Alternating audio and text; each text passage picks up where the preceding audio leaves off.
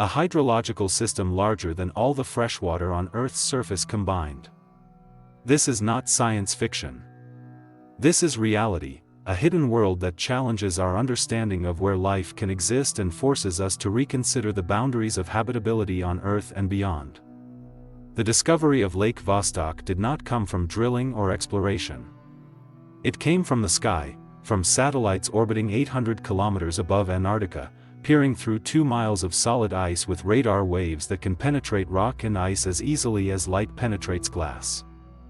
In the 1970s, British scientists analyzing data from early radar surveys noticed something strange beneath Vostok Station, a flat, smooth surface that reflected radar waves differently than the rough bedrock surrounding it.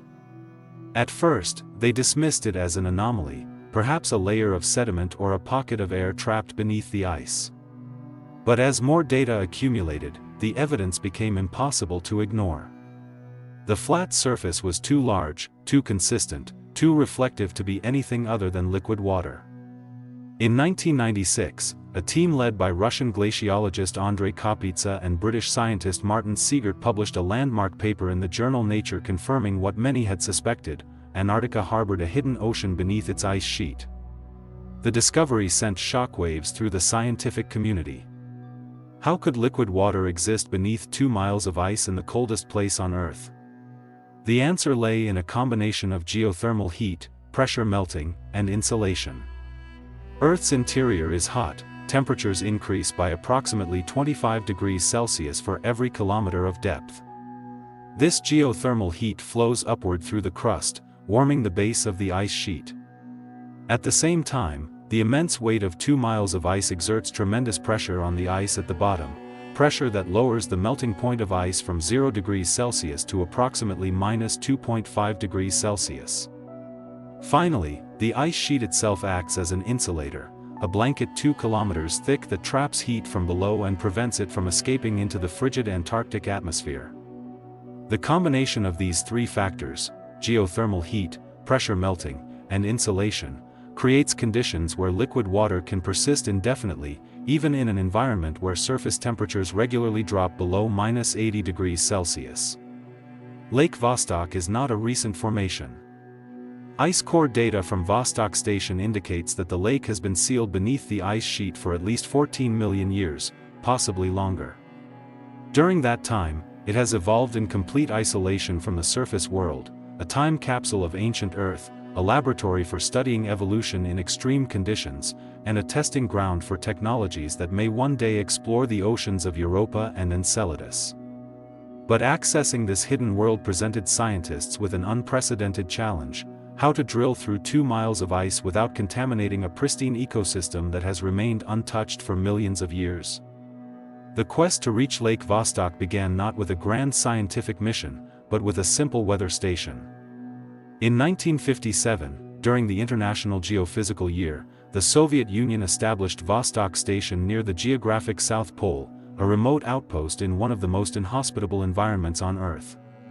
The station was intended primarily for meteorological observations and upper atmosphere research. But Soviet scientists soon realized that Vostok's location, at the highest point of the East Antarctic ice sheet, where ice accumulates slowly and remains relatively undisturbed, made it an ideal site for ice core drilling. In 1970, they began drilling the first of what would become a series of increasingly deep ice cores. The initial cores reached depths of a few hundred meters, enough to recover ice dating back several thousand years. But as drilling technology improved and scientific interest grew, the Soviets set their sights deeper. By the 1980s, they had reached depths of over 2,000 meters, ice that had fallen as snow over 150,000 years ago. Each meter deeper revealed older ice, colder temperatures, and more compressed layers. But something strange began to happen as they approached 3,000 meters. The ice began to change. Instead of becoming harder and more brittle with depth, it became softer, more plastic. Bubbles of air that had been trapped in the ice for millennia began to disappear, replaced by clathrate hydrates, crystalline structures where gas molecules are trapped within a lattice of water molecules under high pressure. And then, at a depth of 3,590 meters, the drill encountered something that should not have existed: liquid water. The drill had hit the surface of Lake Vostok. The discovery was accidental but monumental. For the first time in human history, scientists had made contact with a body of water that had been isolated from the surface world for millions of years. But they could not enter it, not yet. The technology to drill through the final meters of ice without contaminating the lake did not exist. And so, the Soviets made a decision that would define the next 2 decades of Antarctic research. They would stop drilling just short of the lake surface, seal the borehole, and wait for technology to catch up with ambition. The wait lasted 20 years.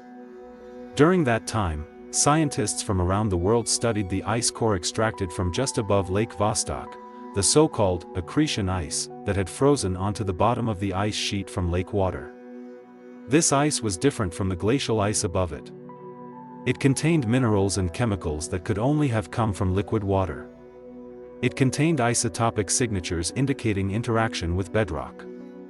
And most tantalizingly, it contained microscopic particles that some scientists believed might be fossilized microorganisms. But the evidence was inconclusive. The accretion ice had been in contact with drilling fluid, a mixture of freon and kerosene used to keep the borehole open, raising the possibility that any biological material found in the ice was contamination rather than native life. To answer the question definitively, scientists would need to reach the lake itself, to sample its waters directly and analyze them in pristine condition. But doing so required solving one of the most difficult engineering challenges in the history of polar exploration: how to drill through 2 miles of ice without introducing a single microbe from the surface world. The stakes were enormous. Lake Vostok represented one of the last pristine environments on Earth, an ecosystem that had evolved in complete isolation for millions of years. Contaminating it with surface bacteria would be like introducing rats to a Galapagos island, an irreversible act of scientific vandalism that would destroy the very thing scientists sought to study. The Russians knew this. They also knew that the international scientific community was watching and judging. Any misstep would be met with fierce criticism. The pressure was immense. But so was the potential reward. If life existed in Lake Vostok, it would represent a form of biology unlike anything ever seen before: organisms that had evolved without sunlight, without photosynthesis, without contact with the surface biosphere. They would survive on chemical energy alone, metabolizing minerals from bedrock, oxidizing iron and sulfur compounds, perhaps even using radiation from Earth's crust as an energy source. These would be extremophiles of the highest order, organisms that could redefine our understanding of the limits of life on Earth and the potential for life elsewhere in the solar system. The solution came in the form of a thermal drill, a device that melts its way through ice using hot water rather than mechanical cutting. The advantage of thermal drilling is that it produces no cuttings, no ice chips that could fall into the borehole and contaminate the lake below. The disadvantage is that it requires enormous amounts of energy and careful temperature control to prevent the borehole from refreezing behind the drill. The Russian team, led by glaciologist Valery Lukin, spent years developing and testing their thermal drill at shallower depths before attempting the final descent to Lake Vostok.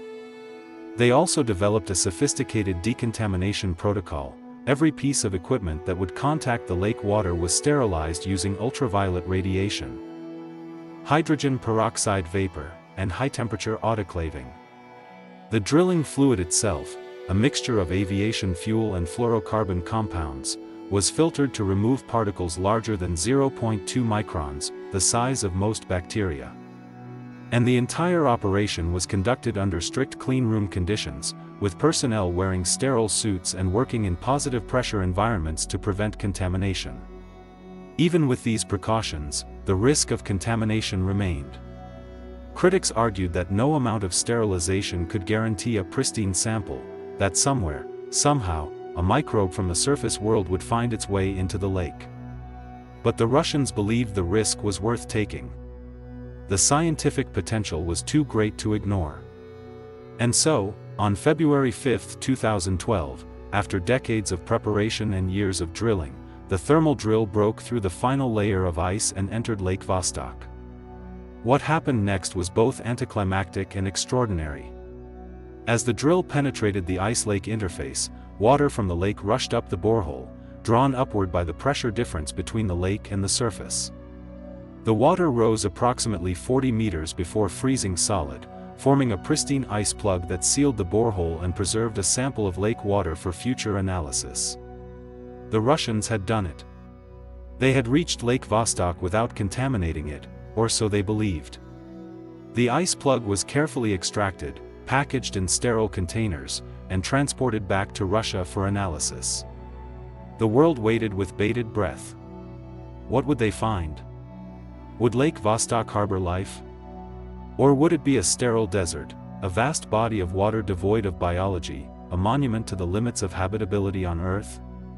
The answer came slowly, first in fragments, then in torrents. Initial analysis of the ice plug revealed the presence of dissolved organic carbon, nitrogen compounds, and minerals consistent with hydrothermal activity on the lake floor. These were not signs of life per se, but they were signs of habitability, chemical energy sources that could support microbial metabolism if life existed. Then came the first hints of biology.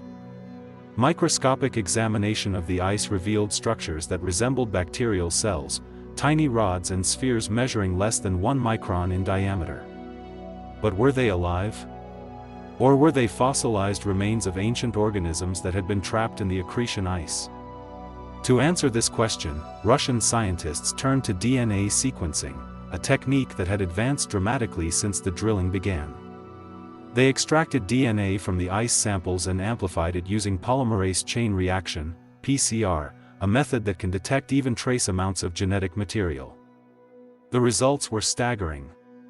The ice contained DNA from over 3,500 different microbial species, 94% of which were previously unknown to science.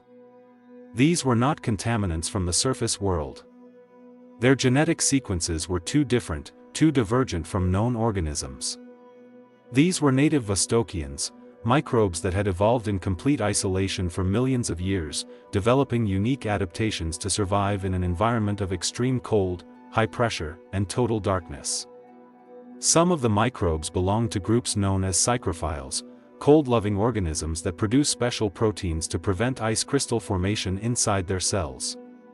Others were chemolithoautotrophs, organisms that derive energy from chemical reactions with rocks rather than from sunlight.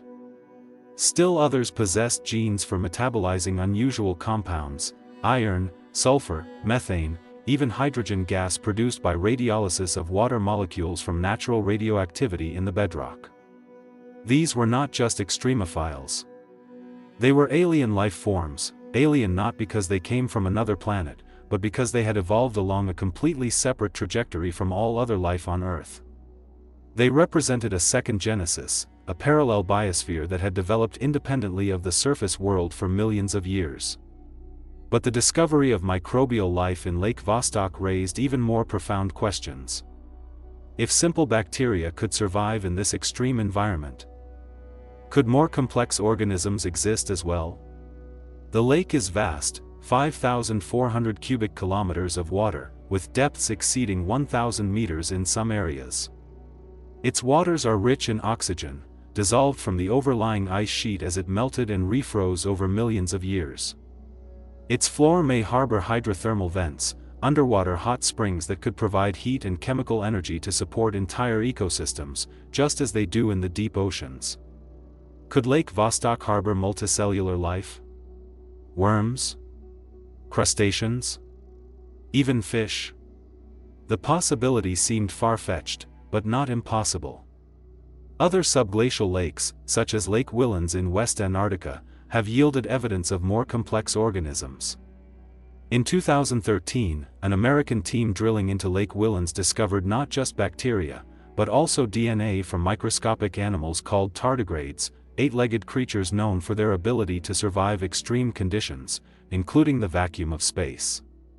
If tardigrades could exist in Lake Whillans, why not in Lake Vostok? The Russian team has not yet found evidence of multicellular life in their samples, but they acknowledge that their sampling method may have missed it. The ice plug they recovered came from the very top of the lake, the interface between ice and water. Any larger organisms would likely inhabit deeper waters, far from the drilling site. To find them, scientists would need to deploy submersibles or remotely operated vehicles, ROVs, into the lake itself, a much more complex and controversial undertaking that has not yet been attempted. For now, Lake Vostok's deeper waters remain a mystery, a hidden world waiting to be explored. The implications of Lake Vostok's discovery extend far beyond Antarctica. If life can exist in complete isolation beneath 2 miles of ice on Earth, could similar ecosystems exist elsewhere in the solar system? The answer is almost certainly yes. Jupiter's moon Europa and Saturn's moon Enceladus both harbor subsurface oceans beneath icy shells, oceans that may be in contact with rocky cores, providing the chemical energy necessary to support life. Europa's ice shell is estimated to be 15 to 25 kilometers thick, much thicker than Antarctica's ice sheet, but not impossibly so. Enceladus is smaller, with an ice shell perhaps only 5 to 10 kilometers thick in some areas. Both moons show evidence of hydrothermal activity on their seafloors, plumes of water vapor and ice particles erupting from cracks in the ice, carrying organic molecules and salts into space. NASA's Cassini spacecraft detected these plumes at Enceladus, finding hydrogen gas that could serve as an energy source for microbial life. The Europa Clipper mission, scheduled for launch in 2024, will conduct detailed reconnaissance of Europa's ice shell and subsurface ocean, searching for signs of habitability and perhaps even life itself. The technologies developed to explore Lake Vostok, thermal drills, sterile sampling protocols, submersibles designed for extreme environments, are directly applicable to the exploration of these icy moons. In a very real sense, Lake Vostok is a test bed for extraterrestrial exploration, a place where we can develop and refine the tools and techniques that will one day allow us to search for life beyond Earth. The organisms discovered in Lake Vostok may even provide clues about what alien life might look like. If life on Europa or Enceladus exists, it will almost certainly be microbial, similar in size and complexity to the bacteria found in Lake Vostok. It will likely rely on chemosynthesis rather than photosynthesis, deriving energy from chemical reactions with rocks rather than from sunlight. And it will have evolved in complete isolation from Earth's biosphere, just as Lake Vostok's microbes have. Studying these organisms is not just about understanding Antarctica. It is about preparing for the day when we finally make contact with life beyond our planet. But Lake Vostok is not the only subglacial lake beneath Antarctica. Satellite radar surveys have identified over 400 such lakes, a vast network of liquid water hidden beneath the ice sheet. Some are small, just a few kilometers across. Others are enormous, rivaling Lake Vostok in size. Many are interconnected by subglacial rivers that flow uphill, driven not by gravity, but by pressure gradients within the ice sheet. Water flows from areas of high pressure to areas of low pressure, following paths dictated by the thickness and flow of the overlying ice. This creates a dynamic hydrological system that is constantly changing, lakes filling and draining, rivers shifting course, water moving through the system in ways that are still not fully understood. The largest concentration of subglacial lakes lies beneath the East Antarctic ice sheet, the older, more stable portion of the ice sheet that sits on bedrock above sea level. Here, geothermal heat is the primary driver of melting, creating isolated pockets of water that have remained stable for millions of years. Lake Vostok is the largest of these, but others, such as Lake Sovetskaya, Lake 90 degrees East, and Lake Concordia, are also significant. Beneath the West Antarctic ice sheet, the situation is different. This portion of the ice sheet is younger, more dynamic, and sits largely on bedrock below sea level. Here, subglacial lakes are more transient, filling and draining on timescales of years to decades rather than millennia. The most famous example is Lake Whillans, which was observed to drain completely and refill multiple times between 2003 and 2013. This dynamic behavior has important implications for ice sheet stability. When subglacial lakes drain, they can lubricate the interface between ice and bedrock, causing the ice sheet to slide more rapidly toward the ocean. This process, known as basal sliding, is one of the primary mechanisms by which ice sheets lose mass and contribute to sea level rise. Understanding the behavior of subglacial lakes is therefore critical for predicting the future of Antarctica's ice sheets, and the future of global sea levels.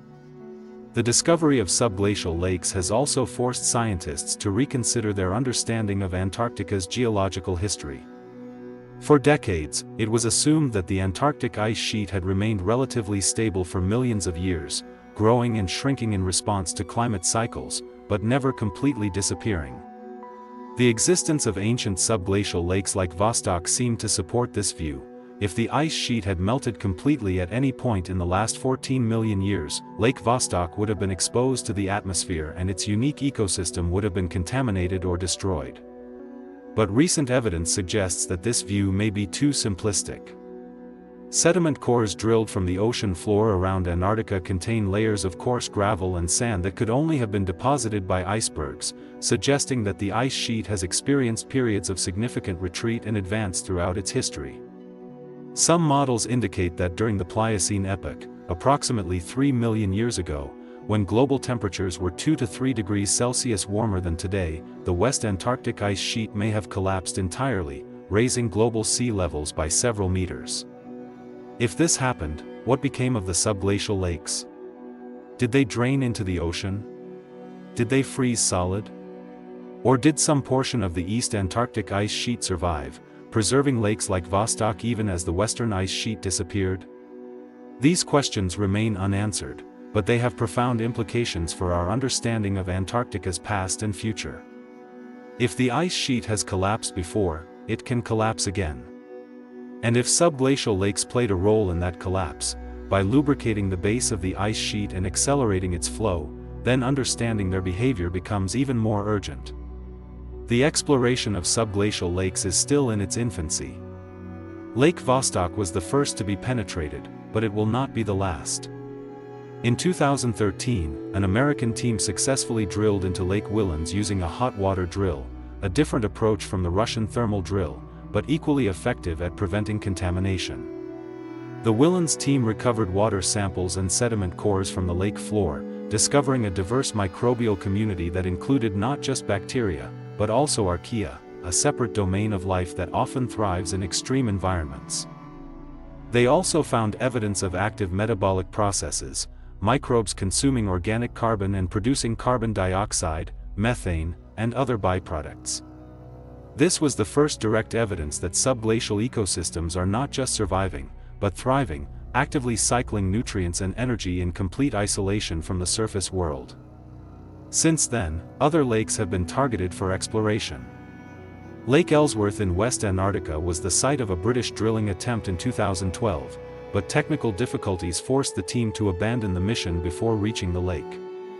Lake Concordia, a smaller lake beneath Dome Sea, has been proposed as a future drilling target due to its proximity to the EPICA ice core site and the relative ease of access. And Lake 90 degrees East, one of the largest subglacial lakes in East Antarctica, remains a tantalizing target for Russian and Chinese scientists.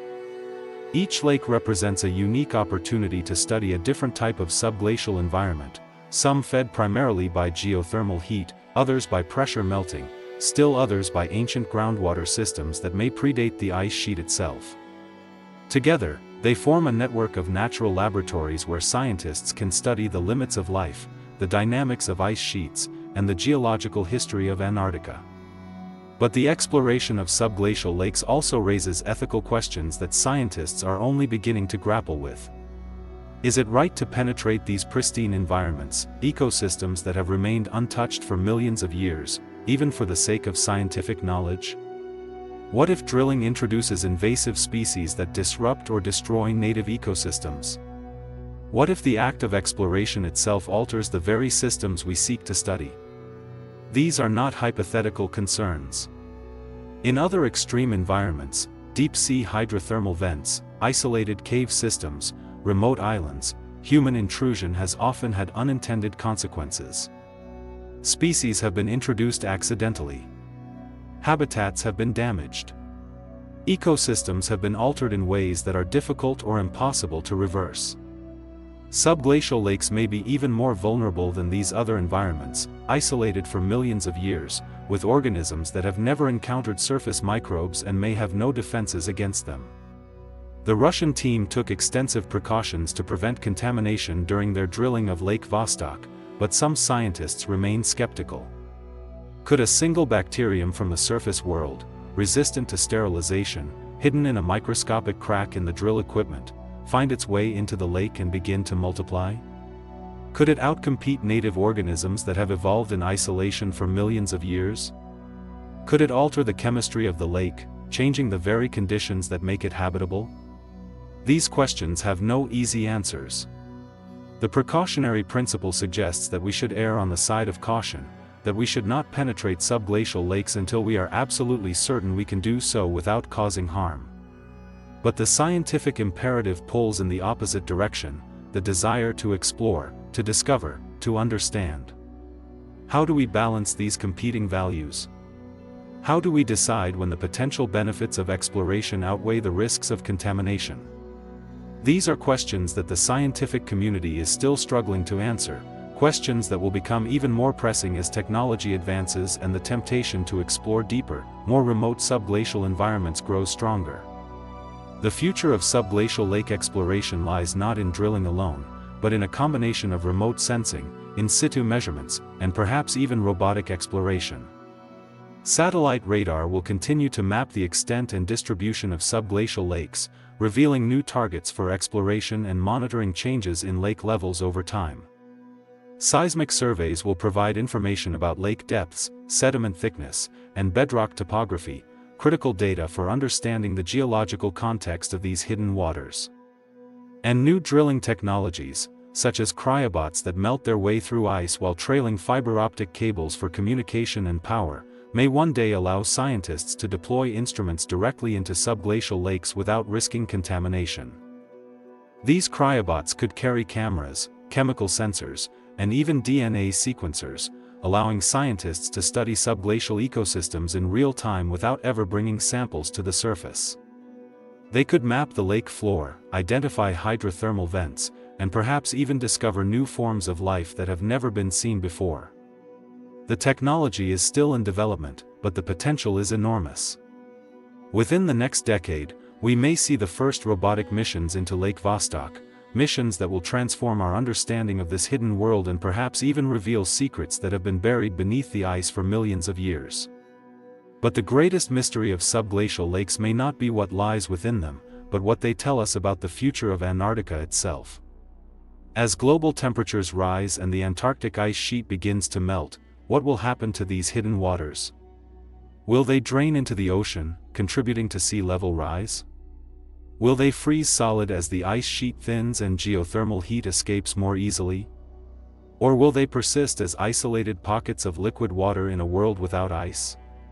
The answers to these questions depend on factors that are still poorly understood: the rate of ice sheet melting, the distribution of geothermal heat, the dynamics of subglacial hydrology. But one thing is certain: subglacial lakes are not just relics of the past. They are active components of the Antarctic system, players in the drama of ice sheet stability and sea level change that will unfold over the coming centuries. Understanding them is not just an academic exercise. It is a necessity, a prerequisite for predicting the future of our planet and preparing for the changes that lie ahead. The hidden world beneath Antarctica's ice is not just a scientific curiosity. It is a key piece of the climate puzzle, a missing link in our understanding of how ice sheets behave, how sea levels rise, and how life adapts to extreme environments. And as we continue to explore this hidden world, we may find that the greatest discoveries are not just about Antarctica, but about ourselves, about our place in the universe, our relationship with the natural world, and our responsibility to protect the fragile ecosystems that sustain us. The ice is melting. The lakes are waiting. And the secrets they hold may change everything we thought we knew about life on Earth. January 1958. The Soviet icebreaker OB cuts through pack ice in the Weddell Sea, its hull reinforced to withstand pressures that would crush ordinary ships. On board, a team of 30 men prepares to establish a new research station on the Antarctic coast, a modest collection of prefabricated huts that will be named Novolazarevskaya. Officially, the mission is scientific, to study meteorology, glaciology, and upper atmosphere physics during the International Geophysical Year. Unofficially, every man on that ship has been vetted by the KGB. Every scientific instrument has been inspected by military engineers. And buried beneath crates of food and fuel supplies lies equipment that has nothing to do with atmospheric research, seismic sensors designed to detect nuclear explosions thousands of miles away, radio receivers tuned to frequencies used by American military satellites, and a shortwave transmitter powerful enough to communicate directly with Moscow through layers of ionospheric interference. This was the reality of Antarctic science during the Cold War, a thin veneer of international cooperation concealing a fierce intelligence battle fought across the most hostile terrain on Earth. Antarctica was not a sideshow in the Cold War. It was a critical front, a neutral ground where superpowers could deploy listening posts without violating sovereign airspace, where nuclear test monitoring could be conducted under the guise of climate research, and where the next global conflict might begin if intercontinental missiles ever flew over the South Pole. The ice sheet became the ultimate intelligence asset, a pristine acoustic medium that carried seismic vibrations with minimal distortion, a platform for observing satellite trajectories unobstructed by atmospheric pollution, and a testing ground for survival technologies that might prove essential in nuclear winter. But to access these advantages, both superpowers had to maintain a delicate fiction, that their presence in Antarctica was purely peaceful, purely scientific, purely cooperative. The men who lived this fiction, scientists who were also spies, meteorologists who were also codebreakers, glaciologists who were also saboteurs, walked a razor's edge between discovery and deception. Their story is not one of dramatic gunfights or stolen briefcases. It is a story of quiet observation, of data collected under false pretenses, of friendships forged between enemies who knew each other's true identities but never spoke of them. It is the untold history of the Cold War's coldest battlefield. The origins of Antarctic espionage trace back to a single moment, August 12, 1945, 3 days after the atomic bombing of Nagasaki. In a secure conference room at the Pentagon, a group of American military planners gathered to assess the strategic implications of nuclear weapons. Their conclusion was sobering: the United States now possessed weapons capable of destroying entire cities, but it had no reliable way to detect if the Soviet Union was developing similar weapons. Seismic monitoring networks existed in North America and Europe, but they were designed to detect earthquakes, not nuclear tests. And crucially, they had no coverage in the southern hemisphere, leaving a blind spot where the Soviets could potentially conduct secret tests without detection. Antarctica emerged as the solution. Its thick ice sheet acted as a natural amplifier for seismic waves. Vibrations traveled through ice with less attenuation than through rock, allowing sensors buried in the ice to detect explosions at greater distances. Its isolation meant sensors could be placed far from human activity that might create false signals. And its political status, unclaimed by any nation, meant the United States could establish monitoring stations without negotiating basing rights or risking diplomatic incidents.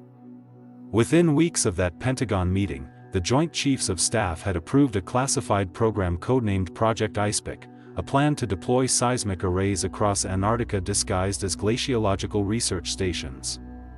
The program would remain secret for 37 years. But the Americans were not alone in recognizing Antarctica's strategic value. In Moscow, Soviet intelligence had reached the same conclusion through different channels. In September 1945, a KGB officer stationed in London intercepted a scientific paper published in the journal Nature by British glaciologist James Wardeye, a respected polar explorer who had participated in Ernest Shackleton's 1914–1917 Imperial Trans-Antarctic expedition. Wardeye's paper described anomalous seismic readings he had recorded during a 1935 expedition to South Georgia Island, vibrations that persisted for hours after local earthquakes should have subsided. Wardeye attributed the phenomenon to unknown geological processes. Soviet seismologists recognized it immediately as evidence of the ice sheet's acoustic properties, properties that could be exploited for nuclear test monitoring. By 1947, the Soviet Academy of Sciences had established a secret working group on Antarctic geophysics, staffed by scientists who were also GRU officers. Their mandate was clear: develop a plan to establish permanent Soviet presence in Antarctica before the Americans could monopolize the continent's strategic advantages. The race was on, not for territory or resources, but for acoustic dominance over the southern hemisphere. The first direct confrontation between American and Soviet Antarctic intelligence operations occurred not on the ice, but in the halls of academia. In 1950, Dr. Mikhail Samov, a respected Soviet oceanographer with a doctorate from Leningrad State University, applied for a research fellowship at the Woods Hole Oceanographic Institution in Massachusetts. His application was impeccable: publications in leading journals, recommendations from prominent scientists, fluency in English and French. What his application did not mention was that Samov had served as a naval intelligence officer during World War II. That he had been personally recruited by the GRU in 1946, and that his true mission in the United States was to gather intelligence on American polar research capabilities.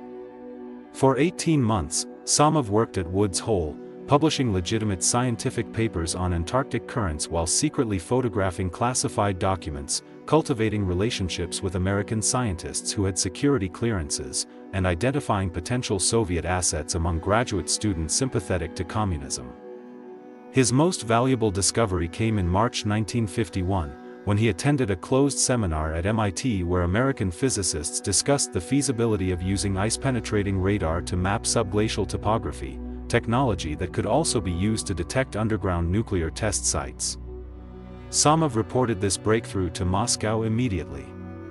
Within 6 months, Soviet scientists had begun developing their own ice-penetrating radar systems.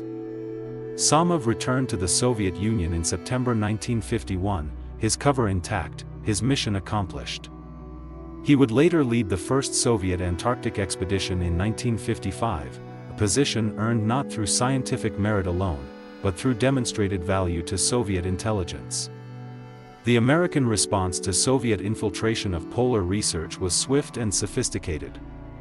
In 1952, the newly formed Central Intelligence Agency established Office of Scientific Intelligence Branch 7, a specialized unit tasked with monitoring foreign scientific activities with potential military applications. Branch 7's Antarctic portfolio was codenamed Project Glacier, a program that placed CIA officers in civilian positions at American Antarctic research stations, gave them scientific cover identities, and trained them to collect intelligence on Soviet operations while conducting legitimate research. The first glacier officer deployed to Antarctica was Dr. Robert McLeod, a geophysicist with a PhD from Caltech who had been recruited by the CIA in 1950 after his doctoral research on seismic wave propagation caught the agency's attention. McLeod's cover was perfect. He had published extensively on Antarctic geology, spoke fluent Russian, learned during childhood in Alaska, and possessed the technical expertise to operate sophisticated monitoring equipment without arousing suspicion. In November 1953, McLeod arrived at Little America V, the American base on the Ross Ice Shelf, as the station's chief seismologist. His official duties included maintaining the station's earthquake monitoring equipment and analyzing data for the International Seismological Summary. His unofficial duties included photographing Soviet aircraft that overflew the base, intercepting and decoding radio transmissions between Soviet stations, and cultivating relationships with Soviet scientists during rare joint field operations. McLeod's most significant intelligence coup came in January 1955, when a Soviet aircraft made an emergency landing near Little America V after encountering severe weather. McLeod, posing as a concerned colleague, was among the first to reach the downed aircraft. While assisting the Soviet crew, he managed to photograph classified documents visible through the cockpit window, documents that revealed the locations of 3 planned Soviet base sites and the seismic monitoring capabilities each would deploy. This intelligence allowed the United States to position its own monitoring stations strategically, ensuring American sensors would have overlapping coverage with Soviet arrays, allowing cross-verification of nuclear test data while denying the Soviets exclusive monitoring capability. The intelligence war escalated dramatically with the announcement of the International Geophysical Year, an 18-month period from July 1957 to December 1958 during which scientists from 67 nations would conduct coordinated research on Earth's physical properties. The IGY was conceived as a triumph of international scientific cooperation, a chance to transcend Cold War divisions through shared pursuit of knowledge. But both superpowers immediately recognized its intelligence potential. For the Soviets, the IGY provided diplomatic cover to establish a permanent presence in Antarctica, something they had been unable to achieve through unilateral action.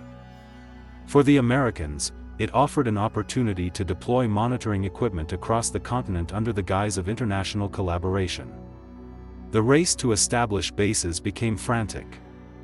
Between 1955 and 1957, the United States launched Operation Deep Freeze, a massive logistical operation involving icebreakers, cargo ships, and long-range aircraft to establish 7 permanent research stations across Antarctica. The Soviet Union responded with its first Antarctic expedition, 12 ships and 3 icebreakers carrying over 1,000 personnel to establish 6 bases, including the inland station Vostok at the ice sheet's highest point. Both nations publicly emphasized the scientific nature of their operations. Both privately deployed intelligence assets at every station. The fiction of peaceful cooperation held, but barely. Tensions flared during joint scientific meetings when American and Soviet scientists argued over data sharing protocols. Suspicion mounted when equipment failures at one nation's station coincided with intelligence breakthroughs by the other. And paranoia deepened when personnel from opposing stations disappeared during field operations, sometimes reappearing days later with vague explanations about getting lost in whiteout conditions, other times never returning at all. The most sophisticated intelligence operation of the Antarctic Cold War was codenamed Project Iceworm South, a CIA program to deploy autonomous nuclear-powered sensors across the East Antarctic ice sheet. Conceived in 1959 and approved by President Eisenhower in 1960, Iceworm South was inspired by a failed American project in Greenland, the original Project Iceworm, which aimed to build a network of missile launch sites beneath the Greenland ice sheet. When Iceworm's Greenland component collapsed due to unpredictable ice flow, CIA planners realized the Antarctic ice sheet might offer more stable conditions for long-term sensor deployment. The concept was elegant in its simplicity: small cylindrical sensors, powered by radioisotope thermoelectric generators using plutonium-238, would be lowered into boreholes drilled 100 meters into the ice. Once deployed, the sensors would operate autonomously for decades, detecting seismic vibrations from nuclear tests, monitoring atmospheric radionuclide concentrations, and even listening for acoustic signatures of Soviet submarines operating in the Southern Ocean. The sensors would transmit data via very low-frequency radio waves that could penetrate ice and reach orbiting satellites, technology still in development but expected to mature within 5 years. Between 1961 and 1964, CIA teams deployed 47 Iceworm sensors at remote locations across East Antarctica, sites chosen for their distance from both American and Soviet bases to minimize risk of discovery. The operation was conducted under the cover of geological survey missions, with CIA officers posing as geologists from the United States Geological Survey.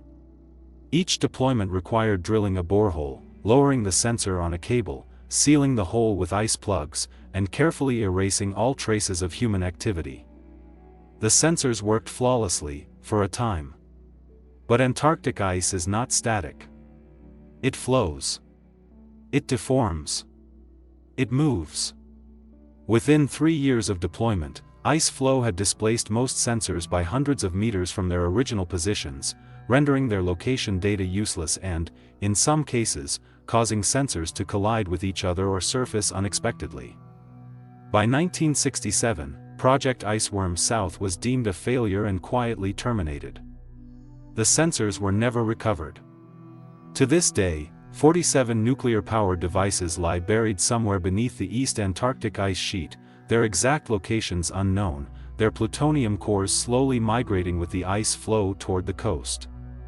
They represent a hidden legacy of the Cold War, radioactive time capsules that will eventually emerge from the ice, perhaps centuries from now, when the ice sheet finally melts. Soviet intelligence operations in Antarctica were equally ambitious, and in some cases, more successful. The KGB's most valuable asset was not a human agent but a technological breakthrough. The development of ice-penetrating radar capable of detecting objects buried beneath the ice sheet. While American scientists focused on using radar to map subglacial topography, Soviet engineers realized the same technology could detect American equipment, seismic sensors, fuel depots, even buried waste sites that might reveal operational patterns. In 1963, the Soviets deployed their first airborne ice-penetrating radar system aboard an IL-18 aircraft modified for polar operations. Flying systematic grid patterns over suspected American activity zones, Soviet crews detected numerous anomalies, some natural, some artificial. The most significant discovery came in November 1964, when a Soviet radar survey detected a large metallic object buried approximately 50 meters beneath the ice near the American base at Bird Station. Soviet intelligence analysts concluded the object was either a buried fuel depot or, more alarmingly, a nuclear device placed as part of American contingency plans for nuclear warfare in Antarctica. Moscow ordered immediate action. A team of GRU officers disguised as glaciologists was dispatched to the site under the pretext of conducting ice core research. Their true mission: excavate the object and determine its nature. After 3 weeks of drilling through 50 meters of ice in temperatures below -40 degrees Celsius, the team reached the object. It was not a nuclear weapon.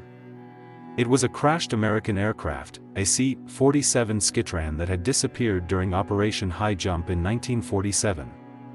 The aircraft's aluminum fuselage had created the metallic signature detected by radar. The Soviets carefully documented the wreck, photographing everything, collecting serial numbers, even salvaging navigational equipment that might reveal classified capabilities. They then reburied the aircraft and returned to their base, filing a report that concluded American nuclear weapons were not present in Antarctica, a finding that significantly reduced Soviet anxiety about American intentions on the continent. The incident demonstrated both the sophistication of Soviet intelligence operations and the paranoia that drove them, a paranoia that was, in many cases, justified. The human dimension of Antarctic espionage was perhaps the most complex aspect of the Cold War on ice.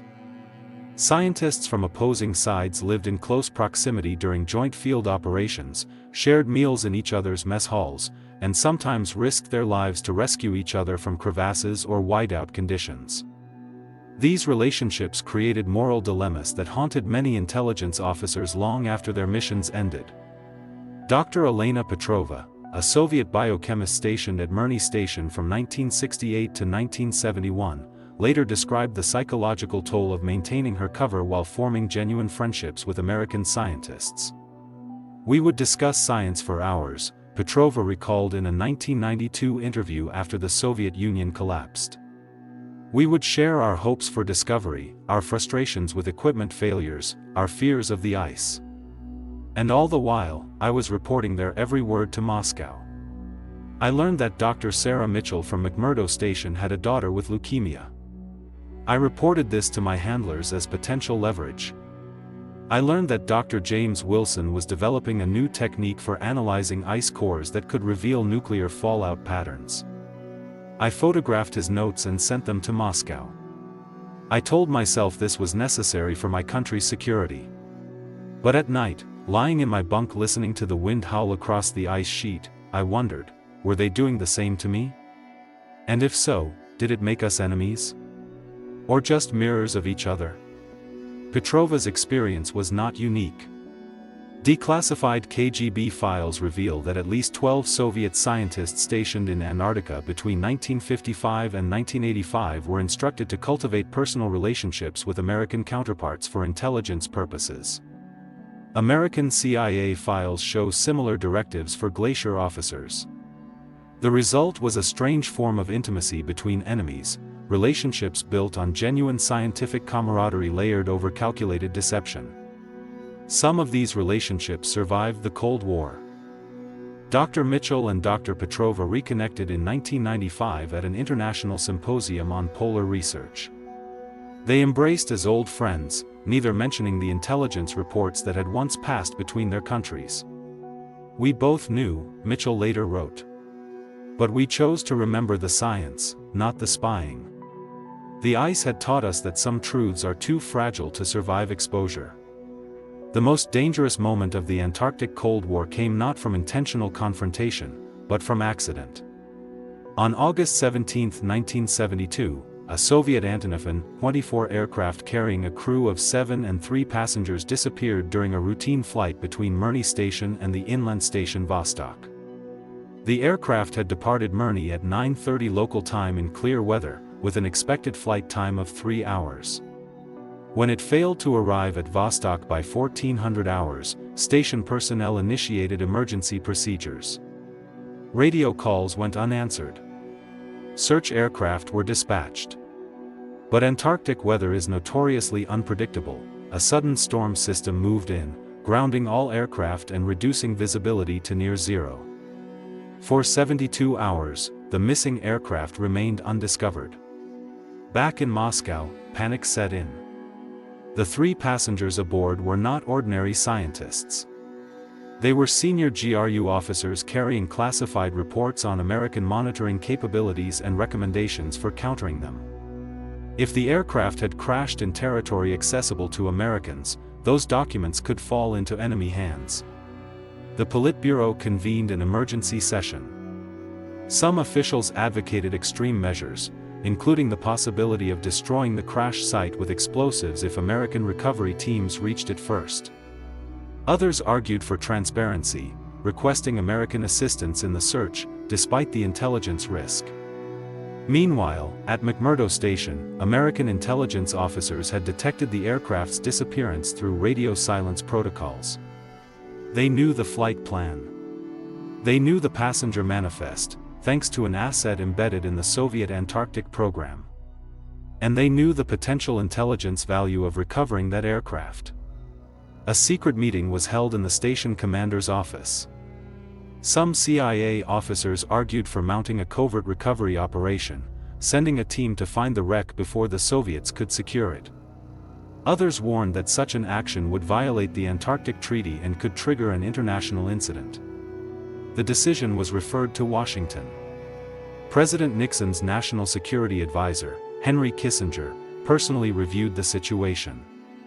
His directive was clear: the United States would offer full assistance to the Soviet search effort, openly, transparently, without attempting to recover intelligence materials.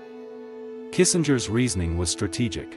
The intelligence value of a few documents was outweighed by the diplomatic value of demonstrating American goodwill.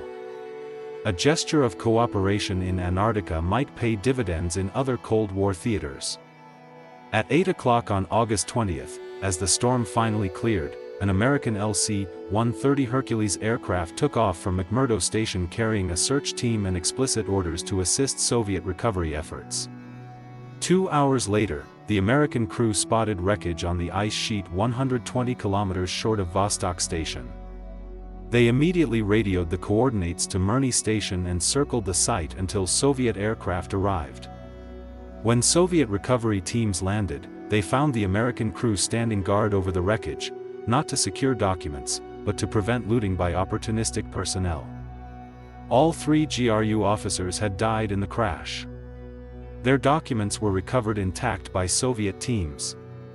The incident could have sparked a major intelligence breach or even an armed confrontation. Instead, it became a moment of unexpected humanity in the midst of Cold War hostility. Soviet officials later sent a formal letter of gratitude to the U.S. State Department, a rare acknowledgement of American assistance during the Cold War. Declassified documents suggest this incident contributed to a gradual thaw in Antarctic relations during the 1970s, a recognition by both superpowers that cooperation in Antarctica served mutual interests. Even as competition continued elsewhere. The intelligence value of Antarctic operations began to decline in the 1980s as satellite technology matured. By 1985, American reconnaissance satellites could monitor Soviet nuclear test sites with greater precision than Antarctic seismic arrays. Satellite-based radionuclide detectors could sample the upper atmosphere globally, eliminating the need for ground-based collection stations. And advances in computer modeling allowed scientists to simulate ice sheet behavior without extensive field measurements. Antarctica's strategic importance diminished accordingly. Both superpowers began reducing their Antarctic footprints, closing remote stations, consolidating operations at main bases, and shifting personnel to other theaters. But the legacy of Cold War espionage remained embedded in Antarctic infrastructure. Seismic sensors continued to operate long after their intelligence purpose had expired, their data repurposed for legitimate earthquake monitoring. Radio receivers designed to intercept Soviet communications were reconfigured to study ionospheric physics. And the relationships forged between American and Soviet scientists during decades of covert interaction laid the groundwork for genuine scientific cooperation after the Cold War ended. When the Soviet Union collapsed in 1991, American scientists were among the first to offer assistance to their stranded Soviet counterparts, sharing food supplies, providing medical care, and helping maintain critical infrastructure at remote stations. These acts of kindness were not purely altruistic, they served American strategic interests by ensuring continuity of scientific operations and preventing environmental disasters from abandoned stations. But they also reflected a genuine respect that had developed between scientists who had spent decades as adversaries on the ice. Dr. Robert McLeod, the CIA officer who had posed as a seismologist at Little America V in the 1950s, retired from the agency in 1978 and returned to academia. In 1993, he attended an international symposium on Antarctic research in Hobart, Tasmania. There he encountered Dr. Mikhail Samov, the Soviet intelligence officer who had infiltrated Woods Hole in 1950. The two men recognized each other immediately. They approached cautiously, then embraced. Over dinner that evening, they spoke openly for the first time about their dual roles, scientist and spy, adversary and colleague. "We spent 30 years trying to outmaneuver each other," McLeod recalled. "But we were both trying to prevent nuclear war. In that sense, we were on the same side all along." Samov nodded in agreement. "The ice does not care about politics," he said. "It only cares about truth. And in the end, the ice taught us both the same lesson, that survival depends on cooperation, not competition." The full extent of Antarctic espionage during the Cold War may never be known. Thousands of documents remain classified in archives in Washington, Moscow, London, and Beijing. Many records were deliberately destroyed as the Cold War wound down, burned in embassy furnaces, shredded in secure facilities, deleted from computer systems. What has been declassified paints a picture of intense but restrained competition, a recognition by both superpowers that Antarctica was too valuable as a scientific resource and too fragile as an environment to become a battlefield. The Antarctic Treaty of 1959, which established the continent as a demilitarized zone dedicated to peaceful scientific research, was not born from idealism alone. It was a pragmatic recognition that neither superpower could gain decisive advantage through military action in Antarctica, and that the costs of competition outweighed the benefits. The treaty's success is evident in the fact that not a single shot has been fired in anger on the Antarctic continent, a remarkable achievement given the global tensions of the era. But the treaty did not end intelligence operations. It merely drove them deeper underground, literally. Seismic monitoring continued under scientific cover. Satellite tracking stations operated as astronomy observatories. And personnel exchanges allowed intelligence agencies to assess each other's capabilities through direct observation. The fiction of peaceful cooperation held because both sides recognized its utility, a rare moment of Cold War consensus that served mutual interests. Today, the legacy of Cold War espionage shapes Antarctic operations in subtle but important ways. Modern research stations are designed with security in mind, restricted areas, controlled access points, encrypted communications, not because of fear of Soviet spies, but because of concerns about intellectual property theft, cyber espionage, and competition for resources as climate change makes Antarctica more accessible. China's rapid expansion of Antarctic infrastructure since 2000, including the establishment of 4 year-round research stations and plans for a 5th at the geographic South Pole, has raised concerns among Western nations about Beijing's long-term intentions. Are these stations purely scientific? Or do they serve dual purposes, monitoring American satellite trajectories, testing survival technologies for high-altitude warfare on the Tibetan Plateau, or positioning China to claim resources when the Antarctic Treaty System eventually weakens? These questions echo those asked about Soviet stations during the Cold War. History does not repeat itself, but it often rhymes. The ice sheet remains a strategic asset, not for nuclear test monitoring, but for climate research that will determine which nations thrive and which struggle in a warming world. The data collected from Antarctic ice cores, subglacial lakes, and atmospheric monitoring stations will shape global climate policy for decades to come. And nations that control access to this data, or can interpret it more effectively than their rivals, will gain significant geopolitical advantage. The Cold War may be over, but the intelligence value of Antarctica endures. The human cost of Antarctic espionage is only now becoming clear as veterans of the Cold War era speak openly about their experiences. Many suffered psychological trauma from maintaining dual identities for years, the cognitive dissonance of forming genuine friendships while simultaneously betraying trust. Others endured physical hardship that went unrecognized because their true missions could not be acknowledged. When Dr. Robert McLeod died in 2005, his obituary in the American Geophysical Union newsletter described him as a pioneering glaciologist who advanced our understanding of Antarctic ice dynamics. It made no mention of his CIA service, a silence he had requested. His family only learned the full truth when declassified documents were released in 2010. Dr. Elena Petrova struggled with depression after returning from Antarctica in 1971, seeking psychiatric treatment for what she described as moral injury, the psychological damage caused by betraying people she had come to respect. She eventually left scientific research entirely, becoming a schoolteacher in a small Siberian town where no one knew her past. These stories remind us that espionage is not a glamorous game of cat and mouse. It is a morally complex enterprise that exacts a human toll, especially in environments like Antarctica, where isolation intensifies every emotion and the boundary between enemy and friend becomes blurred by shared hardship. The ice does not forgive deception.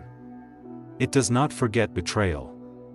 It preserves both with equal fidelity, just as it preserves the climate record in its layers, the microbial life in its depths, and the aircraft wrecks in its embrace. The ultimate lesson of Cold War espionage in Antarctica may be this: even in the midst of global ideological conflict, even when nations view each other as existential threats, cooperation remains possible when mutual interests align.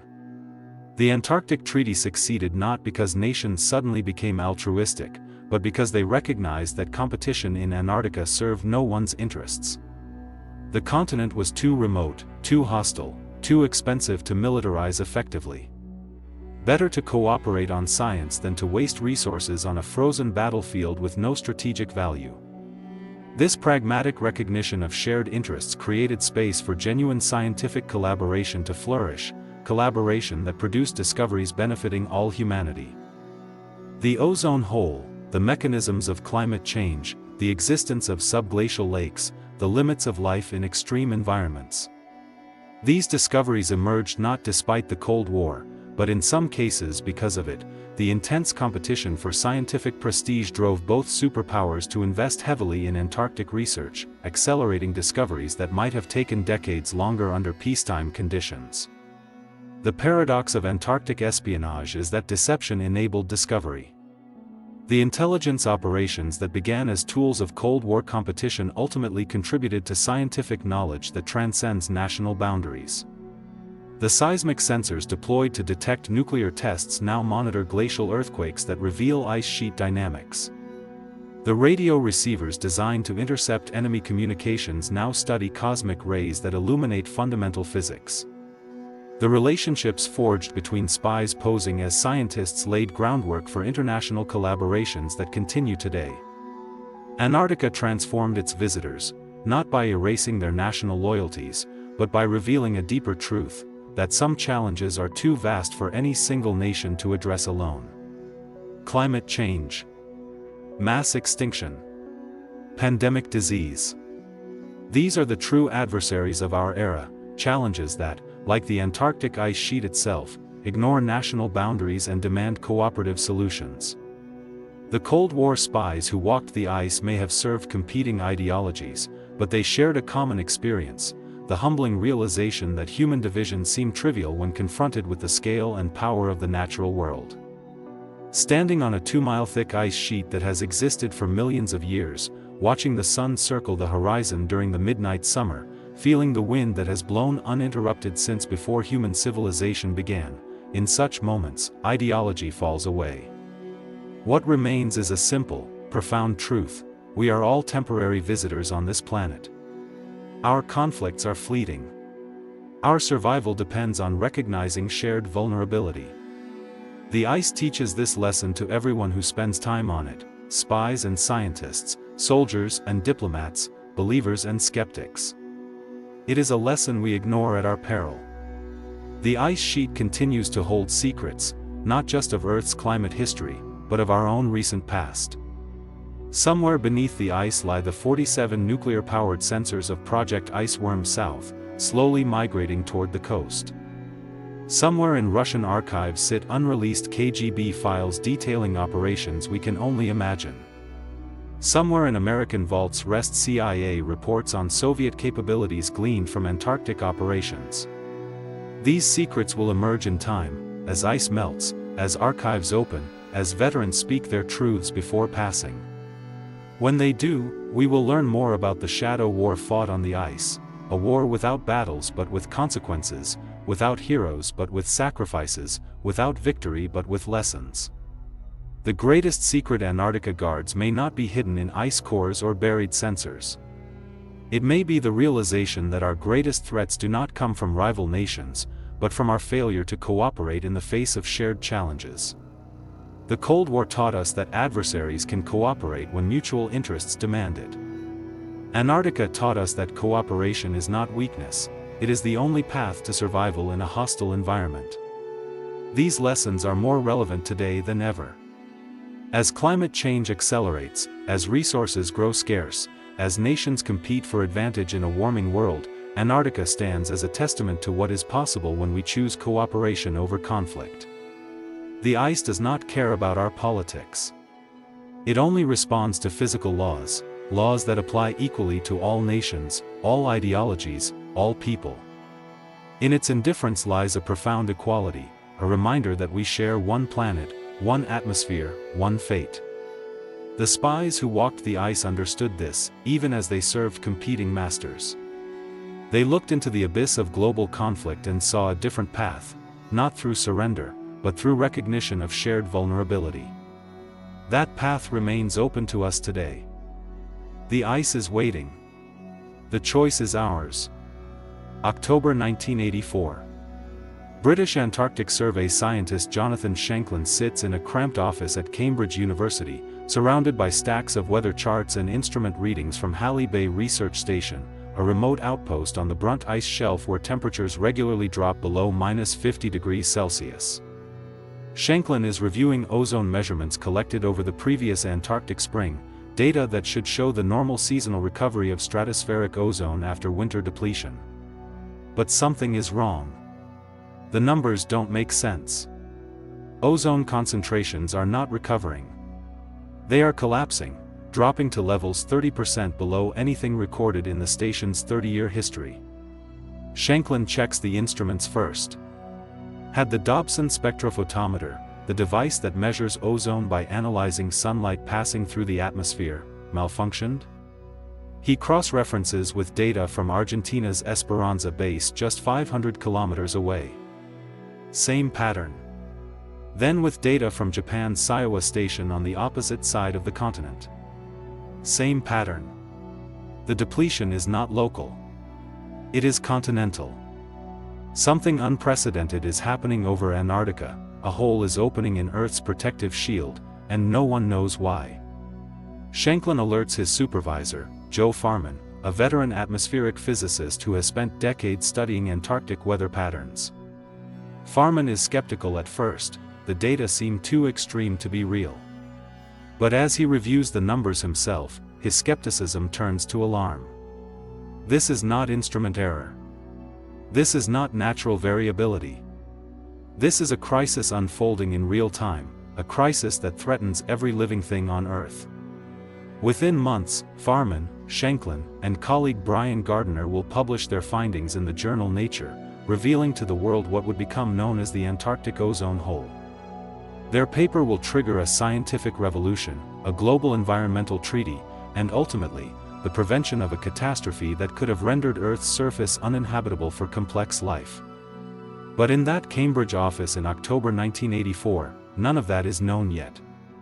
There is only the data, cold, unambiguous, terrifying, and the dawning realization that humanity has broken something fundamental in the atmosphere, and Antarctica is the first to show the damage. To understand why the ozone hole appeared over Antarctica, and why it mattered to the entire planet, we must first understand what ozone is and why it matters. Ozone is a molecule composed of 3 oxygen atoms, O3, formed when ultraviolet radiation from the sun splits ordinary oxygen molecules, O2, into individual atoms, which then recombine with other O2 molecules to form O3. This process occurs naturally in the stratosphere, the layer of atmosphere between 10 and 50 kilometers above Earth's surface. The resulting ozone layer acts as a planetary sunscreen, absorbing 97 to 99% of the sun's harmful ultraviolet B, UVB, radiation. Without this shield, life as we know it could not exist on land. UVB radiation damages DNA, causes skin cancer and cataracts in animals, and destroys phytoplankton, the microscopic plants that form the base of the ocean food chain and produce half the oxygen we breathe. For billions of years, Earth's ozone layer maintained a delicate balance, constantly created by solar radiation, constantly destroyed by natural chemical processes, but always regenerating fast enough to protect surface life. This balance persisted through ice ages and warm periods, asteroid impacts, and volcanic eruptions. It survived the rise of oxygen-producing cyanobacteria 2 billion years ago, the colonization of land by plants 400 million years ago, and the evolution of mammals 65 million years ago. The ozone layer was Earth's most reliable guardian, until the mid-20th century, when humanity invented a class of chemicals that would nearly destroy it. The chemicals were chlorofluorocarbons, CFCs, synthetic compounds developed in the 1920s as safe refrigerants to replace toxic alternatives like ammonia and sulfur dioxide. CFCs were miracle substances, non-toxic, non-flammable, chemically inert, and stable enough to last for decades in industrial applications. They found uses everywhere, in refrigerators and air conditioners, in aerosol spray cans, in foam insulation, in electronic circuit board cleaning. By the 1970s, global production of CFCs exceeded 1 million tons annually. Nobody worried about environmental consequences because CFCs seemed harmless. They didn't react with other chemicals in the lower atmosphere. They didn't accumulate in living tissue. They didn't cause immediate health problems. What nobody realized, what the inventors of CFCs could not have known, was that their very stability made them dangerous. Because CFCs don't break down in the lower atmosphere, they slowly drift upward into the stratosphere. There, they encounter intense ultraviolet radiation that does break them apart, releasing chlorine atoms that trigger a catastrophic chain reaction. A single chlorine atom can destroy over 100,000 ozone molecules before being deactivated. The process is slow at first. CFCs take 5 to 7 years to reach the stratosphere, but relentless. By the 1970s, enough CFCs had accumulated in the stratosphere to begin measurable ozone depletion.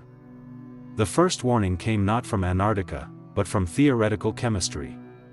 In 1974, University of California chemists Sherwood Rowland and Mario Molina published a landmark paper in Nature predicting that CFCs would deplete stratospheric ozone. Their calculations showed that continued CFC emissions would cause 5 to 7% global ozone loss by the year 2000, enough to increase skin cancer rates by 10 to 20% worldwide. The chemical industry dismissed their findings as alarmist speculation. DuPont, the world's largest CFC manufacturer, issued a statement calling the theory science fiction. But Rowland and Molina persisted, testifying before Congress and publishing follow-up studies that refined their predictions. They knew their theory was sound, the chemistry was unassailable. What they didn't know was that Antarctica would reveal a far more dramatic depletion than their models predicted. The reason the ozone hole appeared first and most severely over Antarctica lies in the continent's unique meteorology, a phenomenon known as the polar vortex. During the Antarctic winter, from March to September, the South Pole experiences 6 months of continuous darkness. Without solar heating, temperatures in the stratosphere plummet to -80 degrees Celsius, cold enough for clouds to form in the normally cloud-free stratosphere. These are not ordinary clouds. They are polar stratospheric clouds, PSCs, composed of ice crystals and nitric acid trihydrate particles. PSCs provide surfaces for chemical reactions that would not occur in gas phase alone. Specifically, they convert stable chlorine reservoir compounds, like chlorine nitrate and hydrogen chloride, into highly reactive forms like molecular chlorine, Cl2. This chlorine remains inert while darkness persists. But when sunlight returns in Antarctic spring, September and October, ultraviolet radiation splits Cl2 molecules into chlorine atoms, triggering the ozone-destroying chain reaction. The polar vortex, a massive whirlpool of wind circling Antarctica at stratospheric altitudes, isolates this chemically altered air from the rest of the atmosphere, preventing ozone-rich air from lower latitudes from flowing in to replenish the depleted region. The result is a perfect storm of conditions for ozone destruction: extreme cold enabling PSC formation, darkness allowing chlorine activation, returning sunlight triggering the reaction, and the polar vortex containing the damage to a discrete region. Nowhere else on Earth combines all these factors so perfectly. The Arctic experiences similar processes, but its polar vortex is weaker and more frequently disrupted by weather systems from lower latitudes, preventing the sustained isolation needed for massive ozone depletion. Antarctica's geographic isolation, a continent surrounded by ocean with no mountain ranges to disrupt atmospheric circulation, makes its polar vortex uniquely stable. This stability, combined with extreme cold, created the conditions for the ozone hole. Antarctica did not cause the problem, humanity did, by releasing CFCs. But Antarctica revealed the problem with dramatic clarity, acting as Earth's canary in the coal mine, showing us the consequences of our actions before they became globally catastrophic. When Farman, Shanklin, and Gardner published their Nature paper in May 1985, the scientific community was stunned, but not entirely surprised. NASA scientists had actually detected the ozone hole 2 years earlier using the Total Ozone Mapping Spectrometer, TOMS, aboard the Nimbus 7 satellite. But the satellite's software had been programmed to filter out extremely low ozone values as instrument errors, precisely because such values were considered physically impossible. The algorithm assumed ozone could not drop below 180 Dobson units, the standard measure of ozone concentration. When Antarctic measurements consistently fell below this threshold, the software discarded them as noise. It took a British ground-based team, using decades-old Dobson spectrophotometers that required manual operation in brutal conditions, to notice what billion-dollar satellites had missed. The irony was profound. Low-tech instruments operated by dedicated scientists in Antarctica revealed a planetary emergency that high-tech satellites failed to detect because their programmers couldn't imagine such a catastrophe was possible. When NASA reprocessed the raw satellite data after Farman's publication, the ozone hole appeared unmistakably, a vast blue-purple void over Antarctica in TOMS imagery, growing each September like a malignant tumor on Earth's atmospheric shield. The visual evidence was undeniable. Public reaction was swift and visceral.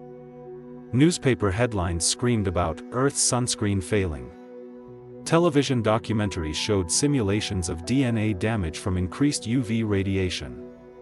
Parents worried about children playing outside. The ozone hole became the first truly global environmental crisis, a problem that ignored national boundaries, affected every person on Earth equally, and had a clear, identifiable cause: CFCs. Unlike climate change, which involves complex feedback loops and disputed projections, ozone depletion had simple chemistry, observable consequences, and a straightforward solution: stop producing CFCs. This clarity would prove crucial in mobilizing political action. The political response to the ozone hole remains one of the most successful examples of global environmental cooperation in human history. Within 2 years of Farman's discovery, representatives from 46 nations gathered in Montreal to negotiate what would become the Montreal Protocol on substances that deplete the ozone layer. The negotiations were not easy. Chemical companies fought fiercely to delay action, funding studies questioning the science and lobbying governments to reject binding commitments. Developing nations argued they should not be forced to sacrifice economic growth for a problem created by industrialized countries. But the evidence was overwhelming, the stakes were existential, and public pressure was intense. On September 16, 1987, 24 nations signed the Montreal Protocol, agreeing to phase out CFC production by 1996 and halon production, another ozone-depleting chemical used in fire extinguishers, by 1994. The treaty included financial mechanisms to help developing nations transition to alternative technologies, recognizing that environmental protection required equity. Most remarkably, the protocol included a provision for continuous scientific assessment and adjustment, allowing nations to strengthen commitments as new evidence emerged. This flexibility proved essential. In 1988, NASA's airborne Antarctic ozone experiment flew instrumented aircraft directly into the ozone hole, confirming the chlorine-catalyzed destruction mechanism and revealing that depletion was worse than initially thought. In response, nations strengthened the protocol at subsequent meetings in London, 1990, Copenhagen, 1992, and Montreal, 1997, accelerating phase-out schedules and adding new chemicals to the control list. By 2010, global production of major ozone-depleting substances had fallen by 98% compared to 1986 levels. The Montreal Protocol became the first environmental treaty to achieve universal ratification. Every United Nations member state is now a party. It stands as proof that humanity can solve planetary-scale environmental problems when the science is clear, the solution is feasible, and political will exists. The consequences of inaction would have been catastrophic. In 2015, NASA and NOAA scientists published a study modeling what would have happened if the Montreal Protocol had never been implemented. Their findings were chilling. By 2065, global ozone levels would have collapsed by 67%. The ozone hole would have expanded beyond Antarctica to cover most of the southern hemisphere year-round. UV radiation at Earth's surface would have doubled in mid-latitudes and increased five-fold in polar regions. Skin cancer rates would have skyrocketed, an estimated 2 million additional cases annually in the United States alone by 2030. Cataracts would have become epidemic. Crop yields would have plummeted as UV radiation damaged plant DNA, wheat, rice, and soybean production declining by 20 to 40% globally. Marine ecosystems would have collapsed as UV radiation killed phytoplankton, triggering a cascade of extinctions up the food chain and eliminating half the oxygen production from oceans. Terrestrial ecosystems would have suffered similarly, forests stunted, amphibian populations decimated, insect pollinators declining. By 2070, DNA-damaging UV radiation would have reached levels making unprotected outdoor activity impossible for humans during daylight hours in many regions. Civilization as we know it could not have survived. The Montreal Protocol prevented this future. It is quite literally the treaty that saved humanity from self-inflicted atmospheric collapse. And it worked not through revolutionary technology or economic transformation, but through relatively simple substitutions, replacing CFCs with hydrochlorofluorocarbons, HCFCs, and later hydrofluorocarbons, HFCs, in refrigeration and air conditioning, switching to hydrocarbon propellants in aerosols, developing alternative foam-blowing agents. The economic cost was modest, estimated at $30 to $50 billion globally over 30 years, a tiny fraction of 1% of global GDP. The benefit was incalculable, the continued habitability of Earth's surface for complex life. But the story of the ozone hole does not end with the Montreal Protocol's success. Antarctica continued to deliver warnings, subtle at first, then increasingly urgent. In the decades following the treaty's implementation, scientists expected the ozone hole to gradually shrink as CFCs slowly cleared from the stratosphere. CFCs are so stable they persist for 50 to 100 years after emission, meaning recovery would be slow even after production ceased. Models predicted the ozone hole would return to 1980 levels by around 2050. But nature proved more complex than models. In the late 1990s, scientists noticed something unexpected: the ozone hole was not shrinking as predicted. Some years it was smaller, some years larger, but the long-term trend was flat, no significant recovery. The culprit turned out to be climate change. As greenhouse gases warm the lower atmosphere, they cool the stratosphere, a counterintuitive effect caused by changes in atmospheric circulation and radiative balance. Colder stratospheric temperatures favor the formation of polar stratospheric clouds, extending the period each spring when ozone-destroying chemistry can occur. Climate change was inadvertently prolonging the life of the ozone hole. Then came another surprise. In 2018, Chinese scientists detected unexpected emissions of CFC-11, a banned substance, originating from eastern China. Investigations revealed illegal production for use in foam insulation, driven by demand for cheap construction materials. Atmospheric monitoring stations across East Asia recorded rising CFC-11 concentrations, reversing a decade of decline. The discovery triggered international pressure. China cracked down on illegal production facilities. Emissions dropped sharply by 2020. But the incident revealed a vulnerability in the Montreal Protocol system. Monitoring depends on voluntary reporting and limited atmospheric sampling. Illegal production can go undetected for years. The ozone layer's recovery remains fragile, dependent not just on past actions, but on continued vigilance against backsliding. The most profound lesson of the ozone hole may be what it teaches us about solving the climate crisis. Both problems share key characteristics: they are global in scale, caused by invisible gases emitted for legitimate human purposes, driven by powerful economic interests, and require international cooperation to solve. But they differ in ways that have made climate action far more difficult. Ozone depletion had a simple cause, CFCs, and simple solution: stop making CFCs. Climate change has multiple causes: CO2 from fossil fuels, methane from agriculture, nitrous oxide from fertilizers, and no simple solution. Decarbonizing the global energy system requires transforming nearly every sector of the economy. Ozone depletion had immediate, visible consequences, the hole itself, that created public urgency. Climate change has gradual, distributed consequences: sea level rise, extreme weather, that are harder to attribute to specific causes. Ozone-depleting chemicals were produced by a handful of companies that could be targeted with regulations. Fossil fuels underpin the entire global economy, touching every person, every industry, every nation. Ozone science achieved consensus quickly, the chemistry was unambiguous.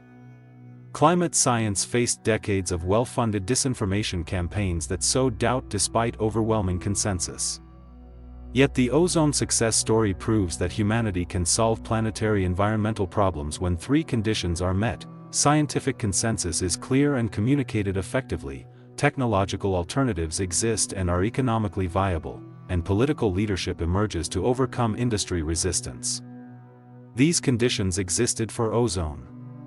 They can exist for climate, but require greater urgency, greater equity in burden sharing, and greater recognition that delay is catastrophic. Antarctica delivered the first warning through the ozone hole. It is now delivering the second warning through accelerating ice loss, a warning we have yet to heed with the same decisiveness. The ozone hole also revealed Antarctica's role as Earth's early warning system, a sentinel that detects planetary changes before they become globally apparent. This role extends beyond ozone. Ice cores from Antarctica provided the first definitive evidence that atmospheric CO2 concentrations are rising unprecedentedly fast. Satellite measurements of Antarctic ice sheet mass loss provided early evidence that sea level rise would accelerate this century. Monitoring of Antarctic krill populations revealed the first impacts of ocean acidification on marine food webs. The continent's extreme environment amplifies subtle changes, making them visible, measurable, undeniable. This amplification effect is both a gift and a burden. It gives humanity time to respond to emerging threats. The ozone hole appeared over Antarctica years before significant global ozone depletion would have occurred. But it also means Antarctica suffers first and most severely from planetary changes, bearing the cost of humanity's environmental failures while providing the data that might save us. This asymmetry raises ethical questions about our responsibility to the continent. Antarctica has no permanent human population to advocate for its protection. Its only inhabitants are scientists, support staff, and wildlife, penguins, seals, whales, and microscopic organisms that have evolved over millions of years to survive in extreme conditions. These ecosystems are now threatened not by local pollution, but by global changes originating thousands of kilometers away. The ozone hole damaged Antarctic ecosystems before affecting populated regions. Increased UV radiation reduced phytoplankton productivity by 6 to 12% in affected waters, disrupting the base of the food web that supports krill, fish, penguins, and whales. Climate change is now causing even greater disruption, warming waters altering krill distribution, ice loss eliminating breeding habitat for emperor penguins, ocean acidification dissolving the shells of pteropods, tiny sea snails that are key prey for many species. Antarctica pays the price for humanity's environmental failures while providing the warnings that might prevent catastrophe elsewhere. This is not justice. It is geography. And it places a moral obligation on humanity to protect this sentinel continent, not for its resources or strategic value, but for its role as Earth's diagnostic system. The recovery of the ozone layer offers genuine hope, but hope tempered by realism. In 2023, the World Meteorological Organization announced that the ozone layer is healing. Antarctic ozone concentrations have increased by 1 to 3% per decade since 2000. The ozone hole still forms each September, but its average size has decreased by approximately 4 million square kilometers since the early 2000s. Models now project the Antarctic ozone hole will return to 1980 levels around 2066, later than initially hoped due to climate change effects, but still within this century. The Arctic ozone layer is expected to recover by 2045. Global ozone should return to pre-1980 levels by 2040. These timelines represent a victory, but a fragile one. Continued vigilance is essential. Illegal CFC production must be detected and stopped. Climate change must be addressed to prevent further stratospheric cooling. And emerging threats must be anticipated, such as the potential impact of geoengineering proposals involving stratospheric aerosol injection, which could inadvertently damage the recovering ozone layer. The ozone story is not over. It has entered a new phase, from crisis response to long-term stewardship.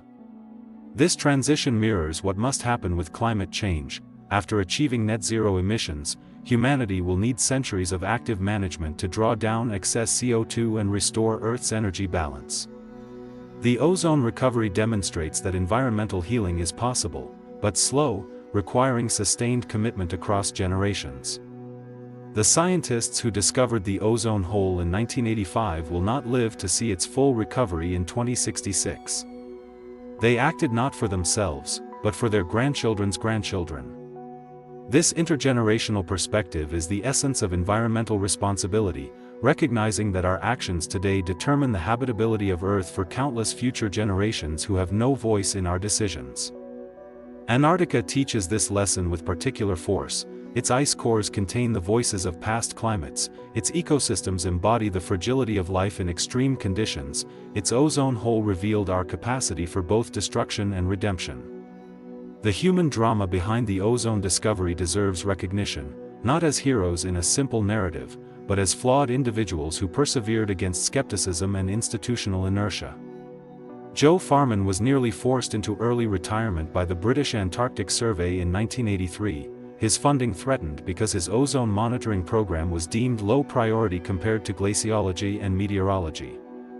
He fought to keep the program alive, arguing that long-term monitoring was essential even without immediate scientific payoff. That stubborn commitment saved the program, and ultimately revealed the ozone hole. Jonathan Shanklin was a junior scientist with no advanced degree when he noticed the anomalous data, overlooked by senior researchers who assumed instrument error. His willingness to question authority and trust the data led to the discovery. Sherwood Rowland faced vicious attacks from the chemical industry after publishing his 1974 CFC theory, accused of fearmongering, of threatening jobs, of lacking evidence. He persisted for 11 years before the ozone hole vindicated his predictions, winning the Nobel Prize in Chemistry in 1995 alongside Mario Molina and Paul Crutzen, who discovered the role of nitrogen oxides in ozone chemistry. These individuals were not infallible. They made mistakes. They had biases. They faced personal and professional costs for their work. But they shared a commitment to scientific integrity, following evidence wherever it led, even when inconvenient or unpopular. This integrity matters more than ever in an era of misinformation and politicized science. The ozone story demonstrates that science works, not because scientists are perfect, but because the scientific method self-corrects through evidence, peer review, and replication. The satellite algorithm that filtered out ozone hole data was corrected when ground measurements contradicted it.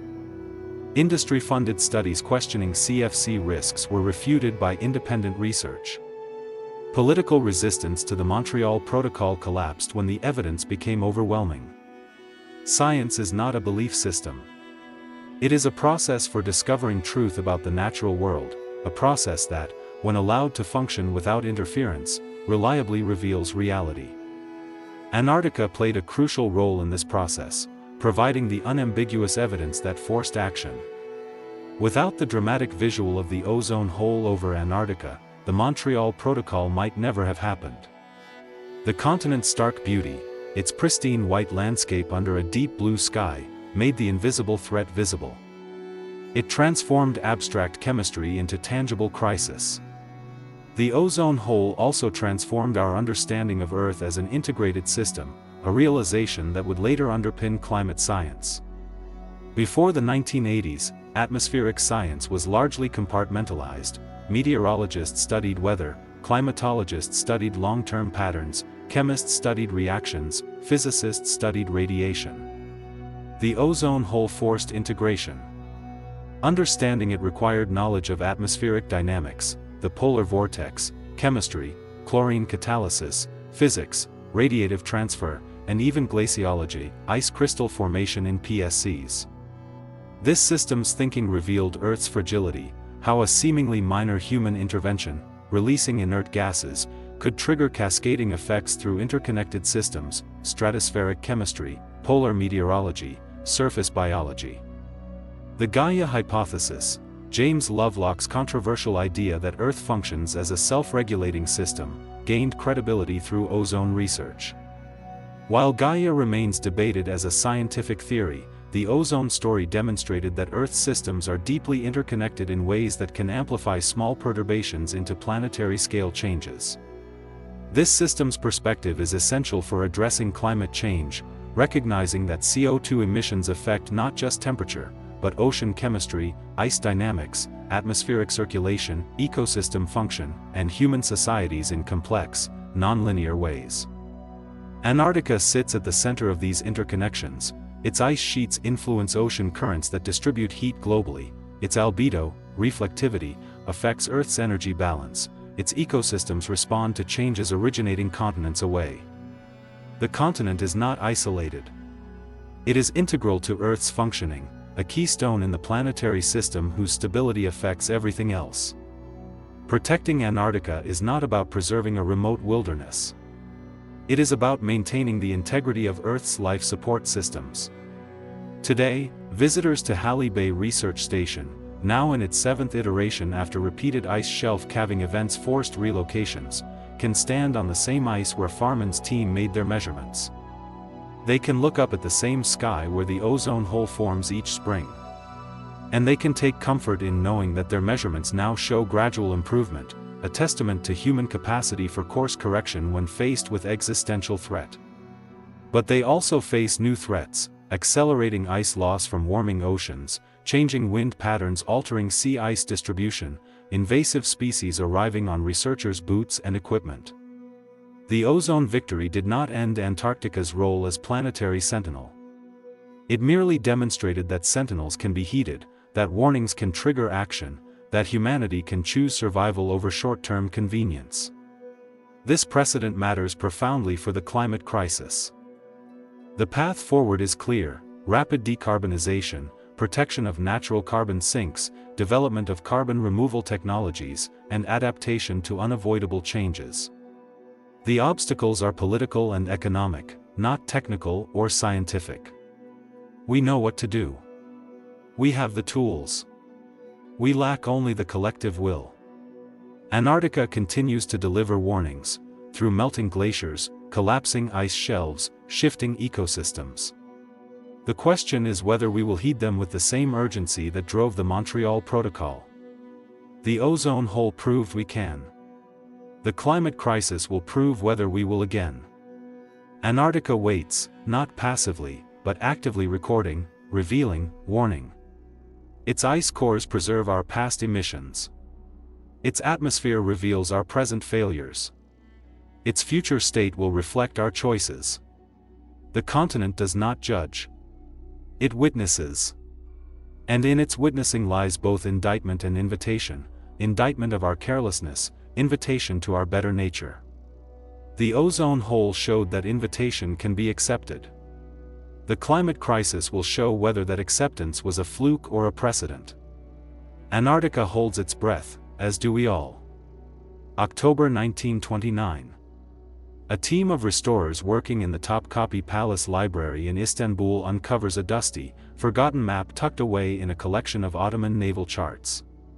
The parchment is worn, the ink faded, but the cartography is unmistakably sophisticated: coastlines of Europe, Africa, and the Americas rendered with precision that seems impossible for its time. The map bears a date, 1513. And a signature, Pyri Reis, an Ottoman admiral and cartographer whose name would soon become synonymous with one of history's greatest cartographic mysteries. But the restorers notice something strange as they examine the southern portion of the map. Below the coast of South America, where modern maps show only open ocean, Pyri Reis has drawn a landmass.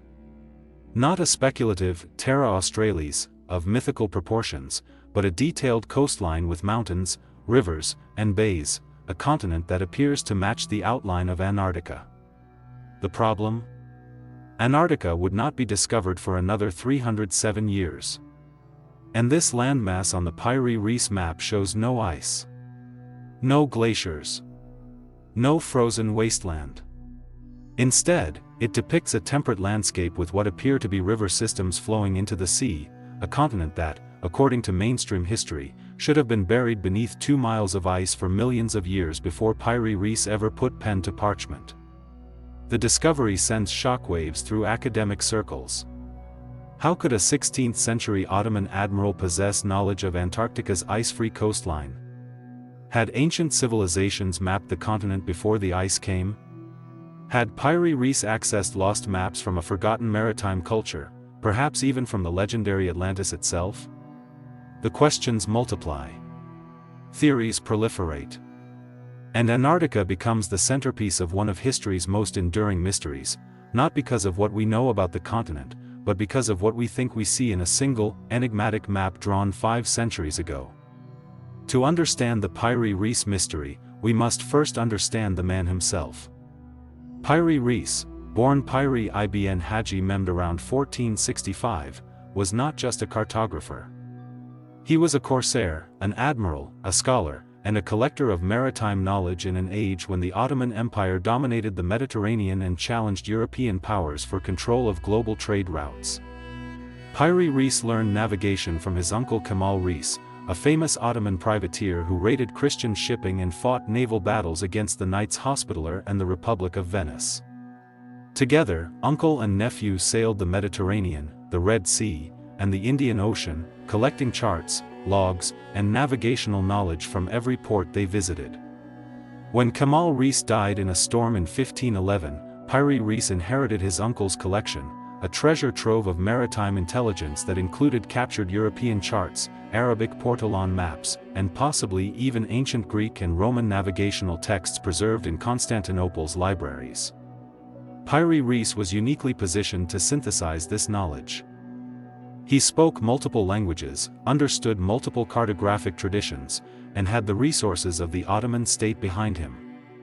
In 1511, he began compiling his own world map, not as an original survey, but as a synthesis of the best available sources. He worked for 2 years, carefully copying coastlines, adding annotations in Ottoman Turkish, and compiling what he believed was the most accurate representation of the known world. The result was the Pyry Reis map of 1513, a document that would become far more famous centuries after his death than during his lifetime. Pyry Reis himself considered the map a practical tool for Ottoman sailors, not a historical mystery. He included detailed notes about sailing distances, hazards, and ports. He drew compass roses to aid navigation. He annotated the map with warnings about dangerous currents and recommendations for safe harbors. The map was functional, not speculative. And yet, in its southern reaches, it contains what appears to be something impossible, knowledge that should not have existed in 1513. The map itself is a masterpiece of Renaissance cartography. Though created in the Islamic world, it reflects the same spirit of exploration and synthesis that characterized European mapmaking of the era. Drawn on gazelle skin parchment, measuring approximately 90 by 65 centimeters, the surviving fragment shows the western coasts of Europe and Africa, the Atlantic Ocean, and the eastern coasts of North and South America. The coastlines are remarkably accurate for the time. The bulge of Brazil is correctly positioned, the Caribbean islands are recognizable, and the Amazon River delta is clearly marked. Pyry Reis even includes annotations about the indigenous peoples of the Americas, noting which tribes are friendly to sailors and which are hostile. These details come from Portuguese and Spanish sources, captured charts and logs that Ottoman intelligence had acquired through espionage, trade, or naval warfare. The Ottoman Empire was not isolated from European exploration. It was deeply engaged with it, competing for control of trade routes, gathering intelligence on rival powers, and incorporating European knowledge into its own strategic planning. Pyry Reis's map reflects this engagement. But then comes the mystery, the southern extension beyond South America. Modern reconstructions of the complete map, the original is fragmentary, with only about 1/3 surviving, suggest that Pyry Reis continued the coastline southward, curving it eastward to form what appears to be a continent. This landmass has been interpreted by some researchers as Antarctica, specifically, the Queen Maud Land region of East Antarctica. The coastline on the map bears a superficial resemblance to the subglacial topography of Antarctica revealed by modern radar surveys, a fact that has fueled speculation for decades. But is this resemblance real? Or is it a case of pattern recognition, our brains seeing familiar shapes in random data, like seeing faces in clouds or animals in ink blots? To answer this question, we must examine both the map and the geological evidence with equal rigor. The first serious academic attention to the Pyry Reis map's Antarctic implications came not from historians or cartographers, but from a U.S. Navy officer stationed in Turkey after World War II. In 1949, Lieutenant Colonel Harold Ohlmeyer of the U.S. Air Force was serving as a liaison officer at the American Embassy in Ankara when he visited the Topkapi Palace Library and saw the Pyry Reis map on display. Ohlmeyer was not a historian. He was an intelligence officer with expertise in aerial reconnaissance and cartography. What caught his attention was not the historical significance of the map, but its apparent accuracy. Ohlmeyer noticed that the southern landmass on the Pyry Reis map seemed to align with the coastline of Queen Maud Land, a region of Antarctica that had only been mapped in detail during Operation Highjump in 1946 to 1947, using aerial photography and radar. How could a 16th-century map show a coastline that had only been accurately mapped 3 years earlier? Ohlmeyer sent a letter to the Library of Congress in Washington, D.C., asking for clarification. The response came from M.I. Walters, the chief of the Geography and Map Division, who confirmed Ohlmeyer's observation. The geographical detail shown in the lower part of the map agrees very remarkably with the results of the seismic profile made on Queen Maud Land by the Norwegian-British-Swedish Antarctic expedition of 1949. This official confirmation from a respected American institution lent credibility to the idea that the Piri-Reis map contained genuine knowledge of Antarctica's ice-free coastline. The story spread through academic circles, then into popular culture. Books were written. Documentaries were produced. Theories multiplied. But Walters's statement was more nuanced than it appeared. He did not claim that Piri-Reis had mapped Antarctica. He noted a remarkable agreement between the map and modern seismic profiles, an observation that could be explained by coincidence, by selective interpretation, or by the fact that both maps were attempting to represent the same general region of the southern hemisphere, albeit with very different levels of accuracy and knowledge. The seed of mystery had been planted. It would take decades to determine whether it would grow into genuine historical revision or wither under scientific scrutiny. The most influential proponent of the ancient Antarctica theory was Charles Hapgood, a Harvard-educated historian who taught at Keene State College in New Hampshire.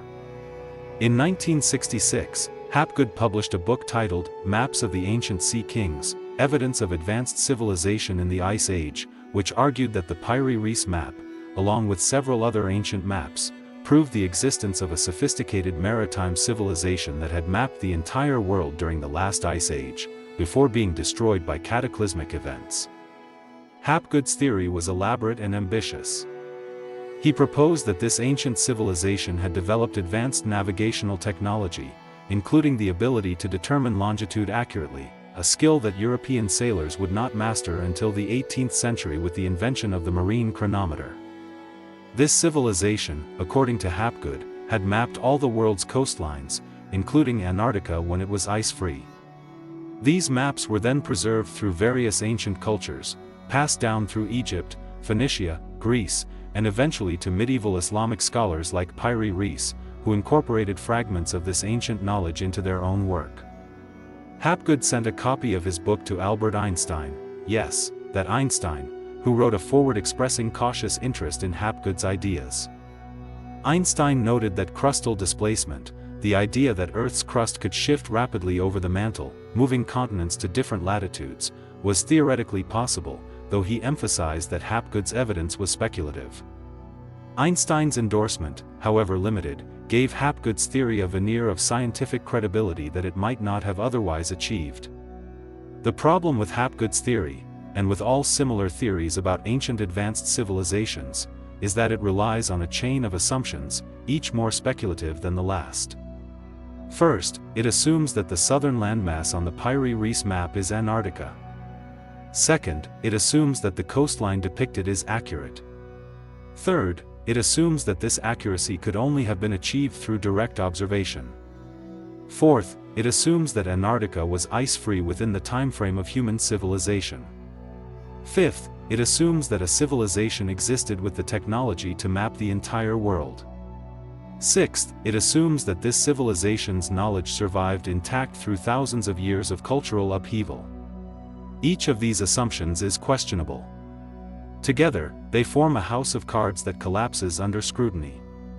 But the appeal of the theory is undeniable.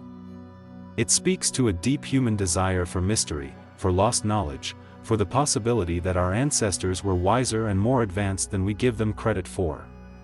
It also speaks to a discomfort with the randomness of history. The idea that human progress has been linear and gradual feels less exciting than the idea that we have forgotten great achievements and must rediscover them.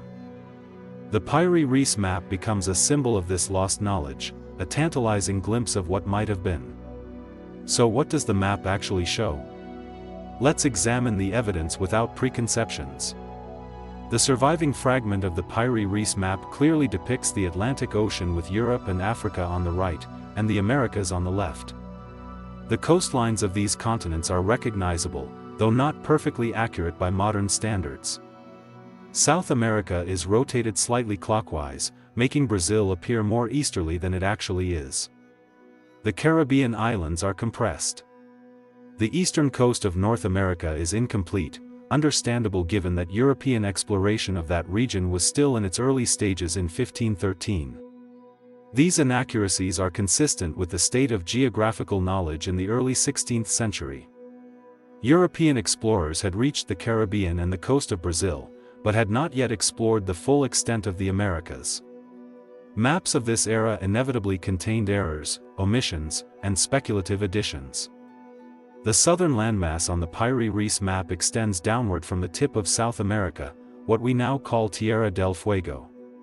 In 1513, European explorers had not yet discovered the Strait of Magellan, which separates South America from Tierra del Fuego, or Cape Horn. Ferdinand Magellan would not make his famous voyage through the strait until 1520. So Piri-Reis was working with incomplete information about the southern extent of the Americas. What he drew below South America could represent several possibilities.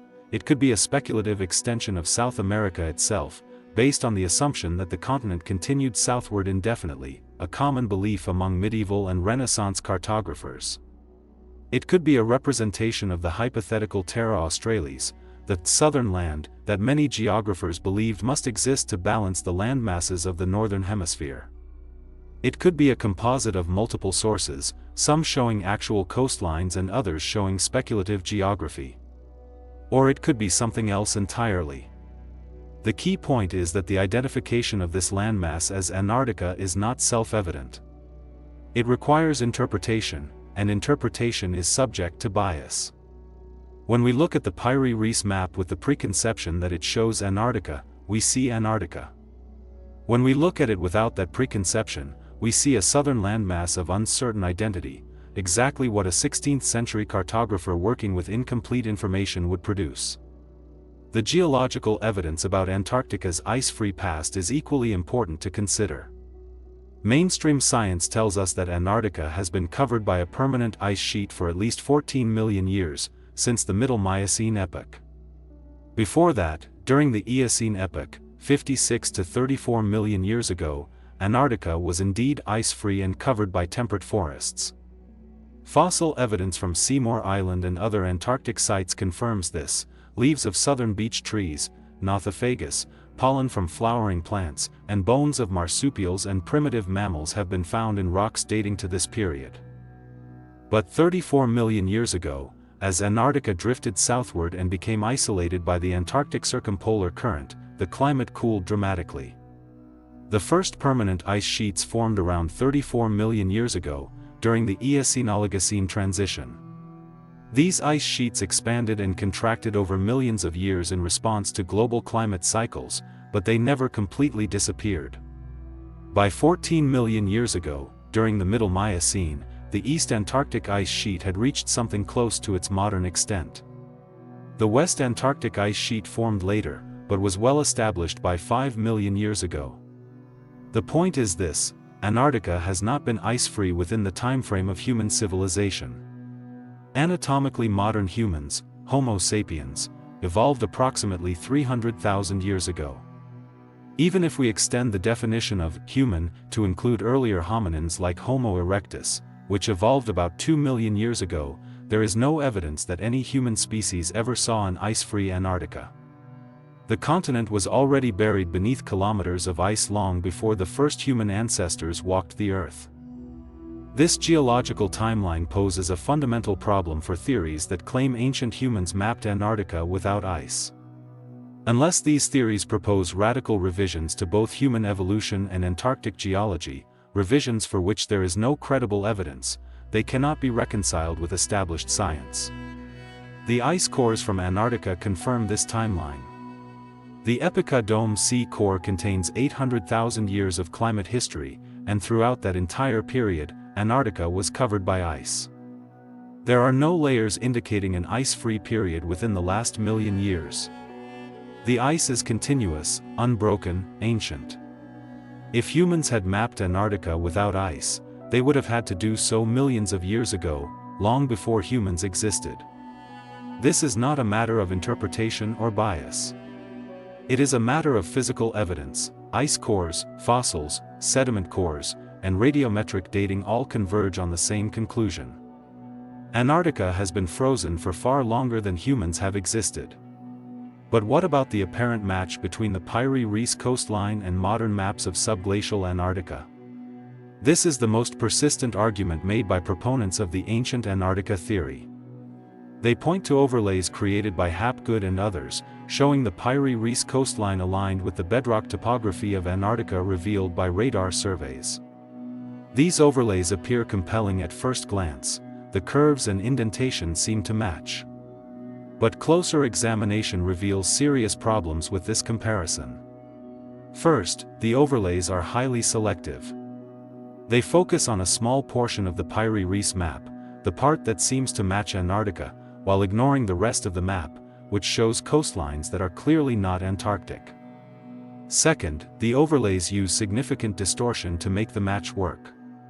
The Piri-Reis map uses a projection that distorts distances and shapes, particularly near the edges of the map. Modern maps of Antarctica use different projections. Aligning them requires stretching, compressing, or rotating one or both maps, operations that can create apparent matches where none actually exist. Third, the resolution of the Piri-Reis map is far too low to show the detailed coastline features that proponents claim to see. The map is drawn at a scale where hundreds of kilometers are represented by a few centimeters. At that scale, small bays and peninsulas would be invisible. What appears to be detailed coastline is often just artistic flourish or speculative drawing. Fourth, and most importantly, the match is based on confirmation bias, the tendency to notice and remember information that confirms our pre-existing beliefs while ignoring information that contradicts them. When we look at the Piri-Reis map wanting to see Antarctica, we see Antarctica. When we look at it objectively, we see a southern landmass that bears only a vague resemblance to any real coastline, a resemblance that could apply equally well to South America, Africa, Australia, or a purely imaginary Terra Australis. The human brain is wired to find patterns, even in random noise. This pattern recognition served our ancestors well, helping them identify predators in tall grass or edible plants in dense forests. But it also leads us to see faces in clouds, animals in constellations, and continents in ambiguous map fragments. The Piri-Reis map triggers this pattern recognition instinct. We see something that looks familiar, and we assume it must be what we think it is. But familiarity is not evidence. Coincidence is not causation. And superficial resemblance is not proof of ancient knowledge. The actual sources that Piri-Reis used for his map are well documented. He lists them in annotations on the map itself. According to Piri-Reis, he compiled his map from approximately 20 different source maps and charts, including 8 Ptolemaic maps, based on the work of the 2nd century Greek geographer Claudius Ptolemy, 4 Portuguese maps of the Indian Ocean and Southeast Asia, 1 Arabic map of Southern Asia, 1 map by Christopher Columbus of the Caribbean and Central America, and several other maps of uncertain origin that Piri-Reis describes as drawn in the time of Alexander the Great or from the days of the ancient kings. These last sources are the most mysterious. Piri-Reis claims they are ancient maps preserved in the libraries of Constantinople, possibly dating back to the Library of Alexandria or even earlier. But there is no independent evidence that such ancient world maps existed. The Library of Alexandria was destroyed centuries before Piri-Reis's time, and no maps from that era have survived. The maps that Piri-Reis actually had access to were almost certainly medieval or Renaissance compilations that claimed ancient origins but were themselves relatively recent creations. This was a common practice in the pre-modern world, attributing works to famous ancient figures to lend them authority. The maps from the time of Alexander the Great that Piri-Reis mentions were likely medieval Islamic or Byzantine maps that traced their lineage back to Alexander through a chain of copies and translations, but bore little resemblance to any actual maps from Alexander's era. The same is true for the maps from the days of the ancient kings. These were probably legendary or mythical maps that had been passed down through oral tradition and written compilations, not actual surveys from antiquity. Pyre Rees was working with the best sources available to him, a mixture of recent European charts captured in naval warfare, older Islamic maps preserved in Ottoman libraries, and legendary maps whose origins were shrouded in mystery. He synthesized these sources as best he could, filling in gaps with reasonable assumptions and artistic interpretation. The result was a map that was remarkably accurate for its time in some regions, and speculative or inaccurate in others. The southern landmass was almost certainly speculative, based on the widespread belief in Terra Australis and on incomplete information about the southern extent of South America. Pyre Rees himself seems to have been uncertain about this region. He includes annotations noting that the information is incomplete and that sailors have not yet explored these waters. This honesty is characteristic of Pyre Rees. Throughout the map, he distinguishes between areas he knows well and areas that are based on second-hand information or speculation. He was a careful cartographer, not a mystic or a keeper of ancient secrets. The persistence of the Pyre Rees mystery tells us more about human psychology than about ancient history. Why do people cling to theories that have been debunked by mainstream scholarship? Why does the idea of ancient advanced civilizations mapping Antarctica continue to captivate the imagination, despite overwhelming evidence to the contrary?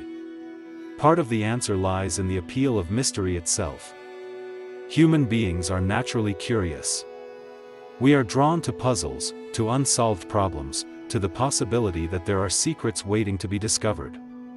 The Pyre Rees map offers a tantalizing mystery, a document that seems to contain knowledge it should not have. This mystery is more exciting than the mundane reality that the map is simply a product of its time, compiled from available sources with the limitations and errors that all historical documents possess. Mystery sells books. Mystery attracts viewers. Mystery fuels documentaries and YouTube videos. The mundane truth, that Pyre Rees was a skilled cartographer working with the best information available in 1513, is less marketable than the sensational claim that he possessed knowledge of Antarctica from a lost civilization. Another part of the answer lies in distrust of mainstream institutions.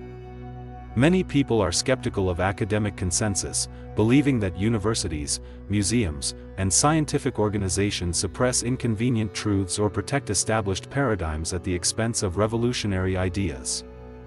This skepticism is not entirely unfounded. History is full of examples where established authorities resisted new ideas, Galileo and heliocentrism, Wegener and continental drift, etc. But skepticism can easily slide into conspiracy thinking, the belief that there is a coordinated effort to hide the truth about ancient civilizations, extraterrestrials, or other fringe topics. The Pyre Rees map becomes a symbol of this supposed suppression, evidence that mainstream scholars are ignoring or dismissing because it doesn't fit their worldview. In reality, mainstream scholars have examined the Pyre Rees map extensively. They have published papers about it. They have included it in museum exhibitions. They have not suppressed it. They have simply reached conclusions based on evidence, conclusions that happen to contradict the sensational theories. But for those who distrust mainstream institutions, this reasoned skepticism is itself evidence of a cover-up. The cycle continues. A third part of the answer lies in the human desire for meaning and connection to the past. The idea that ancient civilizations possessed advanced knowledge that we have lost speaks to a deep longing for continuity, for wisdom that transcends our modern technological age. It suggests that we are not the first intelligent beings to grapple with the mysteries of the universe, and that we might learn from those who came before us. This is a powerful and appealing idea. It gives history a sense of purpose and direction. It suggests that human progress is not linear and accidental, but cyclical and intentional. The Pyre Rees map becomes a tangible link to this lost wisdom, a physical artifact that seems to prove that our ancestors knew more than we give them credit for.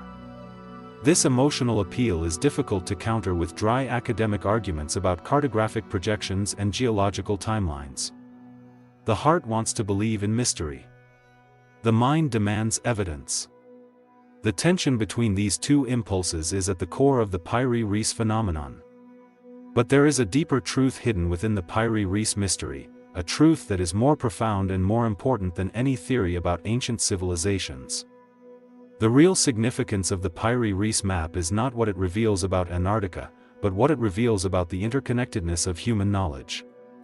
Piri-Reis was an Ottoman Muslim creating a map in the Islamic world, but his sources included Greek geography, Ptolemy, Portuguese exploration, captured charts, Spanish discovery, Columbus's map, and possibly even ancient traditions preserved through multiple cultural transmissions.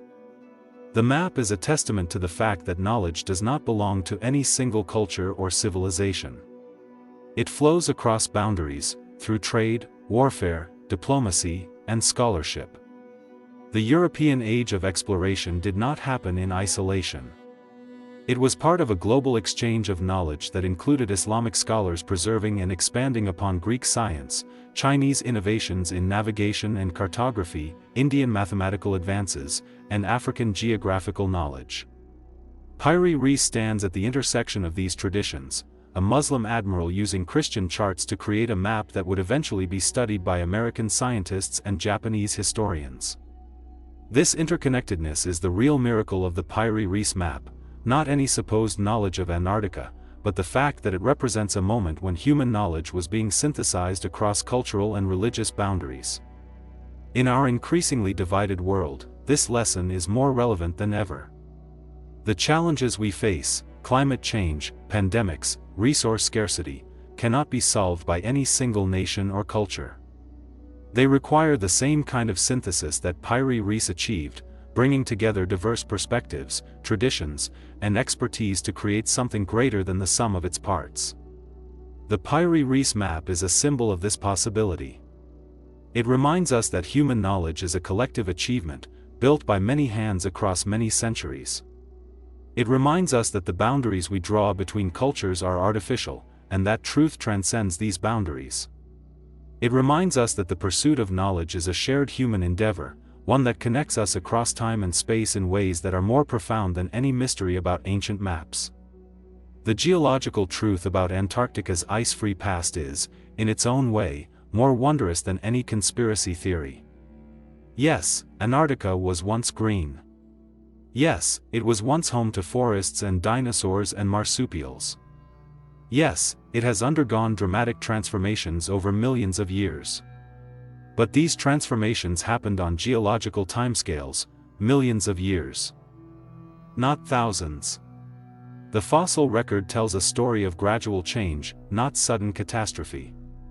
The ice cores tell a story of climate cycles operating with clockwork precision over hundreds of thousands of years. The subglacial lakes tell a story of life adapting to extreme conditions over millions of years of isolation. These are real mysteries, mysteries that science is still working to solve. They do not require ancient civilizations or lost maps to be compelling. They are compelling because they are true. The discovery of Cryolophosaurus, the crested dinosaur from Antarctica, is more exciting than any theory about ancient mapmakers because it is real. The drilling into Lake Vostok and the discovery of unique microbial life is more profound than any speculation about Atlantis because it expands our understanding of the limits of life. The ice cores that reveal 800,000 years of climate history are more valuable than any supposed ancient map because they give us genuine insight into Earth's past and future. The real Antarctica is more mysterious, more beautiful, and more important than the mythical Antarctica of conspiracy theories. It does not need embellishment. It does not need sensationalism.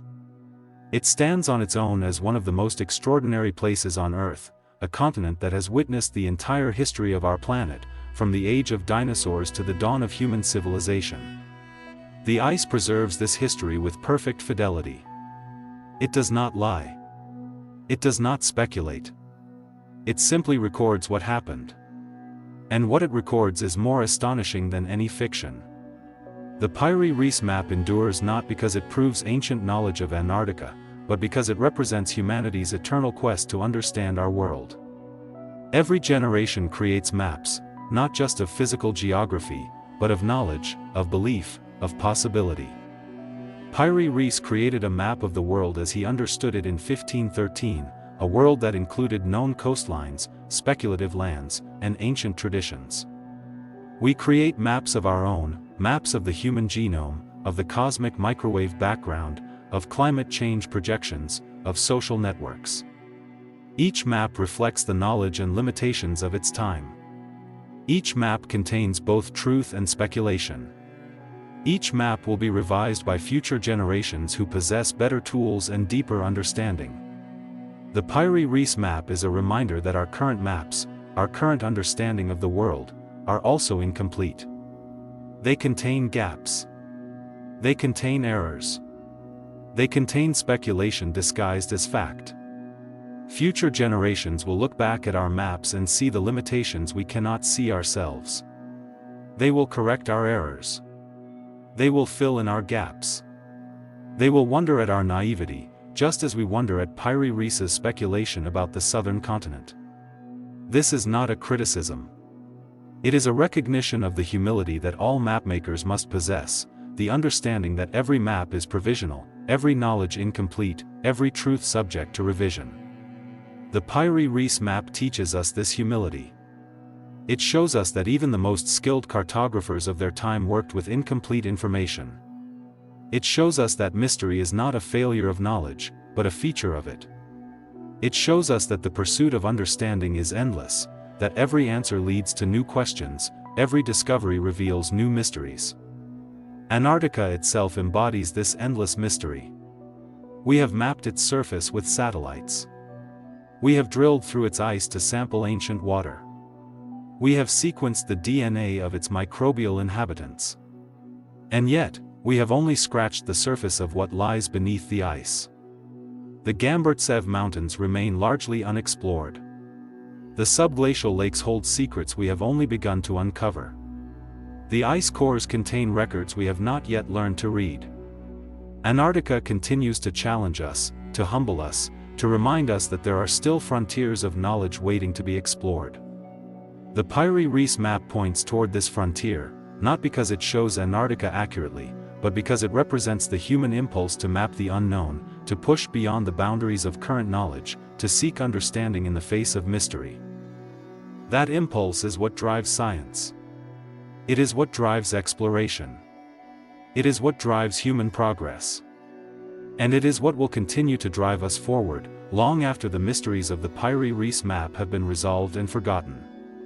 The final lesson of the Pierre Rees mystery is this: truth matters. Not because it is always exciting or satisfying, but because it is the foundation upon which we build our understanding of the world. The sensational theories about ancient civilizations mapping Antarctica are appealing because they are exciting. They promise mystery, adventure, lost knowledge. But they are not true. The mundane reality, that Pierre Rees was a skilled cartographer working with the best sources available in 1513, is less exciting. But it is true. And truth, however mundane, is more valuable than fiction, however exciting. This is the essence of the scientific method, the commitment to follow evidence wherever it leads, even when it leads to conclusions that are less satisfying than our preconceptions. The geologists who study Antarctic ice cores do not want to believe that Antarctica has been frozen for millions of years. They follow the evidence because the evidence leads them there. The paleontologists who study Antarctic fossils do not want to believe that humans never saw an ice-free Antarctica. They follow the evidence because the evidence leads them there. The cartographers who study the Pierre Rees map do not want to believe that the southern landmass is speculative. They follow the evidence because the evidence leads them there. This commitment to truth is what separates science from pseudoscience, scholarship from speculation, knowledge from belief. It is not always comfortable. It does not always give us the answers we want. But it gives us answers we can trust. And in a world filled with misinformation, conspiracy theories, and alternative facts, that trust is more valuable than ever. The Pierre Rees map teaches us to be skeptical, not of mainstream institutions, but of our own desires. It teaches us to question not just the authorities, but our own assumptions. It teaches us to seek evidence, not confirmation. It teaches us that the most important question is not, what do I want to believe, but, what does the evidence show? This is a difficult lesson. It requires humility. It requires intellectual honesty. It requires the willingness to abandon cherished beliefs when they are contradicted by evidence. But it is a lesson worth learning. Because truth, however mundane, is the only foundation upon which we can build a better future. The Piri-Reis map is not a window into lost civilizations. It is a mirror reflecting our own desires, our own biases, our own quest for meaning. And in that reflection, we see not ancient secrets, but timeless truths about the human condition, our curiosity, our skepticism, our longing for connection, our commitment to understanding. These are the real mysteries. And they are mysteries that will endure long after the ice has melted and the maps have been redrawn. December 1, 1959.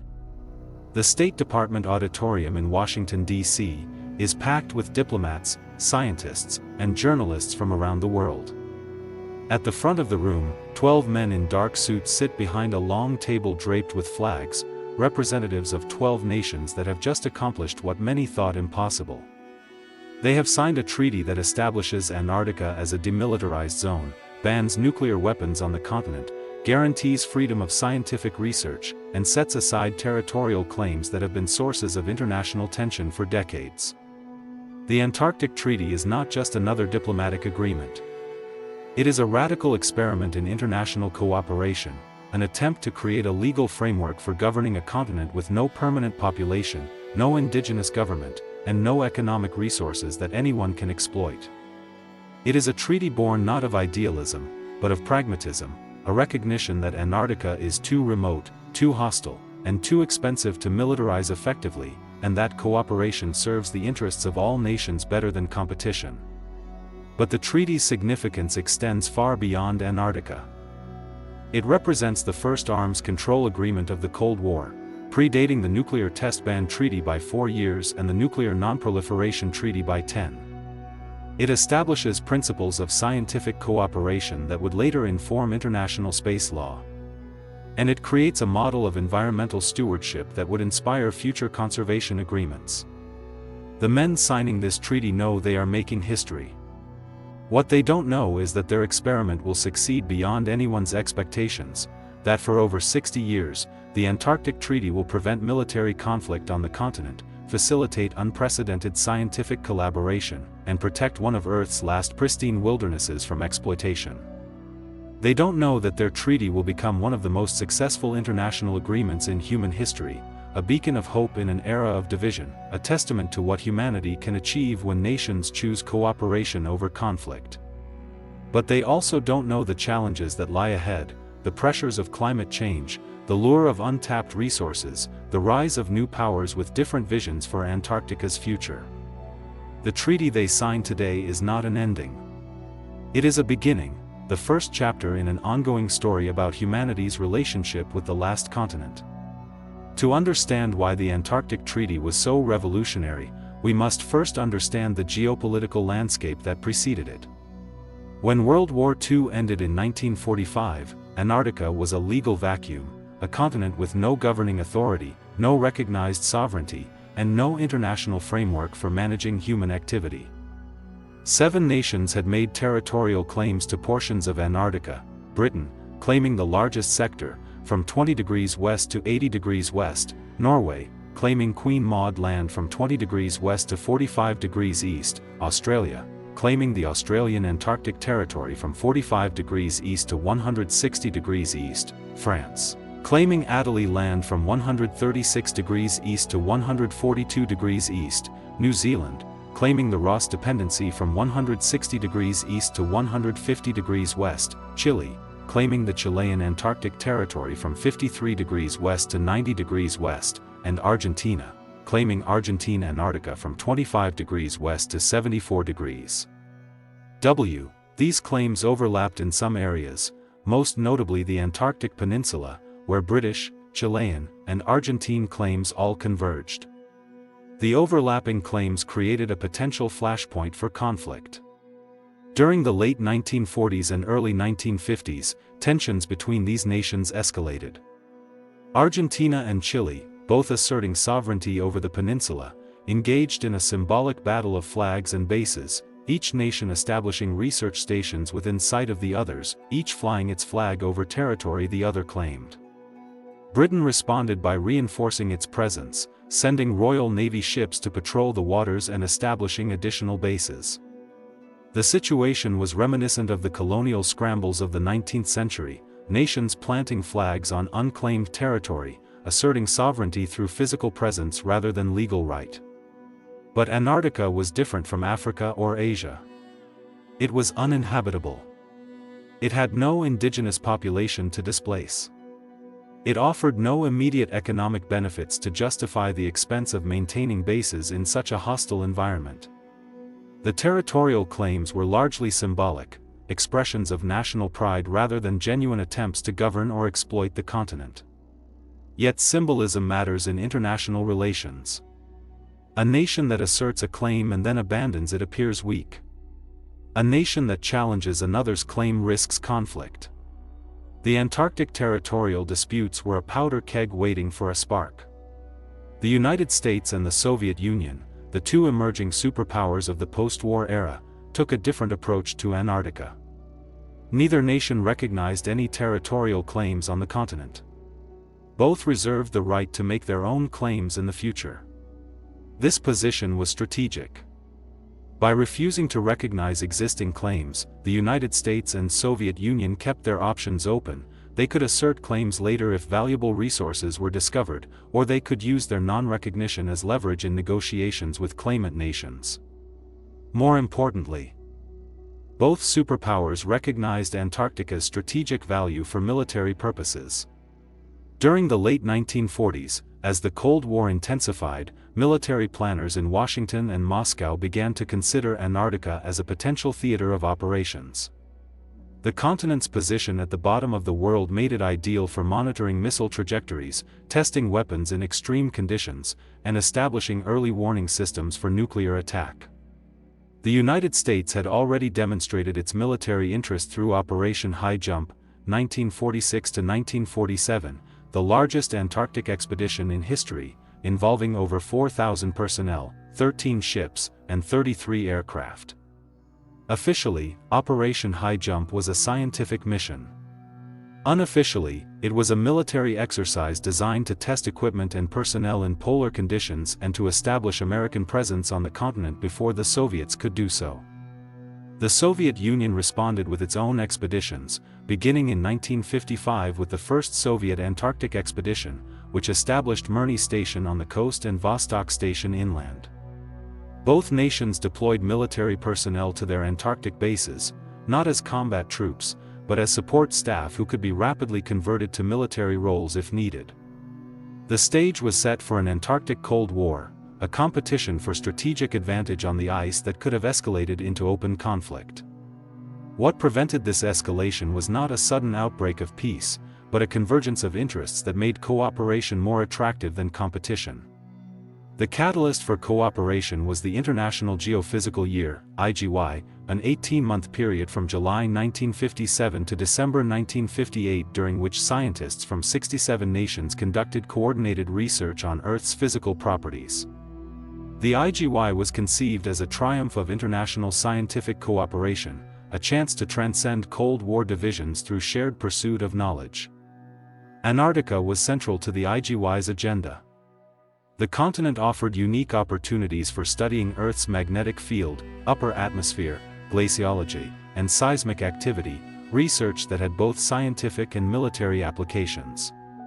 During the IGY, 12 nations established 50 research stations across Antarctica, more than had existed in the entire history of Antarctic exploration up to that point. The United States built 7 stations, including the Amundsen-Scott South Pole Station at the geographic South Pole.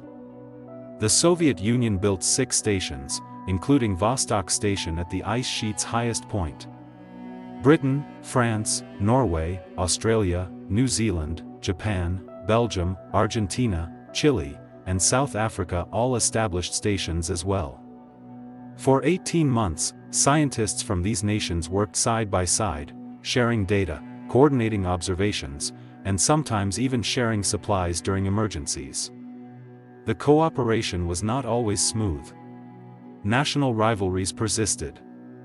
Military personnel maintained vigilance.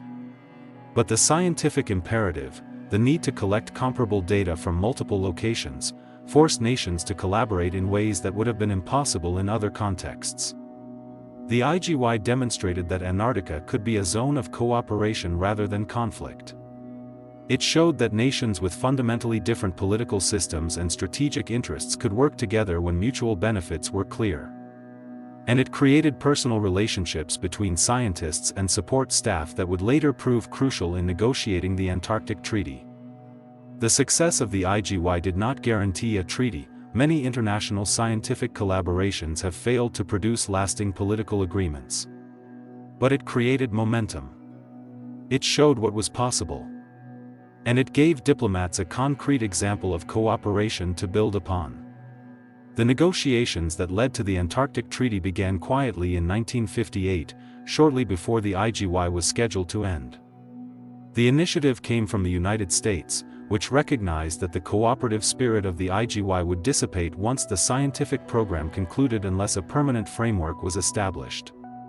President Dwight D. Eisenhower, a former military general who understood the strategic value of Antarctica, was personally invested in preventing the continent from becoming a Cold War battleground. He tasked the State Department with developing a proposal for an Antarctic treaty that would preserve the cooperative spirit of the IGY while addressing the concerns of all interested nations. The State Department's proposal was bold and innovative. It called for demilitarization of Antarctica, banning all military activity, including weapons testing, fortifications, and military maneuvers. Nuclear-free zone, prohibiting nuclear explosions and disposal of radioactive waste. Freedom of scientific research, guaranteeing access to all areas of Antarctica for peaceful scientific purposes. International inspection, allowing any treaty party to inspect any facility in Antarctica to ensure compliance. Freezing of territorial claims, neither recognizing nor disputing existing claims, but prohibiting new claims while the treaty was in force. Dispute resolution mechanism, establishing procedures for resolving conflicts peacefully. These provisions were carefully crafted to address the concerns of all parties. The demilitarization and nuclear-free provisions appealed to nations worried about Antarctica becoming a military theater. The scientific freedom provision appealed to the research communities that had benefited from IGY cooperation. The territorial claims provision was the most delicate. It had to satisfy both claimant nations, who wanted their claims preserved, and non-claimant nations, who refused to recognize any claims. The freezing solution was a brilliant compromise. It allowed claimant nations to maintain their claims on paper while preventing them from asserting those claims in practice, and it allowed non-claimant nations to operate in Antarctica without formally recognizing any sovereignty.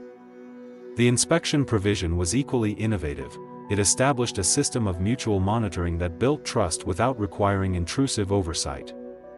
Every nation could inspect every other nation's facilities, creating transparency and reducing the risk of covert military activity. The dispute resolution mechanism provided a safety valve for addressing conflicts before they escalated. Together, these provisions created a framework that was flexible enough to accommodate different national interests while firm enough to prevent exploitation or militarization. The negotiations themselves were conducted with remarkable speed and efficiency, a stark contrast to the protracted diplomatic battles that characterize most international agreements. Between June 1958 and October 1959, representatives from the 12 IGY nations met in Washington for 6 rounds of negotiations.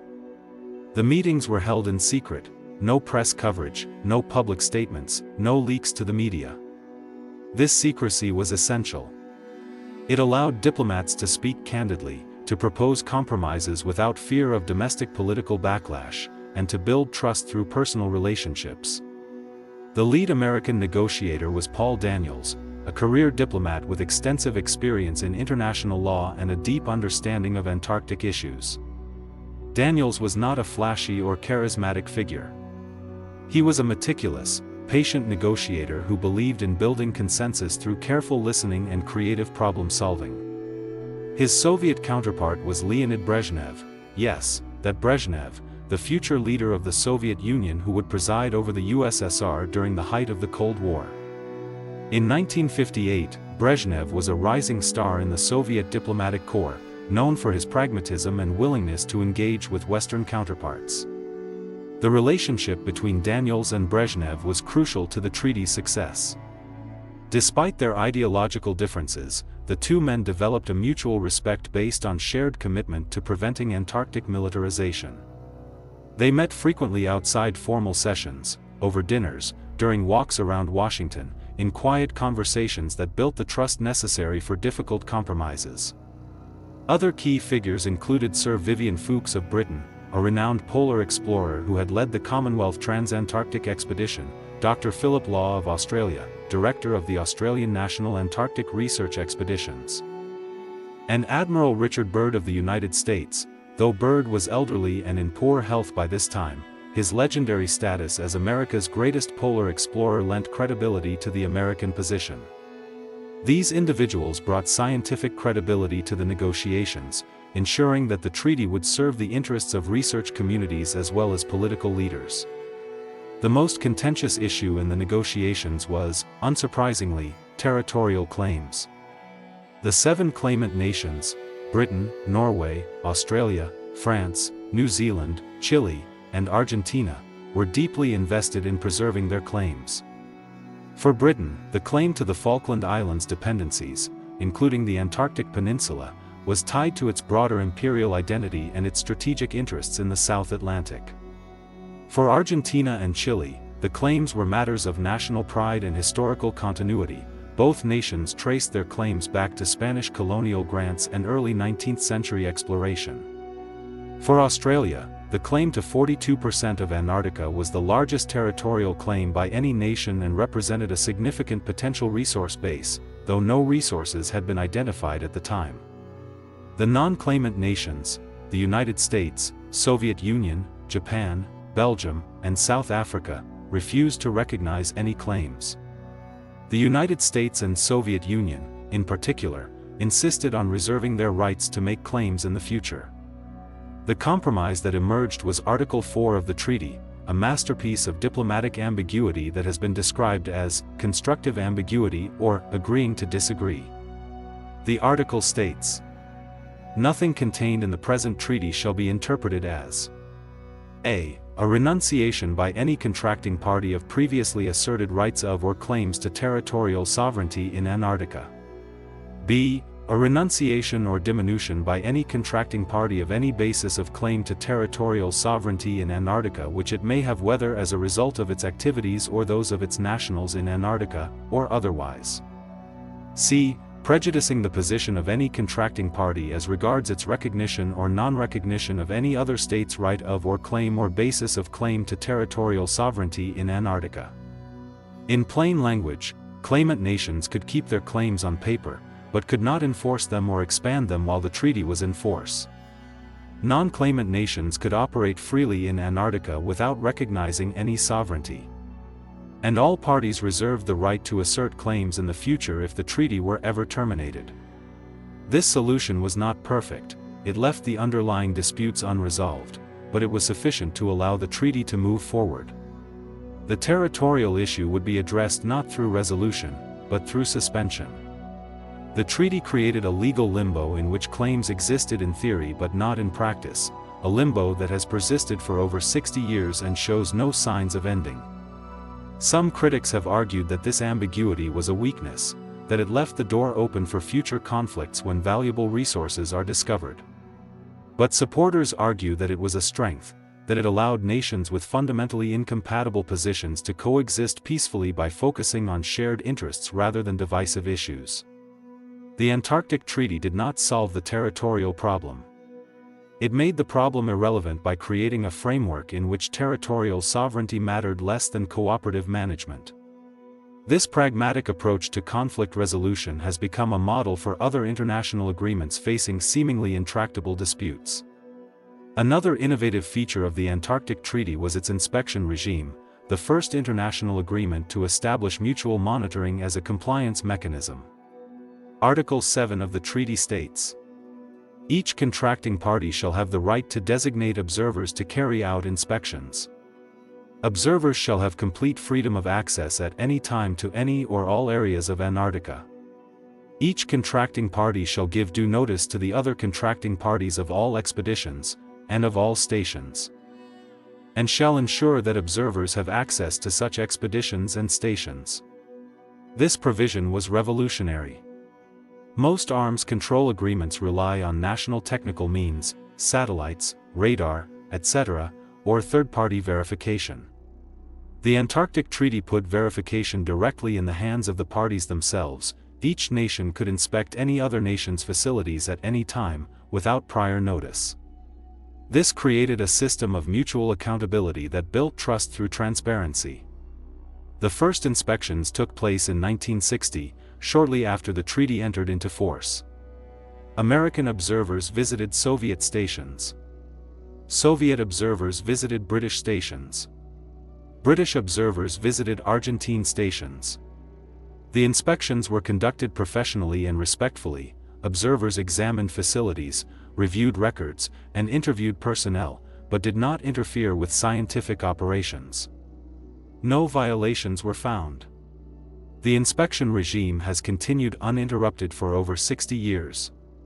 Thousands of inspections have been conducted. No nation has ever been found in violation of the treaty's core provisions. The success of this regime demonstrates that transparency can build trust even between adversaries, a lesson that has informed subsequent arms control agreements, though none have adopted quite such an intrusive inspection model. The Antarctic inspection regime works because Antarctica is uniquely suited to it. The continent's isolation makes covert military activity difficult to conceal, and the harsh environment makes cooperation essential for survival. A nation that cheats on the treaty risks not just diplomatic consequences, but physical danger. If other nations stop sharing weather data or emergency assistance, the cheater's personnel could die. This mutual dependence creates powerful incentives for compliance that do not exist in other contexts. The Antarctic Treaty's inspection regime is not just a compliance mechanism. It is a confidence-building measure that reinforces the cooperative spirit of the agreement. The treaty's environmental provisions were minimal in the original text, reflecting the limited environmental awareness of the late 1950s, but they laid the groundwork for subsequent agreements that would transform Antarctica into the world's largest nature reserve. Article 9 of the treaty establishes a consultative meeting system, regular gatherings of treaty parties to discuss issues of common concern and recommend measures to further the treaty's objectives. These meetings have become the primary forum for Antarctic governance, adopting over 200 measures on topics ranging from wildlife protection to waste management to tourism regulation. The most significant environmental agreement built on the treaty framework is the Protocol on Environmental Protection to the Antarctic Treaty, also known as the Madrid Protocol, signed in 1991 and entered into force in 1998. The Madrid Protocol designates Antarctica as a natural reserve, devoted to peace and science, and prohibits all mineral resource activities except for scientific research. It establishes comprehensive environmental impact assessment requirements, protects native flora and fauna, regulates waste disposal, and prevents marine pollution. The protocol was negotiated in response to growing concerns about potential mining in Antarctica, concerns that had been heightened by the discovery of oil and gas deposits in the Ross Sea and other offshore areas during the 1970s and 1980s. The mining issue had threatened to derail the Antarctic Treaty system. Several nations, including the United States and Japan, had expressed interest in exploring mineral resources, while others, including Australia and France, opposed any mining activity. The Madrid Protocol resolved this conflict by imposing a 50-year moratorium on mining, which can only be lifted by unanimous agreement of treaty parties, and establishing strict environmental standards for all human activities. The protocol represents a remarkable shift in international attitudes toward Antarctica, from viewing the continent as a potential resource base to viewing it as a global commons that must be protected for future generations. This shift reflects broader changes in environmental consciousness since the treaty was signed, but it also demonstrates the treaty system's adaptability. its ability to evolve in response to new challenges and changing values. The Antarctic Treaty entered into force on June 23, 1961, after being ratified by all 12 original signatories. The timing was significant. The treaty took effect during one of the most dangerous periods of the Cold War. The Berlin crisis was escalating. The Bay of Pigs invasion had failed just 2 months earlier. The Cuban Missile Crisis was less than 16 months away. In this context of heightened tensions, the Antarctic Treaty stood as a rare example of successful East-West cooperation. It demonstrated that even bitter adversaries could find common ground when mutual interests were clear. The treaty's success inspired other arms control agreements: the 1963 Partial Nuclear Test Ban Treaty, the 1967 Outer Space Treaty, the 1972 Biological Weapons Convention, and the 1972 Strategic Arms Limitation Talks, SALT-I. These agreements borrowed concepts from the Antarctic Treaty: demilitarization, mutual inspection, scientific cooperation, dispute resolution, adapting them to different contexts but preserving the core insight that cooperation can serve strategic interests. The Antarctic Treaty also influenced the development of international environmental law. The concept of Antarctica as a common heritage of mankind, though not explicitly stated in the treaty, informed subsequent agreements like the 1982 United Nations Convention on the Law of the Sea, UNCLOS, and the 1992 United Nations Framework Convention on Climate Change, UNFCCC. The treaty's emphasis on scientific cooperation as a foundation for political cooperation has become a model for international research programs in other fields, from oceanography to space exploration to pandemic response. The Antarctic Treaty is not just a regional agreement. It is a template for global governance, a demonstration that nations can create effective institutions to manage shared resources and prevent conflict even in the absence of a central authority. This lesson is increasingly relevant in an era of global challenges that transcend national boundaries: climate change, biodiversity loss, ocean acidification, space debris, cybersecurity. The Antarctic Treaty shows that cooperation is possible when nations recognize their interdependence and commit to shared rules. It is not a perfect model. Antarctica's unique characteristics, remoteness, harshness, lack of permanent population, make it easier to govern than more contested regions. But it is a model that has worked for over 60 years, preventing conflict, facilitating science, and protecting the environment in one of Earth's most challenging environments. The treaty's success has not been without challenges. Throughout its history, the Antarctic Treaty System has faced pressures from changing geopolitical dynamics, economic interests, and environmental threats. The first major challenge came in the 1970s, when several nations began exploring the possibility of mining in Antarctica.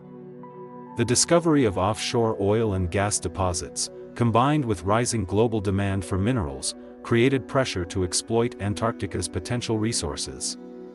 The United States, Japan, and South Africa were particularly interested in mining, while Australia, France, and New Zealand opposed it. The conflict threatened to split the treaty parties and undermine the cooperative spirit that had sustained the system.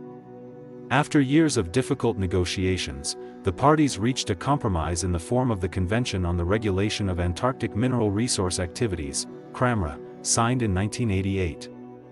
CRAMRA established a framework for regulating mining if it were ever permitted, with strict environmental safeguards and revenue-sharing mechanisms. But before CRAMRA could enter into force, Australia and France rejected it, arguing that no mining framework was adequate to protect Antarctica's unique environment. Their opposition, combined with growing environmental activism and changing global attitudes toward conservation, led to the negotiation of the Madrid Protocol instead, a complete ban on mining that has remained in place ever since. The mining debate revealed both the strengths and weaknesses of the Antarctic Treaty System. Its strength was its adaptability, the ability to address new challenges through negotiation and consensus.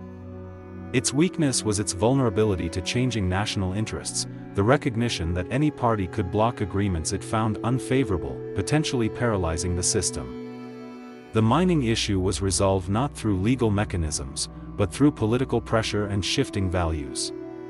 This pattern has repeated itself in subsequent challenges. The system works when parties share common interests, but struggles when interests diverge sharply.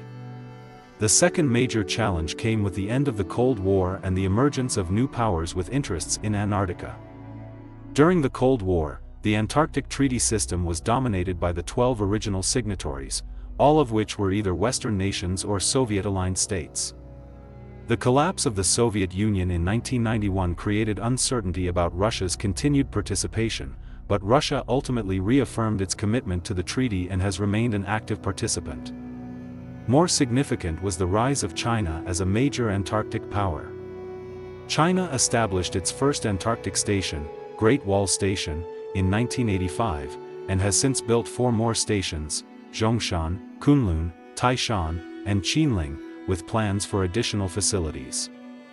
China has become one of the most active nations in Antarctica, conducting extensive scientific research, deploying icebreakers to support operations, and investing heavily in infrastructure. China's growing presence has raised concerns among some Western nations about Beijing's long-term intentions.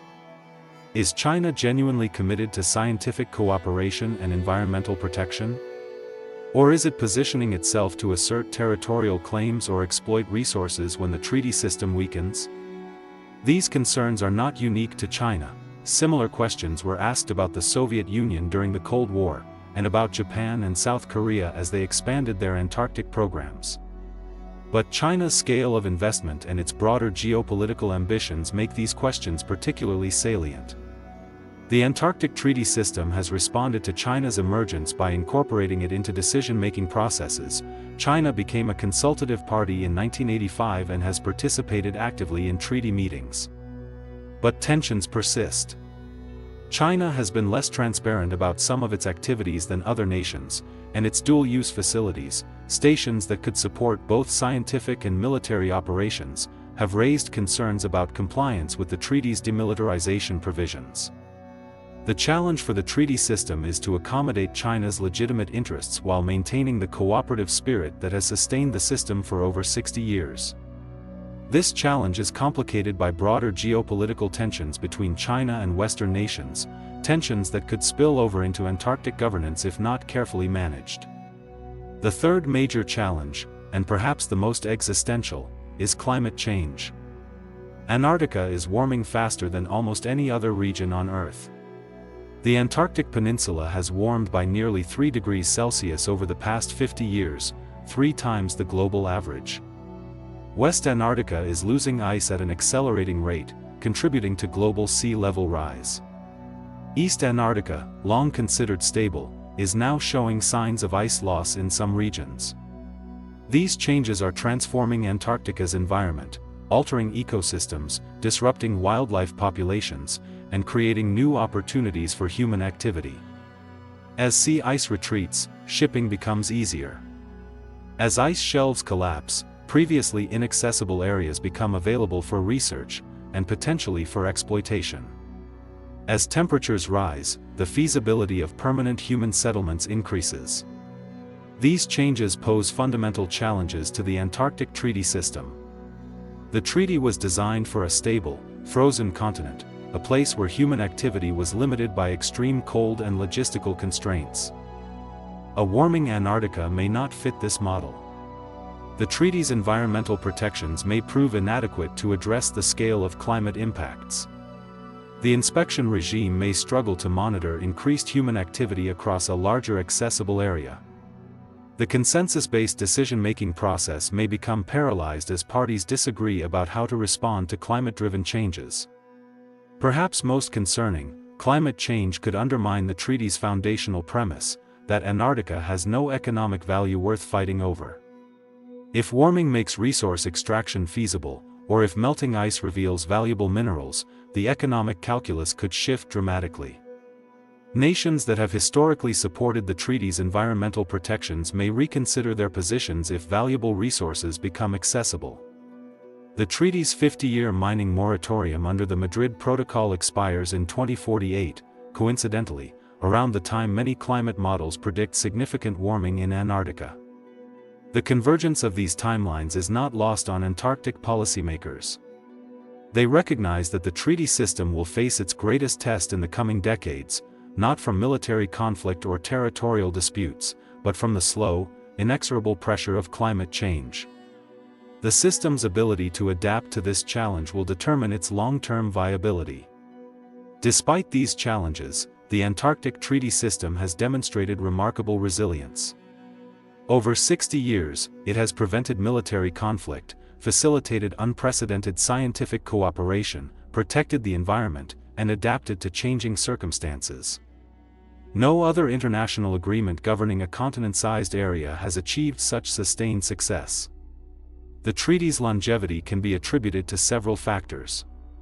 First, the mutual interests that motivated its creation remain strong. Antarctica is still too remote, too hostile, and too expensive to militarize effectively. Scientific cooperation still serves the interests of all parties.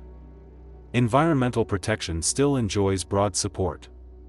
Second, the treaty's flexible framework has allowed it to evolve without requiring formal amendments. The consultative meeting system has adopted hundreds of measures addressing new challenges, from tourism regulation to marine protected areas to climate change adaptation, without reopening the core treaty provisions that might be contentious. Third, the treaty has benefited from strong institutional support. The Scientific Committee on Antarctic Research, SCAR, established in 1958, has provided independent scientific advice to treaty parties, ensuring that decisions are informed by the best available science. The Council of Managers of National Antarctic Programs, COMNAP, established in 1988, has facilitated operational cooperation among national programs, reducing duplication and improving efficiency. These institutions have created a community of practice, a network of scientists, diplomats, and logistics experts who share common goals and norms. Fourth, the treaty has enjoyed broad public support. Environmental organizations, scientific communities, and the general public have consistently advocated for strong Antarctic protections, creating political pressure on governments to maintain their commitments. This public support has been particularly important in resisting efforts to weaken environmental protections or open Antarctica to resource exploitation. Finally, the treaty has benefited from good fortune, the absence of major economic discoveries that might have created irresistible pressure to exploit Antarctica's resources. Oil and gas deposits have been found offshore, but they are not economically viable to extract with current technology. Mineral deposits have been identified, but they are not concentrated enough to justify the enormous costs of mining in Antarctica.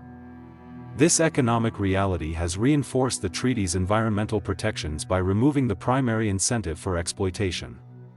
The Antarctic Treaty System has succeeded not because it is perfect, but because it has aligned with the interests of its parties and adapted to changing circumstances. It is a pragmatic agreement. Not an idealistic one, a recognition that cooperation serves national interests better than conflict in the unique context of Antarctica.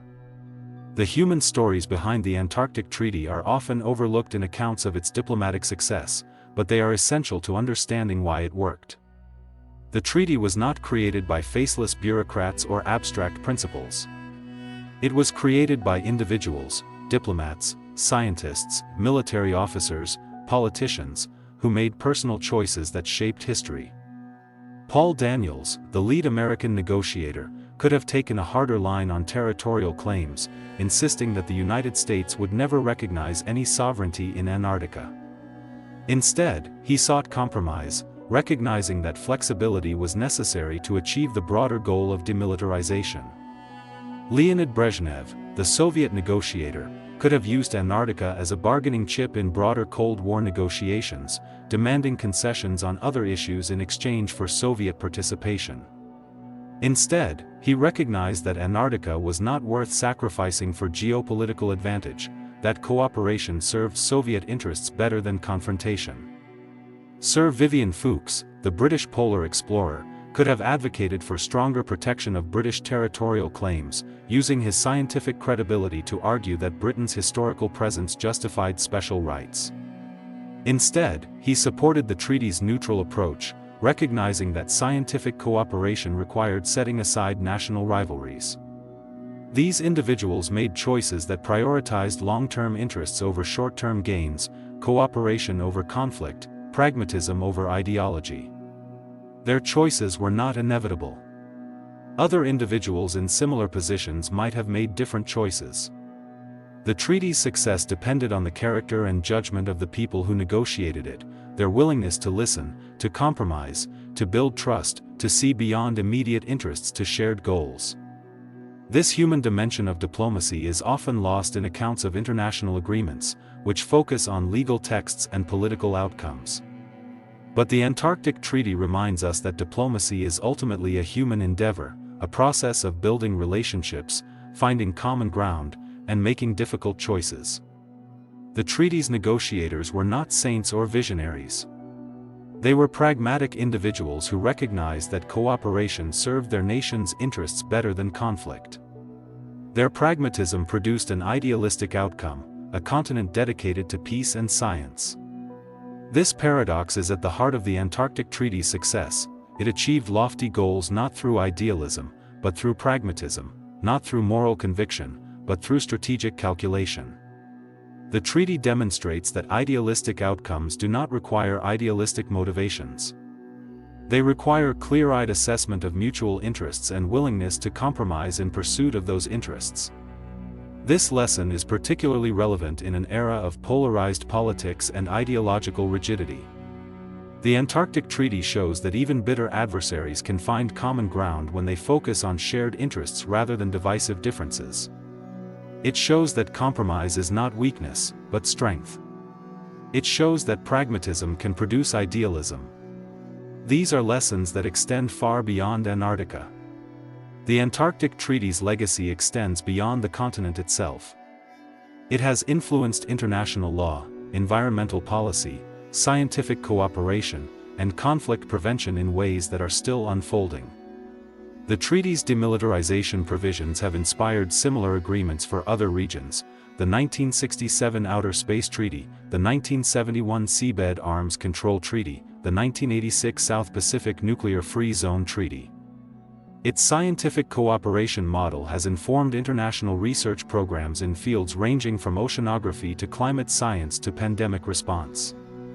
Its environmental protections have set precedents for global conservation efforts: the establishment of marine protected areas, the regulation of tourism in sensitive ecosystems, the protection of biodiversity in international waters. Its dispute resolution mechanisms have provided templates for addressing conflicts in other contested regions: the Arctic, the South China Sea, the high seas. The treaty's influence is not always direct or explicit. Many subsequent agreements do not cite the Antarctic Treaty as a model. But the treaty's underlying principles, demilitarization, scientific cooperation, environmental protection, peaceful dispute resolution, have become embedded in international norms and practices. The treaty has helped to create a culture of cooperation in international relations, a recognition that shared challenges require shared solutions, that mutual interests can overcome ideological differences, that institutions can facilitate cooperation even in the absence of a central authority. This culture of cooperation is fragile and incomplete. It has not prevented all conflicts or solved all global challenges.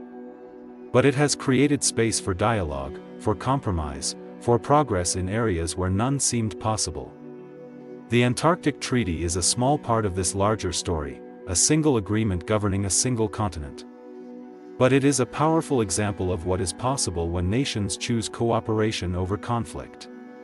It is a testament to human capacity for pragmatic problem solving, for building institutions that serve mutual interests, for creating order out of chaos.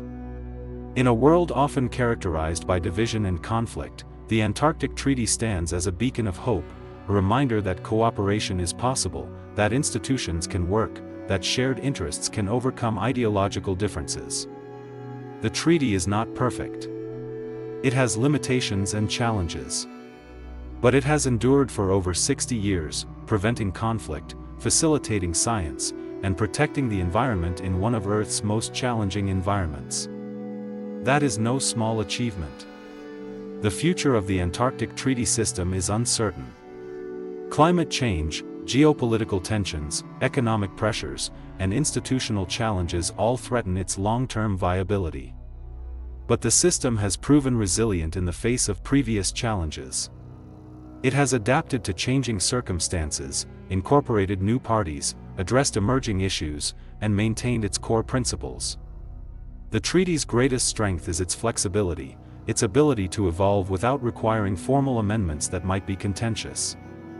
The consultative meeting system has allowed parties to address new challenges through consensus-based decision-making, adopting measures that reflect changing values and circumstances without reopening the core treaty provisions. This flexibility will be tested in the coming decades as climate change transforms Antarctica's environment and creates new pressures for human activity. The treaty system will need to adapt to increased tourism, expanded scientific research, potential resource exploitation, and changing geopolitical dynamics. It will need to strengthen environmental protections, improve monitoring and enforcement, enhance scientific cooperation, and address the impacts of climate change. These challenges are daunting, but not insurmountable. The treaty system has faced daunting challenges before and emerged stronger. Its success will depend on the continued commitment of its parties, their willingness to prioritize cooperation over conflict, science over exploitation, protection over profit. It will depend on strong institutional support, effective scientific advice, efficient operational coordination, transparent decision-making. It will depend on public support, environmental organizations, scientific communities, and citizens advocating for strong Antarctic protections. And it will depend on good fortune, the absence of major economic discoveries that might create irresistible pressure to exploit Antarctica's resources. The Antarctic Treaty System is not guaranteed to succeed. No international agreement is. But its 60-year track record of success provides reason for optimism. The treaty has prevented conflict where conflict seemed likely. It has facilitated cooperation where cooperation seemed impossible. It has protected the environment where exploitation seemed inevitable. These achievements are not accidents. They are the result of deliberate choices by nations and individuals who recognize that cooperation serves their interests better than conflict. The Antarctic Treaty System is a testament to human capacity for pragmatic problem solving, for building institutions that serve mutual interests, for creating order out of chaos. It is a beacon of hope in an era of division and conflict, a reminder that cooperation is possible, that institutions can work, that shared interests can overcome ideological differences. The treaty's greatest lesson is not about Antarctica. It is about humanity. It shows that even in the midst of global conflict, even when nations view each other as adversaries, cooperation is possible when mutual interests are clear. It shows that institutions can facilitate cooperation even in the absence of a central authority. It shows that pragmatism can produce idealism. These lessons extend far beyond Antarctica. They apply to climate change, to biodiversity loss, to ocean governance, to space exploration, to cybersecurity, to pandemic response. The challenges we face in the 21st century are global in scale and require global solutions. No single nation can address them alone. The Antarctic Treaty shows that global cooperation is possible, not because nations are altruistic, but because cooperation serves their interests. This is not a naive or idealistic view. It is a pragmatic recognition of interdependence. The Antarctic Treaty is a small agreement governing a small continent. But its lessons are universal. They remind us that cooperation is not weakness. It is strength. That compromise is not surrender. It is strategy. That institutions are not bureaucracy. They are tools for achieving common goals. The Antarctic Treaty is more than a legal document. It is a statement of faith in human capacity for cooperation. It is a commitment to peace over conflict, science over exploitation, protection over profit.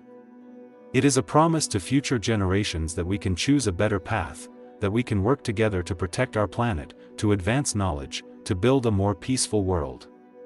The treaty's greatest achievement is not what it has accomplished in Antarctica.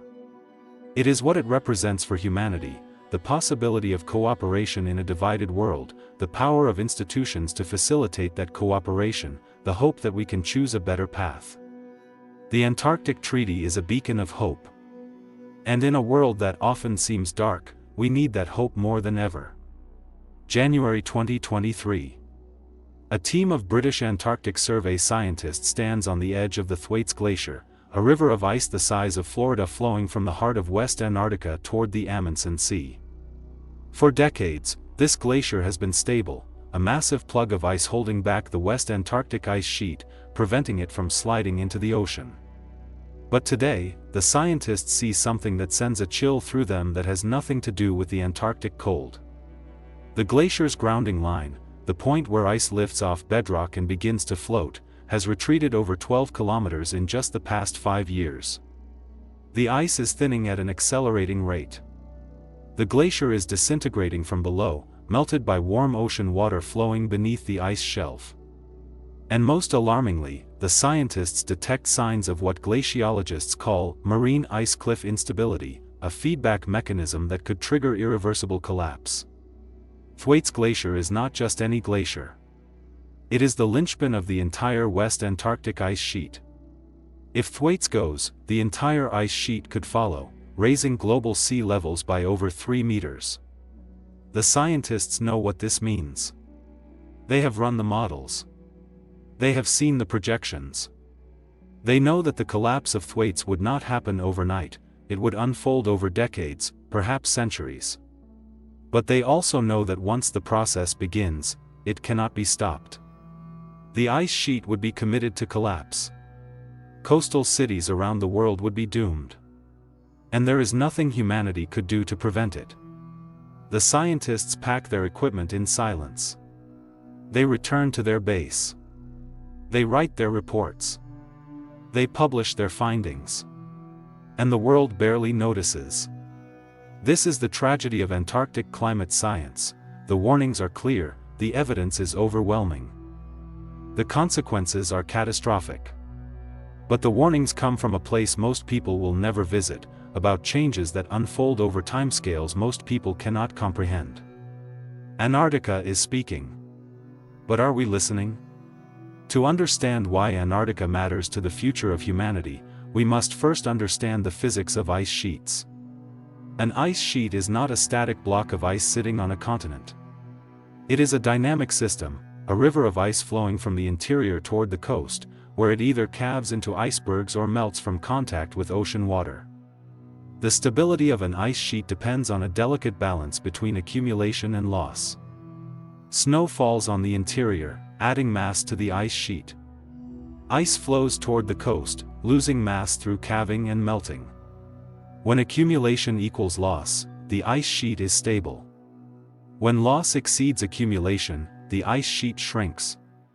This balance has been maintained for thousands of years, through ice ages and warm periods, through natural climate variability. But human-caused climate change has disrupted this balance. The atmosphere is warming. The oceans are warming. And Antarctica is responding. The response is not uniform across the continent. East Antarctica, the larger, older, more stable portion of the ice sheet, has remained relatively stable, with some regions even gaining mass due to increased snowfall. But West Antarctica, the smaller, younger, more vulnerable portion, is losing ice at an accelerating rate. The difference lies in geography. East Antarctica sits mostly on bedrock above sea level, protected from warm ocean water. West Antarctica sits mostly on bedrock below sea level, a topographic bowl that makes it vulnerable to invasion by warm ocean currents. This vulnerability is what makes West Antarctica the weak link in Earth's climate system, the place where relatively small changes in ocean temperature can trigger massive ice loss with global consequences. The first evidence that West Antarctica was responding to climate change came in the late 1990s, when satellite measurements revealed that the region was losing ice faster than any other part of Antarctica. The initial losses were small, a few billion tons per year, barely noticeable against the ice sheet's total mass of over 2.7 million billion tons.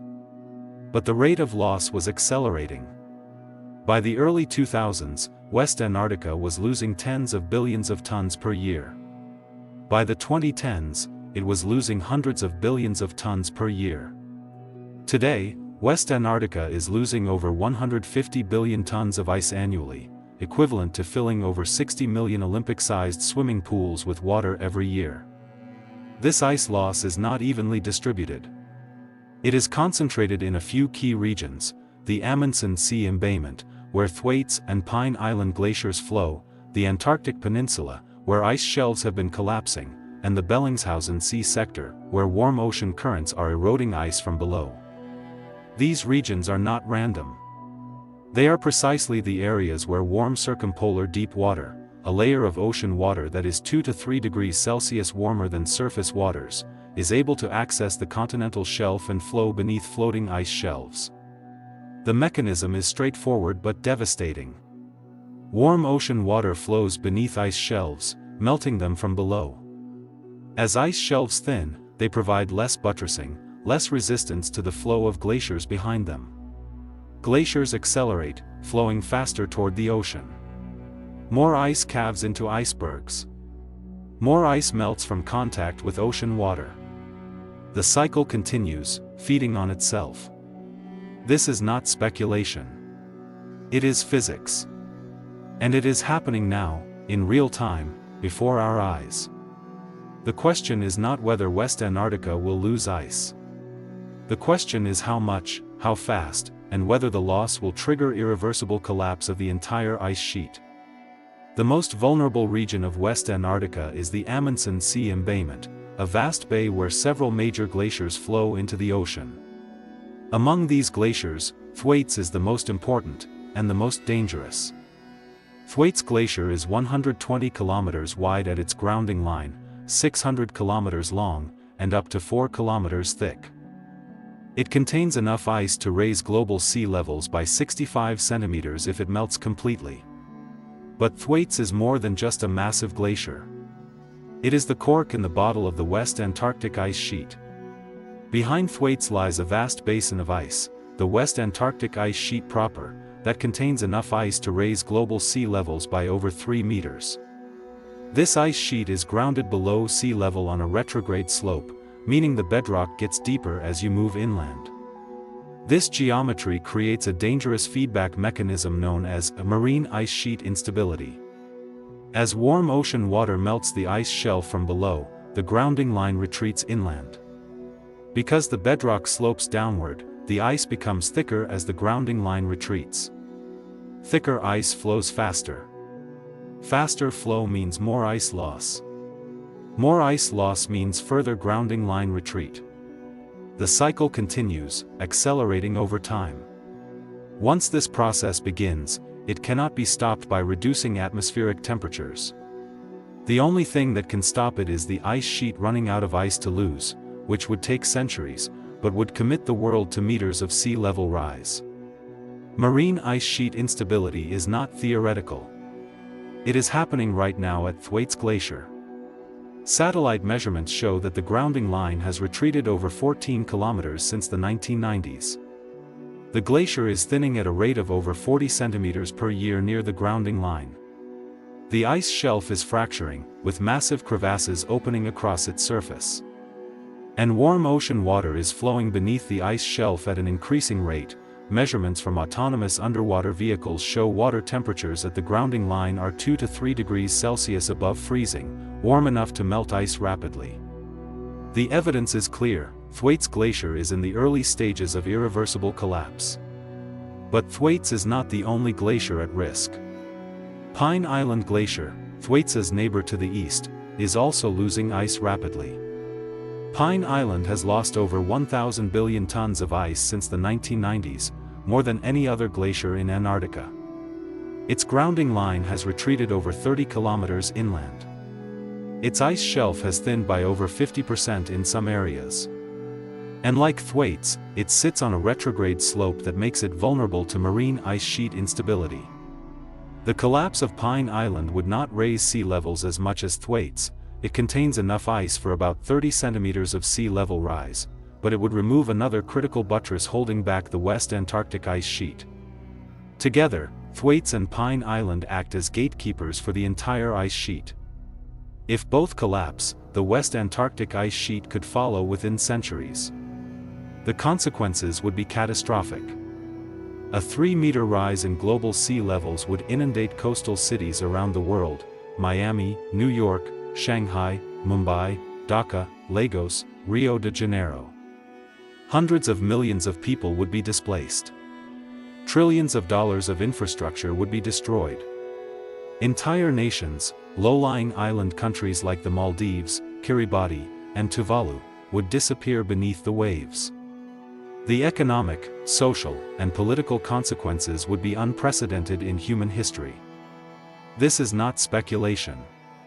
It is physics.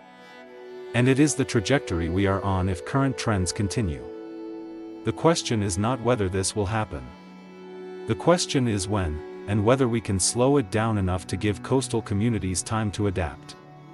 The Antarctic Peninsula, the finger of land that reaches toward South America, tells a different but equally alarming story. Here, the primary driver of ice loss is not warm ocean water, but warm air temperatures. The Antarctic Peninsula is one of the fastest warming regions on Earth. Temperatures have increased by nearly 3 degrees Celsius over the past 50 years, 3 times the global average. This warming has caused dramatic changes on the peninsula. Ice shelves, floating extensions of glaciers that provide buttressing, have been collapsing at an accelerating rate. In 1995, the Larsen A ice shelf collapsed suddenly, losing 2,000 square kilometers of ice in a matter of days.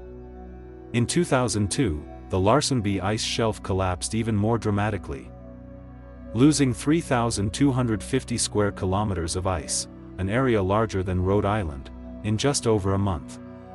The collapse was captured by satellites, showing a mosaic of icebergs spreading across the Weddell Sea like a shattered mirror. Scientists were stunned by the speed and scale of the collapse. Ice shelves had been considered stable features of the Antarctic landscape, persisting for thousands of years. The rapid disintegration of Larsen B showed that ice shelves could collapse suddenly when pushed past a tipping point. The trigger for these collapses was surface melting. As air temperatures warmed, meltwater formed on the surface of the ice shelves. This meltwater flowed into crevasses, cracks in the ice. Water is denser than ice, so it exerted pressure at the bottom of the crevasses, forcing them to propagate downward through a process called hydrofracturing. When crevasses reached the base of the ice shelf, the shelf fractured into thousands of icebergs that drifted away. The process was unstoppable once it began. After the Larsen B collapse, scientists turned their attention to the remaining ice shelves on the peninsula: Larsen C, George VI, Wilkins, and others. All showed signs of stress: surface melt, crevasse formation, thinning from below. In 2017, Larsen C calved a massive iceberg, 68, measuring 5,800 square kilometers, one of the largest icebergs ever recorded. The calving reduced Larsen C's area by 12%, bringing it to its smallest extent since the end of the last ice age. Scientists now believe Larsen C is vulnerable to collapse within decades. When it goes, the glaciers behind it will accelerate, contributing to sea level rise. The Antarctic Peninsula is a preview of what could happen elsewhere in Antarctica as air temperatures continue to rise. Ice shelves around the continent are already thinning from below due to warm ocean water. If surface melting increases due to atmospheric warming, hydrofracturing could become a widespread mechanism for ice shelf collapse, removing the buttresses that hold back glaciers and accelerating ice loss across the continent. But the most alarming development in Antarctic climate science is not happening on the peninsula or in West Antarctica. It is happening in East Antarctica, the part of the continent that was supposed to be stable. For decades, scientists believed East Antarctica was too cold, too high, too isolated to be vulnerable to climate change. The East Antarctic ice sheet contains over 90% of Antarctica's ice, enough to raise global sea levels by over 50 meters if it melted completely. But it was considered a sleeping giant, stable for millions of years, unlikely to wake up anytime soon. That belief is now being challenged. In 2018, satellite measurements revealed that the Totten Glacier, East Antarctica's largest outlet glacier, was losing ice at an accelerating rate. Totten contains enough ice to raise global sea levels by 3.5 meters. It sits on bedrock below sea level, making it vulnerable to warm ocean water. Measurements from research vessels showed that warm circumpolar deep water was flowing onto the continental shelf and reaching the base of Totten's ice shelf. The water was melting the ice shelf from below at a rate of over 10 meters per year in some areas. This was a wake-up call for the scientific community. If Totten was vulnerable, what about other glaciers in East Antarctica? Subsequent research revealed that several other East Antarctic glaciers were also losing ice: Denman Glacier, Vanderford Glacier, Moscow University Glacier. All sit on bedrock below sea level. All are in contact with warm ocean water. All show signs of acceleration and thinning. The implications are profound. East Antarctica was supposed to be our insurance policy, the part of Antarctica that would remain stable even if West Antarctica collapsed. If East Antarctica is also vulnerable, there is no insurance policy. The entire Antarctic ice sheet could be at risk. This does not mean East Antarctica will collapse anytime soon. The processes are slower than in West Antarctica. The ice sheet is larger, colder, more stable. But the direction of change is clear. East Antarctica is responding to climate change. And if current trends continue, it could contribute significantly to sea level rise this century and beyond. The physics of Antarctic ice loss is complex, but the underlying driver is simple: human-caused climate change. The burning of fossil fuels, coal, oil, and gas, has released over 1.5 trillion tons of carbon dioxide into the atmosphere since the Industrial Revolution. This CO2 acts like a blanket, trapping heat that would otherwise escape to space. The result is global warming. The Earth's average surface temperature has increased by 1.2 degrees Celsius since pre-industrial times. Most of this warming has occurred in the past 50 years. The warming is not uniform across the planet. Some regions have warmed more than others. The Arctic has warmed 3 times faster than the global average. The Antarctic Peninsula has warmed 3 times faster than the global average. West Antarctica has warmed more slowly, but the oceans around Antarctica have warmed significantly. The Southern Ocean has absorbed over 75% of the excess heat trapped by greenhouse gases. This ocean warming is what is driving ice loss in Antarctica: warm water flowing beneath ice shelves, melting them from below, triggering the feedback mechanisms that accelerate ice loss. The connection between human activity and Antarctic ice loss is not speculative. It is established by multiple lines of evidence. Climate models that include human greenhouse gas emissions accurately reproduce the observed warming of the atmosphere and oceans. Climate models that exclude human emissions fail to reproduce the observed warming. The isotopic signature of carbon in the atmosphere shows that the increase in CO2 comes from burning fossil fuels, not from natural sources. The timing of Antarctic ice loss coincides with the timing of human-caused warming. The spatial pattern of ice loss, concentrated in regions vulnerable to warm ocean water, matches the predictions of climate models. The evidence is overwhelming: human activity is causing Antarctic ice loss. There is no credible scientific debate about this.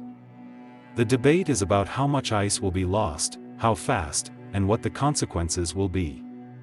But the fundamental connection between human activity and Antarctic ice loss is settled science.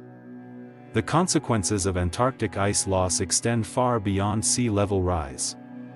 The melting of the Antarctic ice sheet will have profound impacts on global climate, ocean circulation, weather patterns, and ecosystems. One of the most significant impacts will be on the Southern Ocean's role in regulating Earth's climate. The Southern Ocean is the planet's largest carbon sink. It absorbs over 40% of the CO2 absorbed by oceans globally.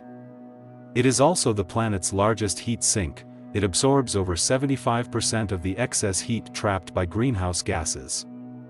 This absorption is not passive. It is driven by a process called upwelling. Deep, carbon-rich water rises to the surface around Antarctica, where it exchanges CO2 and heat with the atmosphere, then sinks back down, carrying carbon and heat into the deep ocean. This process, part of the global, overturning circulation, is what makes the Southern Ocean such an effective carbon and heat sink. But Antarctic ice loss threatens to disrupt this process. As ice melts, it releases fresh water into the Southern Ocean. Fresh water is less dense than salt water, so it forms a layer on the surface that inhibits mixing between surface and deep waters. This freshwater cap reduces upwelling, slowing the overturning circulation and reducing the Southern Ocean's ability to absorb CO2 and heat. The consequences could be catastrophic. If the Southern Ocean absorbs less CO2, more CO2 will remain in the atmosphere, accelerating global warming. If the Southern Ocean absorbs less heat, more heat will remain in the atmosphere, accelerating global warming. This creates a dangerous feedback loop. Warming causes ice loss reduces carbon uptake, reduced carbon uptake causes more warming causes more ice loss. The feedback could amplify global warming by 20 to 30% this century, enough to push the planet past critical tipping points. The Southern Ocean feedback is not the only climate impact of Antarctic ice loss. Melting ice will also affect global weather patterns. The Antarctic ice sheet plays a crucial role in driving atmospheric circulation, the polar vortex, the jet stream, the Hadley cell. As the ice sheet shrinks, these circulation patterns will change, altering weather patterns around the world. Some regions will become wetter. Some will become drier. Some will experience more extreme weather. The details are still uncertain, but the direction of change is clear. Antarctic ice loss will disrupt global climate in ways that are difficult to predict but impossible to ignore. The impacts on Antarctic ecosystems will be equally profound. Antarctica is home to some of the most specialized and vulnerable ecosystems on Earth: penguins, seals, whales, krill, and countless microscopic organisms that have evolved over millions of years to survive in extreme conditions. These ecosystems are already under stress from climate change. Warming waters are altering the distribution of krill, the tiny shrimp-like crustaceans that form the base of the Antarctic food web. Krill depend on sea ice for shelter and feeding. As sea ice declines, krill populations are declining. This has cascading effects up the food chain. Penguins, seals, and whales that depend on krill are struggling to find food. Emperor penguins, the iconic species that breeds on sea ice during the Antarctic winter, are particularly vulnerable. In 2022, for the first time on record, an entire emperor penguin colony failed to produce any chicks. The sea ice broke up too early, before the chicks had developed waterproof feathers. The chicks drowned. This was not an isolated event. Climate models project that 90% of emperor penguin colonies will be extinct by 2100 if current warming trends continue. Other penguin species are also at risk. Adelie penguins, which depend on sea ice for foraging, are declining in some regions. Chinstrap penguins, which prefer open water, are expanding in other regions. The shifts are complex, but the overall trend is clear. Climate change is reshaping Antarctic ecosystems in ways that favor generalist species over specialists, invasive species over natives, and warm-adapted species over cold-adapted species. The loss of biodiversity will have consequences that extend beyond Antarctica. Many Antarctic species migrate to lower latitudes during the non-breeding season, connecting Antarctic ecosystems to ecosystems around the world.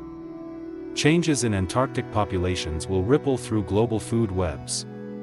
The loss of krill, for example, will affect fisheries in the Southern Ocean that depend on krill as bait or feed.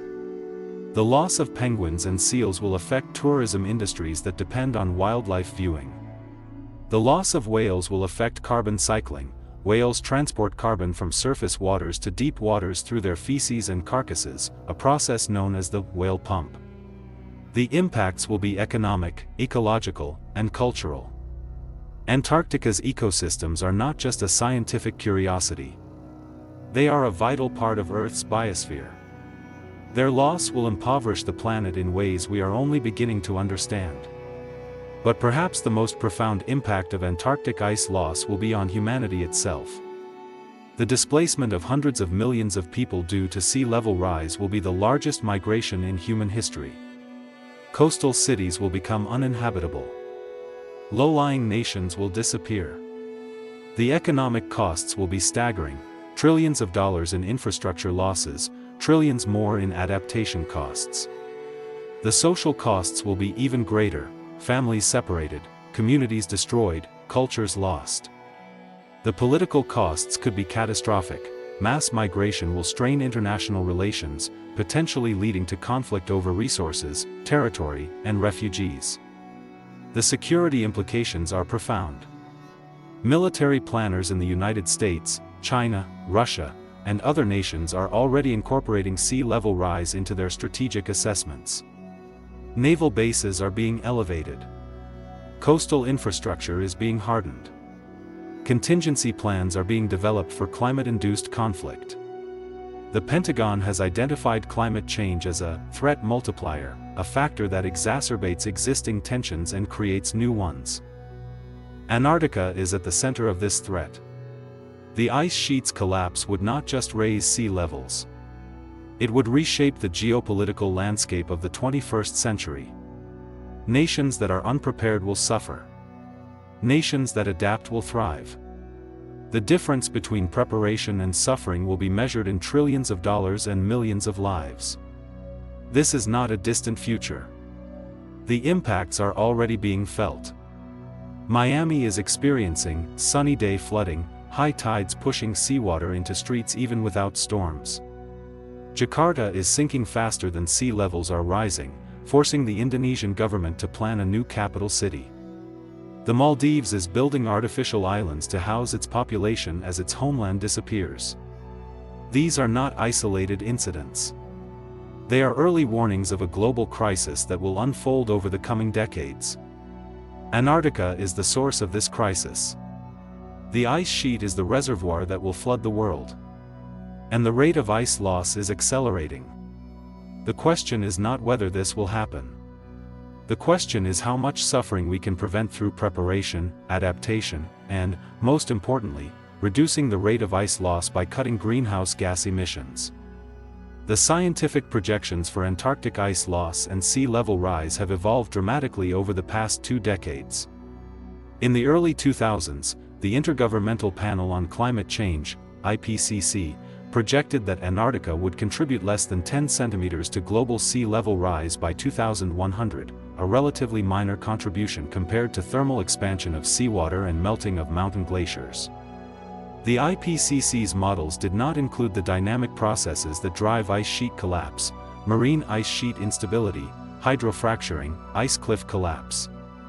These processes were poorly understood at the time, and the models lacked the resolution to simulate them. But as observations revealed accelerating ice loss in Antarctica, scientists realized the models were missing critical physics. New models were developed that included these processes. The results were alarming.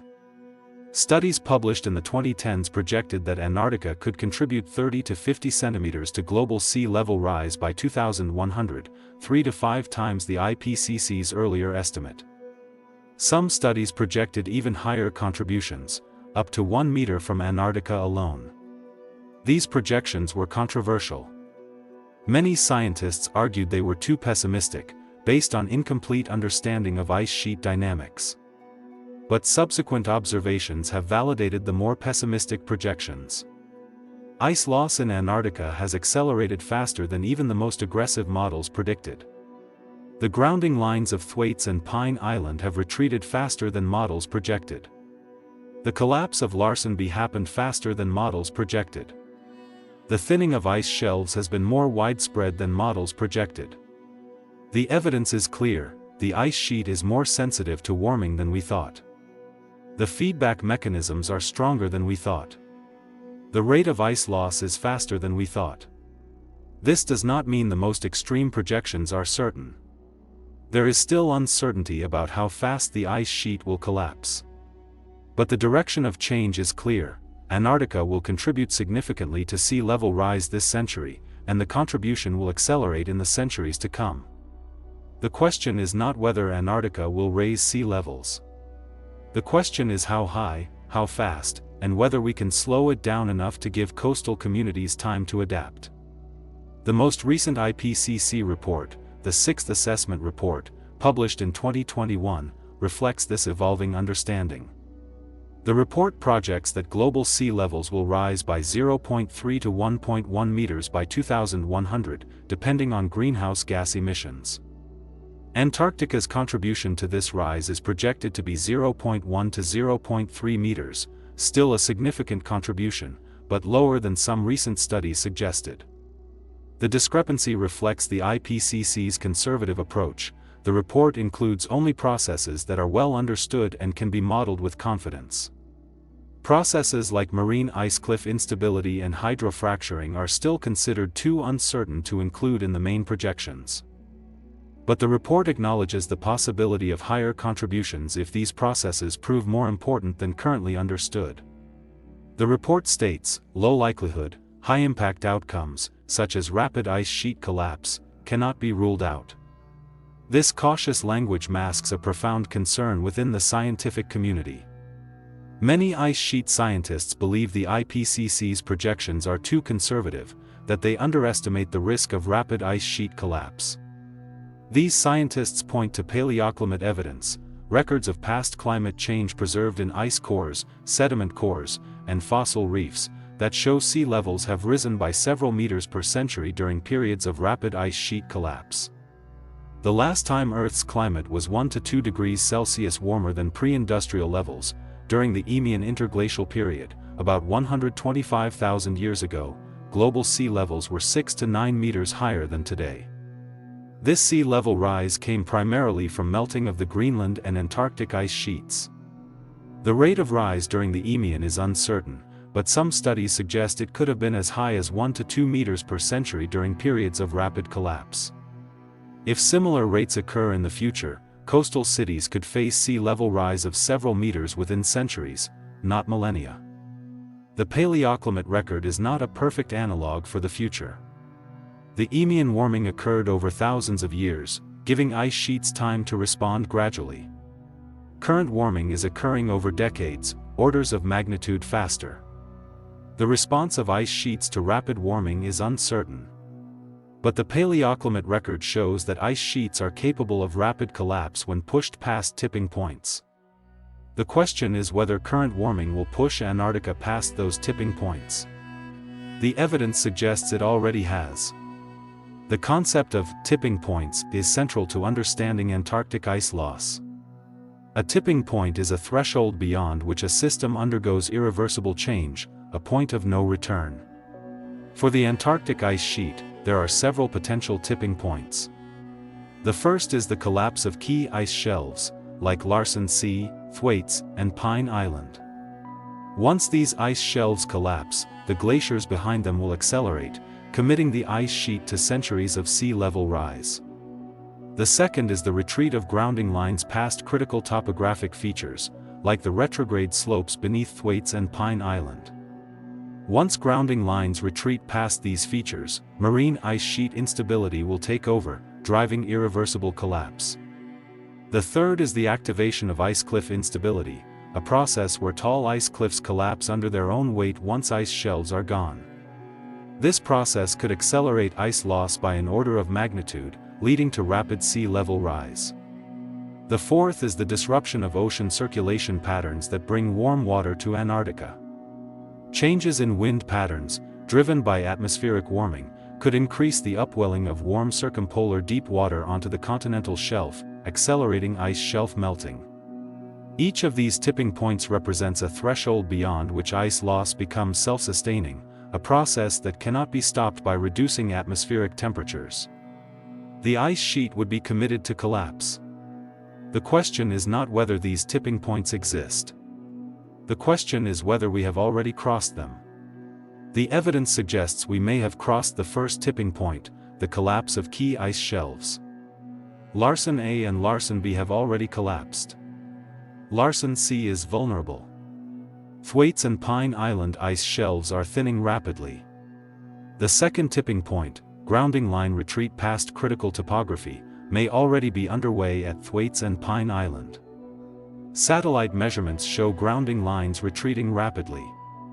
The third tipping point, ice cliff instability, has not yet been observed, but models suggest it could be triggered within decades if ice shelves continue to collapse. The fourth tipping point, changes in ocean circulation, is already occurring. Wind patterns around Antarctica have shifted due to atmospheric warming and ozone depletion, increasing the upwelling of warm water onto the continental shelf. The evidence is clear: we are pushing the Antarctic ice sheet toward tipping points. Some may have already been crossed. Others may be crossed within decades. The consequences will unfold over centuries, but the commitment to those consequences is happening now. The urgency of the situation cannot be overstated. Every fraction of a degree of warming matters. Every year of delay matters. Every ton of CO2 matters. The physics is clear: the more we warm the planet, the more ice Antarctica will lose. The faster we warm the planet, the faster Antarctica will lose ice. The choices we make in the next decade will determine the fate of the ice sheet for centuries to come. This is not a distant future. It is our present. The ice sheet is already responding to the warming we have caused. The grounding lines are already retreating. The ice shelves are already thinning. The glaciers are already accelerating. These changes cannot be reversed on human timescales. The ice sheet has inertia. It takes centuries to respond fully to changes in climate. But the commitment to future change is happening now. The CO2 we emit today will warm the planet for centuries. The warming will melt ice for centuries. The sea level rise will continue for centuries. This is the legacy we are creating. The question is what kind of legacy we want to leave. Do we want to leave a legacy of collapse, of coastal cities flooded, of nations disappeared, of ecosystems destroyed? Or do we want to leave a legacy of stewardship, of a stable climate, of protected ecosystems, of thriving coastal communities? The choice is ours. The science is clear. The path is clear. The only question is whether we have the will to act. Antarctica is speaking. It is telling us that the ice sheet is vulnerable. It is telling us that the tipping points are real. It is telling us that the consequences of inaction will be catastrophic.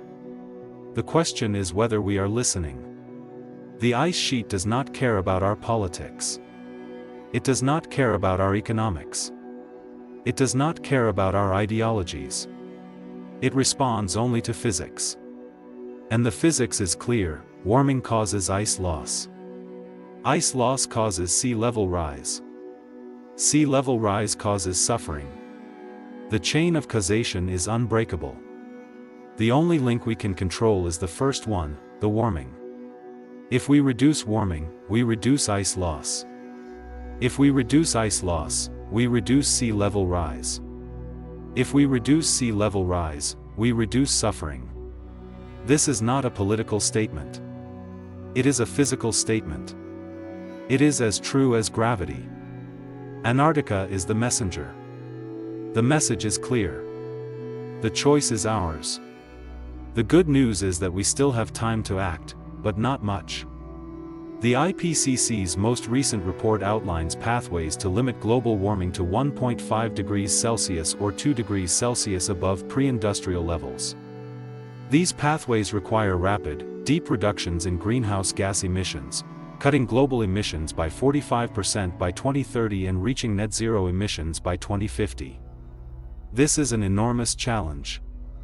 It requires transforming the global energy system, replacing fossil fuels with renewable energy, electrifying transportation, improving energy efficiency, developing carbon capture technologies.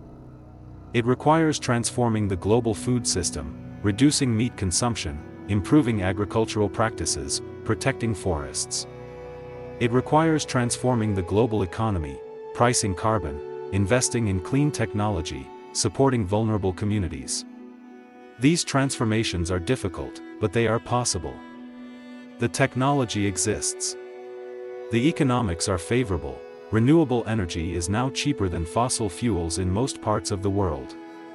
The political will is growing. Over 140 countries have committed to net zero emissions, representing over 90% of global GDP. The challenge is implementation, turning commitments into action, scaling solutions globally, ensuring a just transition for workers and communities dependent on fossil fuels. This is not a technical challenge. It is a political and social challenge. It requires leadership, cooperation, and courage.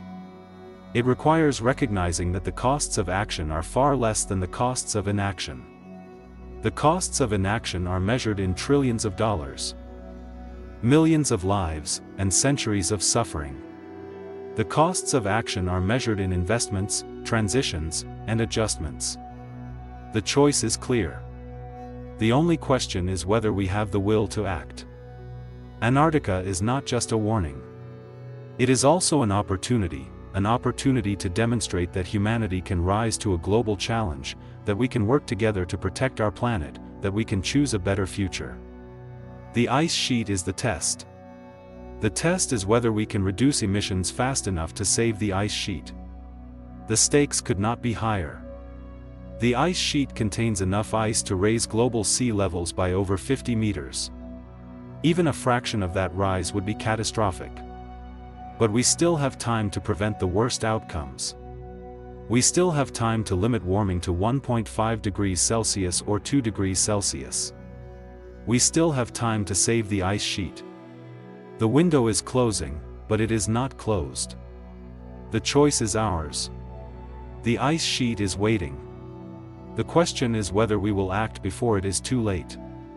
The human dimension of Antarctic climate change is often overlooked in scientific discussions, but it is essential to understanding why this matters.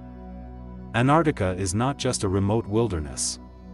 It is a part of our shared heritage, a continent that has inspired explorers, scientists, artists, and dreamers for centuries. It is a place of profound beauty and mystery, of endless white plains, of towering ice cliffs, of penguins marching across the ice, of whales breaching in icy waters. It is a place that humbles us, that reminds us of our smallness in the face of nature's grandeur. To lose Antarctica, to watch it melt away, to see its ecosystems collapse, to witness its transformation from a frozen wilderness to a flooded coastline, would be a profound loss for humanity. It would be a loss of beauty, of mystery, of inspiration. It would be a loss of scientific knowledge, the ice cores that record Earth's climate history, the ecosystems that reveal the limits of life, the geological formations that tell the story of our planet. It would be a loss of moral standing, the recognition that we had the knowledge to prevent this loss, but lacked the will to act. Antarctica is a test of our humanity. It is a test of whether we can rise above our short-term interests to protect something greater than ourselves. It is a test of whether we can work together across borders, cultures, and ideologies to solve a global problem. It is a test of whether we can choose stewardship over exploitation, cooperation over conflict, hope over despair. The ice sheet does not care about our test. It will respond to physics regardless of our choices. But we care. We care about the legacy we leave. We care about the world we pass to future generations. We care about the beauty and mystery of this planet. Antarctica is speaking. It is telling us that the ice sheet is vulnerable. It is telling us that the tipping points are real. It is telling us that the consequences of inaction will be catastrophic. The question is whether we are listening. The ice sheet is the messenger. The message is clear. The choice is ours. The ice is waiting. The time is now. The year is 2075. A Chinese icebreaker, the Shuelong 5, cuts through the pack ice of the Amundsen Sea, its hull reinforced with graphene composites that make it virtually indestructible. On board, a team of scientists, engineers, and government officials prepares to establish the world's first permanent Antarctic settlement, a domed city housing 5,000 people, powered by nuclear fusion reactors buried deep beneath the ice sheet.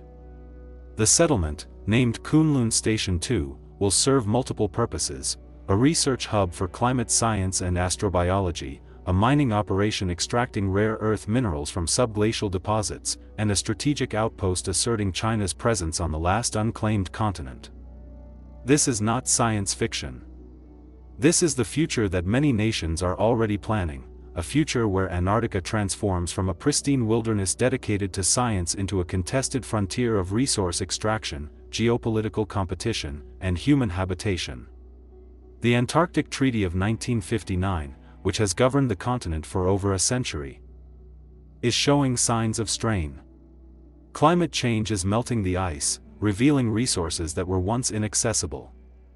Rising powers are challenging the old order, demanding a greater say in Antarctic governance.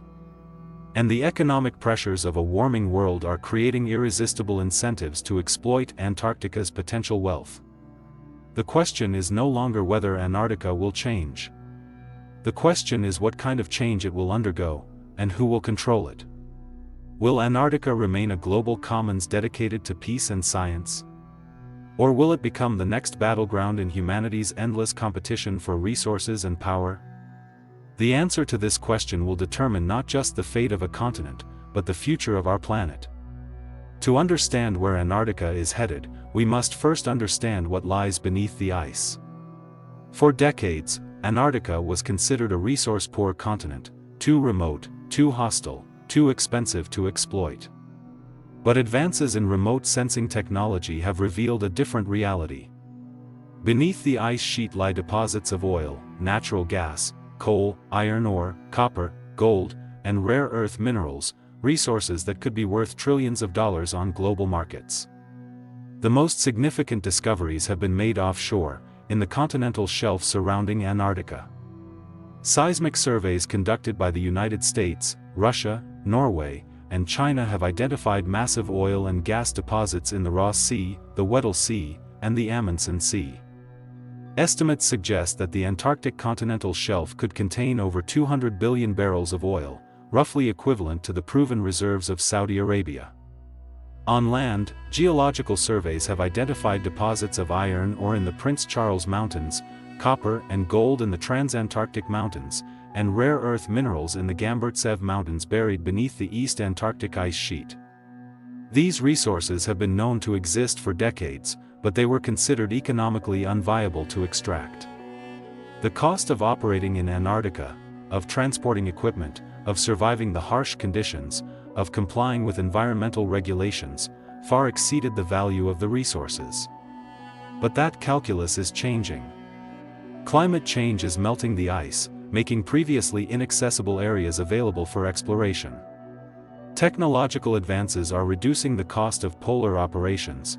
Autonomous vehicles, robotics, artificial intelligence, and advanced materials are making it possible to operate in Antarctica with fewer personnel and lower costs. And rising global demand for resources, driven by population growth, economic development, and the transition to renewable energy, which requires rare earth minerals for batteries, wind turbines, and solar panels, is increasing the value of Antarctica's potential wealth. The economic incentives to exploit Antarctica are growing stronger every year. The question is whether the legal and political barriers will hold. The legal framework governing Antarctica is the Antarctic Treaty System, a complex web of agreements built around the original 1959 treaty. The system has three key components. First, the Antarctic Treaty itself, which establishes Antarctica as a demilitarized zone, guarantees freedom of scientific research, and freezes territorial claims. Second, the Protocol on Environmental Protection to the Antarctic Treaty, the Madrid Protocol, which designates Antarctica as a natural reserve, devoted to peace and science, and prohibits all mineral resource activities except for scientific research. Third, the Convention on the Conservation of Antarctic Marine Living Resources, CCAMLR, which regulates fishing in the Southern Ocean and establishes marine protected areas. Together, these agreements create a comprehensive framework for governing human activity in Antarctica. But the framework has weaknesses. The Madrid Protocol's ban on mining is not permanent. It includes a provision allowing the ban to be reviewed after 50 years, which means it could be lifted as early as 2048. The review process requires unanimous agreement among treaty parties to maintain the ban, meaning a single nation could block renewal and open the door to mining. The treaty's inspection regime, while innovative, has limited enforcement power. Inspectors can observe and report violations, but they cannot impose penalties or stop activities. And the treaty's consensus-based decision-making process makes it difficult to address emerging challenges. Any party can block measures it finds unfavorable, potentially paralyzing the system. These weaknesses have been manageable so far because the economic incentives to exploit Antarctica have been weak. But as those incentives grow stronger, the weaknesses will be tested. The treaty system was designed for a world where Antarctica had no economic value. It may not survive in a world where Antarctica is seen as a source of wealth. The question is whether the treaty parties will strengthen the system to address emerging challenges, or whether the system will fracture under pressure. The most significant challenge to the Antarctic treaty system comes from China. Since establishing its first Antarctic station in 1985, China has rapidly expanded its presence on the continent. Today, China operates 5 year-round research stations, Great Wall, Zhongshan, Kunlun, Taishan, and Qinling, and 2 seasonal stations, with plans for more. China has deployed 3 icebreakers to support Antarctic operations, Shuelong, Shuelong 2, and the under-construction Shuelong 3, with plans for a 4th nuclear-powered icebreaker by 2030. China's Antarctic program is officially dedicated to scientific research, climate science, glaciology, astronomy, and biology. But Western analysts see strategic motives behind China's expansion. Antarctica offers China several advantages.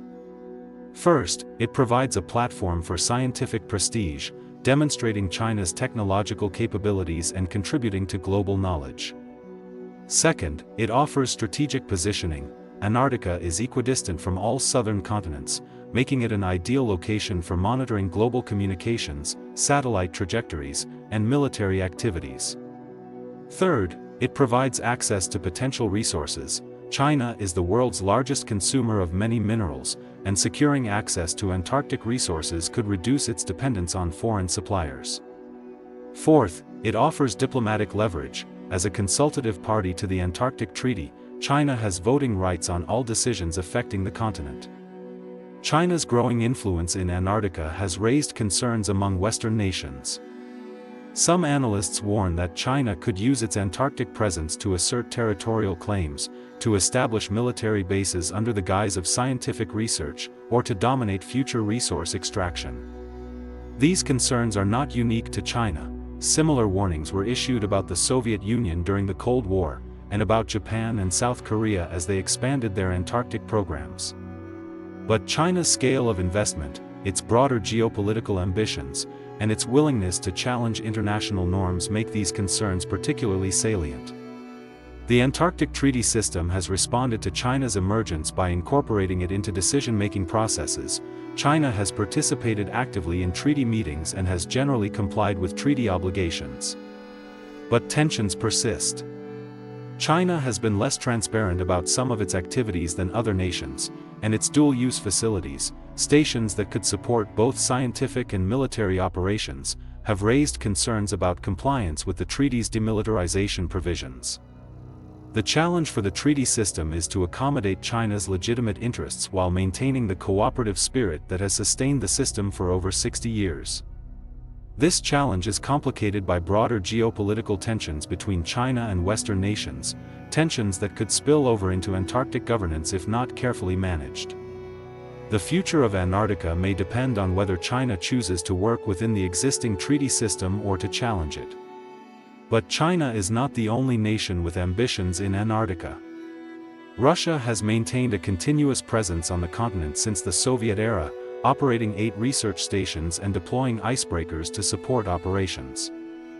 Russia's interests in Antarctica are primarily strategic.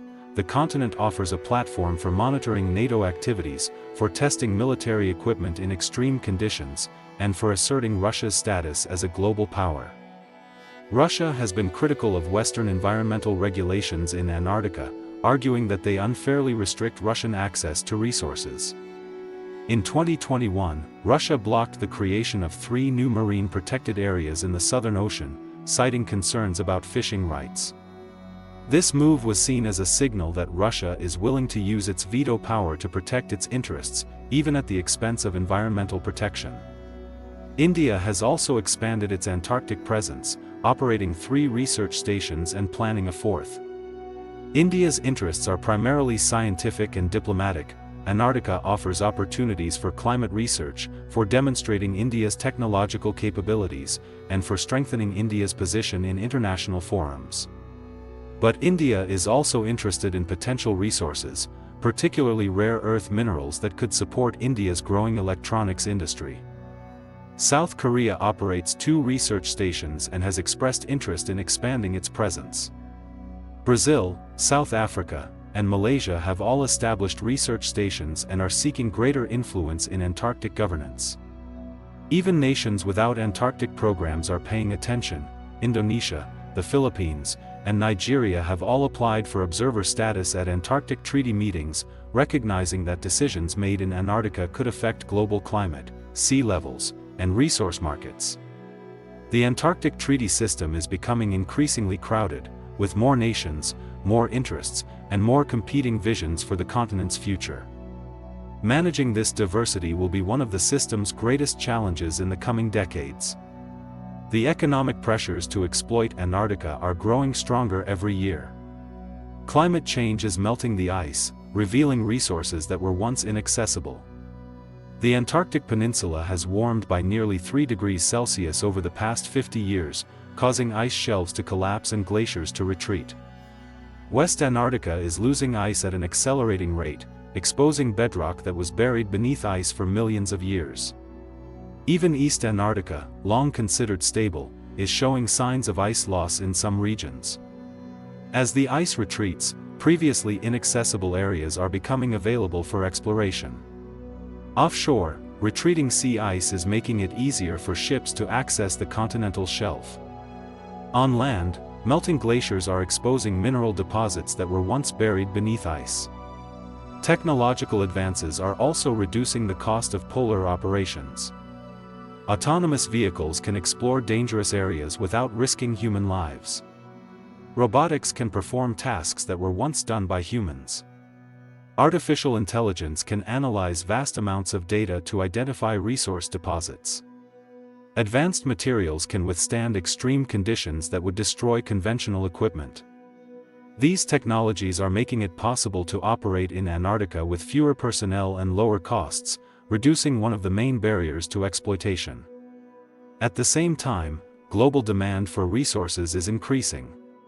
The world's population is projected to reach 10 billion by 2050, creating unprecedented demand for food, water, energy, and materials. The transition to renewable energy, while essential for addressing climate change, requires massive amounts of minerals for batteries, wind turbines, and solar panels. Lithium, cobalt, nickel, copper, and rare earth minerals are all critical for renewable energy technologies, and global demand for these minerals is projected to increase by 500% by 2050. Antarctica could be a major source of these minerals. The Gamburtsev Mountains, buried beneath the East Antarctic ice sheet, are believed to contain significant deposits of rare earth minerals. The Transantarctic Mountains could contain copper, gold, and iron ore. The continental shelf could contain oil and gas. The economic incentives to exploit these resources are growing stronger every year. The question is whether the legal and political barriers will hold. Tourism is another growing pressure on Antarctica. In the 1990s, fewer than 5,000 tourists visited Antarctica per year. Today, that number has grown to over 75,000 per year, and it is projected to exceed 100,000 by 2030. Most tourists arrive on cruise ships that sail from South America to the Antarctic Peninsula, where they disembark for brief visits to penguin colonies, research stations, and historic sites. The tourism industry argues that tourism raises awareness about Antarctica's unique environment and generates revenue that supports conservation efforts. But critics argue that tourism poses significant risks to Antarctica's fragile ecosystems. Cruise ships can introduce invasive species through ballast water or on tourists' clothing and equipment. Tourists can disturb wildlife, particularly penguins and seals that are sensitive to human presence. Ships can pollute the marine environment with sewage, gray water, and fuel spills. And the risk of accidents is real. In 2007, the cruise ship MS Explorer sank after hitting an iceberg, requiring a dramatic rescue operation and leaving fuel and debris in the pristine environment. The Antarctic Treaty System has responded to the growth of tourism by adopting regulations that limit the size of ships, restrict landing sites, and require environmental impact assessments. But enforcement is difficult. The vastness of Antarctica makes it impossible to monitor all tourist activities, and the treaty's inspection regime has limited resources. The tourism industry is largely self-regulating, with most operators belonging to the International Association of Antarctica Tour Operators, IAATO, which has established voluntary guidelines for responsible tourism. But not all operators follow these guidelines, and the lack of mandatory regulations creates a risk of a race to the bottom, where operators compete on price by cutting corners on environmental protection. The growth of tourism also raises questions about Antarctica's identity. Is Antarctica a wilderness to be preserved, or a destination to be visited? Is it a scientific laboratory, or a tourist attraction? These questions have no easy answers. Tourism brings economic benefits and raises awareness, but it also poses risks to the environment and changes the character of the continent. Finding the right balance between access and protection will be one of Antarctica's greatest challenges in the coming decades. Scientific research will continue to be a central activity in Antarctica, but the nature of that research is changing. For decades, Antarctic science focused on understanding the continent itself, its geology, its climate, its ecosystems. Today, Antarctic science is increasingly focused on global challenges: climate change, biodiversity loss, space exploration, and the search for extraterrestrial life. Antarctica offers unique opportunities for addressing these challenges.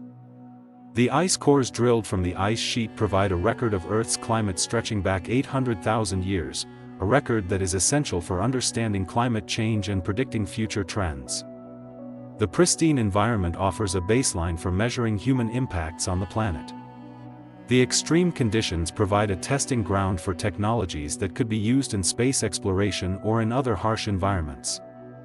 And the subglacial lakes, like Lake Vostok, offer analogs for extraterrestrial oceans on moons like Europa and Enceladus, where life could exist beneath icy shells. The scientific value of Antarctica is immense, and it is growing as global challenges become more urgent. But scientific research is also becoming more expensive and more competitive. The cost of operating research stations, of deploying field teams, of analyzing samples is rising. Nations are competing for scientific prestige. The race to drill into subglacial lakes, to map the Gamburtsev Mountains, to discover new species is intensifying. And the line between science and strategy is blurring. Research that has scientific value also has strategic value, particularly in areas like climate science, where the results can influence global policy. The Antarctic Treaty System has traditionally treated science as a neutral activity, a bridge between nations, a foundation for cooperation. But as science becomes more competitive and more strategic, that neutrality is being tested. The challenge for the treaty system is to maintain science as a force for cooperation while recognizing its growing strategic importance. This challenge is complicated by the fact that scientific research requires infrastructure, stations, laboratories, equipment, that can also be used for other purposes. A research station can also serve as a territorial claim. A laboratory can also house military equipment. A satellite dish can also intercept communications. The dual-use nature of Antarctic infrastructure creates tensions between nations that see science as a bridge and nations that see it as a tool. Managing these tensions will be one of the treaty system's greatest challenges in the coming decades. The most profound question facing Antarctica is whether it will remain a global commons or become a contested frontier. The Antarctic Treaty System was designed to create a global commons, a space where nations cooperate to manage shared resources, where science transcends politics, where the environment is protected for future generations. This vision has been remarkably successful for over 60 years. Antarctica has remained free of military conflict. Scientific cooperation has flourished. The environment has been protected from large-scale exploitation. But the global commons model is being challenged by changing geopolitical dynamics, economic pressures, and environmental threats. The rise of China, the resurgence of Russia, the growth of tourism, the pressure to exploit resources, the impacts of climate change, all of these factors are testing the resilience of the global commons model. Some analysts argue that the model is unsustainable, that the economic incentives to exploit Antarctica are too strong, that the geopolitical tensions are too deep, that the environmental threats are too severe. They predict that Antarctica will become a contested frontier, a place where nations compete for resources, where territorial claims are asserted, where military presence grows. Others argue that the global commons model can be strengthened, that the treaty system can be adapted to address emerging challenges, that new agreements can be negotiated to protect the environment, that cooperation can be expanded to include more nations. They point to the treaty system's track record of success, its ability to prevent conflict, to facilitate cooperation, to protect the environment, as evidence that the global commons model can endure. The future of Antarctica will depend on which of these visions prevails. Will Antarctica remain a symbol of international cooperation, or will it become a symbol of competition? Will it be a sanctuary for science and nature, or a frontier for exploitation and conflict? The answer to these questions will depend not just on what happens in Antarctica, but on what happens in the rest of the world. Antarctica is a mirror. It reflects the values, the priorities, the conflicts of the global community.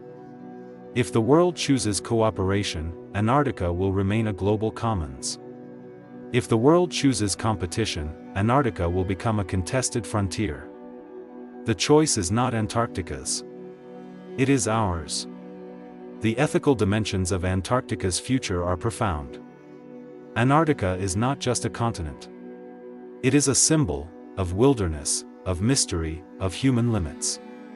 It is a place that has inspired explorers, scientists, artists, and dreamers for centuries.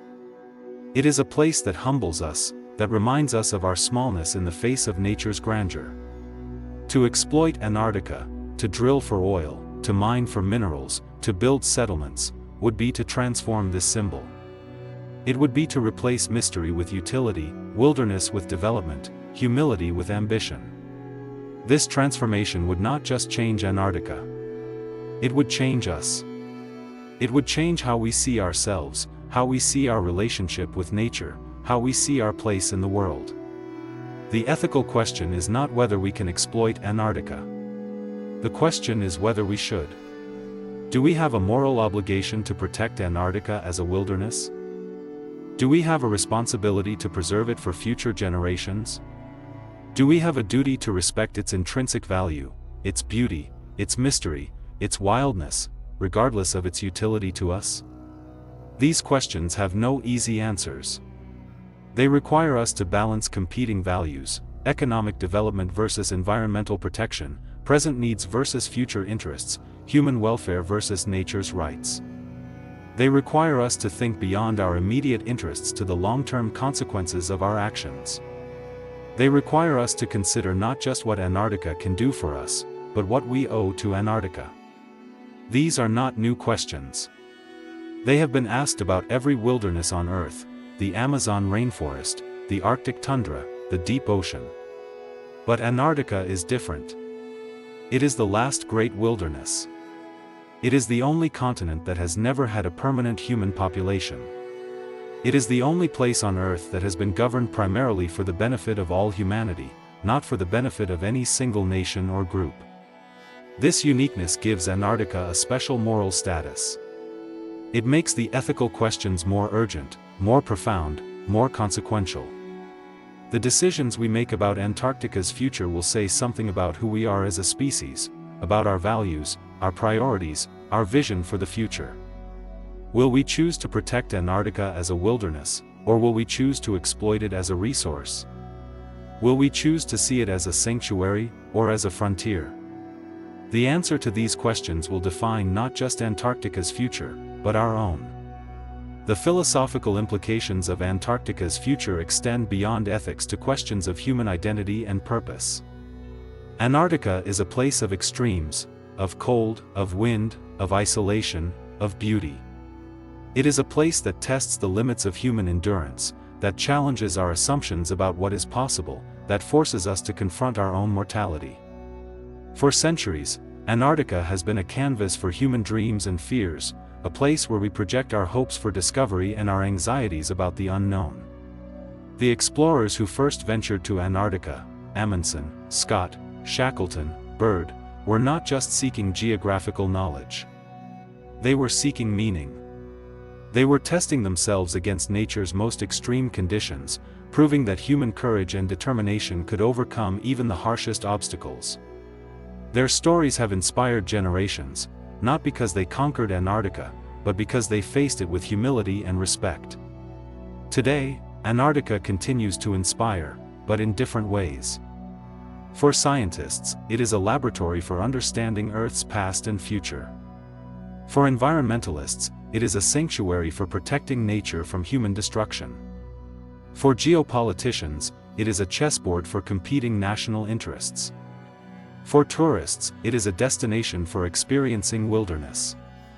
Each of these perspectives reveals something about human nature, our curiosity, our stewardship, our ambition, our desire for connection. But they also raise questions about what Antarctica means to us. Is it a resource to be exploited, or a wilderness to be preserved?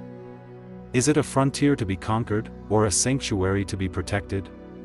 Is it a symbol of human limits, or a testament to human potential? These questions have no definitive answers. They are part of an ongoing conversation about humanity's relationship with nature, a conversation that has been happening for centuries, but that takes on new urgency in the face of climate change and environmental degradation. Antarctica is at the center of this conversation. It is a place where the stakes are highest, where the choices are most consequential, where the consequences are most enduring. The future of Antarctica will not just determine the fate of a continent. It will determine the fate of an idea, the idea that there are places on Earth that are too precious, too wild, too mysterious to be exploited. The idea that some things are more valuable than resources, more important than development, more sacred than utility. The idea that wilderness has intrinsic value, not because it serves human needs, but because it exists beyond human control. This idea is under threat, not just in Antarctica, but everywhere on Earth. The forces of development, of exploitation, of commodification are powerful. They have transformed forests into farms, rivers into reservoirs, mountains into mines. They have brought prosperity to billions, but at a cost: the loss of wilderness, the extinction of species, the degradation of ecosystems. Antarctica is the last stand for this idea. It is the last place on Earth where the choice is still ours to make. Will we choose to protect it as a wilderness, or will we choose to exploit it as a resource? The answer to this question will say something about who we are as a species, about our values, our priorities, our vision for the future. Antarctica is not just a continent. It is a test. A test of whether we can rise above our short-term interests to protect something greater than ourselves. A test of whether we can work together across borders, cultures, and ideologies to solve a global problem. A test of whether we can choose stewardship over exploitation, cooperation over conflict, hope over despair. The ice sheet does not care about our test. It will respond to physics regardless of our choices. But we care. We care about the legacy we leave. We care about the world we pass to future generations. We care about the beauty and mystery of this planet. Antarctica is speaking. It is telling us that the ice sheet is vulnerable. It is telling us that the tipping points are real. It is telling us that the consequences of inaction will be catastrophic. The question is whether we are listening. The ice sheet is the messenger. The message is clear. The choice is ours. The ice is waiting. The time is now. But there is another vision for Antarctica's future, not one of exploitation or conflict, but one of renewal and transformation. This vision sees Antarctica not as a resource to be extracted or a territory to be claimed, but as a catalyst for global cooperation and environmental stewardship. In this vision, Antarctica becomes a model for how humanity can live in harmony with nature, a demonstration that economic development and environmental protection are not mutually exclusive, that national interests and global commons can coexist, that science and policy can work together to solve global challenges. This vision is not naive. It recognizes the economic pressures, the geopolitical tensions, the environmental threats. But it also recognizes the opportunities, the potential for scientific breakthroughs, for technological innovation, for diplomatic cooperation. Antarctica offers a unique opportunity to reimagine our relationship with the planet. It is a blank slate, a place where we can build new institutions, new technologies, new ways of living that are sustainable, equitable, and just. It is a laboratory for the future, a place where we can test solutions to global challenges before scaling them up elsewhere. It is a symbol of hope, a reminder that even in the face of overwhelming challenges, cooperation is possible, progress is achievable, and a better future is within reach. This vision requires bold leadership, creative thinking, and unwavering commitment. It requires nations to put aside their differences and work together for the common good. It requires scientists to engage with policymakers and the public, to communicate the urgency of the challenges and the promise of the solutions. It requires citizens to demand action from their leaders, to support conservation efforts, to make sustainable choices in their own lives. It requires all of us to recognize that Antarctica's future is our future, that the choices we make about this continent will shape the world we live in for generations to come. This vision is not guaranteed. It faces powerful opposition from those who see Antarctica as a resource to be exploited, a frontier to be conquered, a prize to be won. But it is a vision worth fighting for. It is a vision that honors Antarctica's unique status as the last great wilderness, that protects its intrinsic value as a place of beauty and mystery, that preserves its scientific importance as a window into Earth's past and future. It is a vision that recognizes Antarctica not as a problem to be solved, but as an opportunity to be seized, an opportunity to demonstrate that humanity can rise to its greatest challenges, that we can choose a better path, that we can build a future that is sustainable, equitable, and just. The ice sheet is waiting. The choice is ours. The time is now. The final lesson of Antarctica is not about ice or science or geopolitics. It is about humanity. Antarctica is a mirror. It reflects our best and our worst, our hopes and our fears, our courage and our cowardice. It shows us what we are capable of, both the destruction we can wreak and the cooperation we can achieve. It challenges us to be better, to rise above our short-term interests, to work together across borders, to protect what is precious. It reminds us that we are part of something larger than ourselves, a planet, a biosphere, a community of life that depends on our stewardship. Antarctica does not need us. The ice sheet will continue to exist with or without us. The penguins will continue to march across the ice. The whales will continue to breach in the Southern Ocean. The continent will endure long after we are gone. But we need Antarctica. We need it as a sanctuary, a place of wilderness and wonder in an increasingly developed world. We need it as a laboratory, a source of knowledge about our planet and our place in the universe. We need it as a symbol, a reminder of what is possible when we choose cooperation over conflict, stewardship over exploitation, hope over despair. Antarctica is not just a continent. It is a test of our humanity. A test of whether we can rise to our greatest challenges. A test of whether we can choose a better path.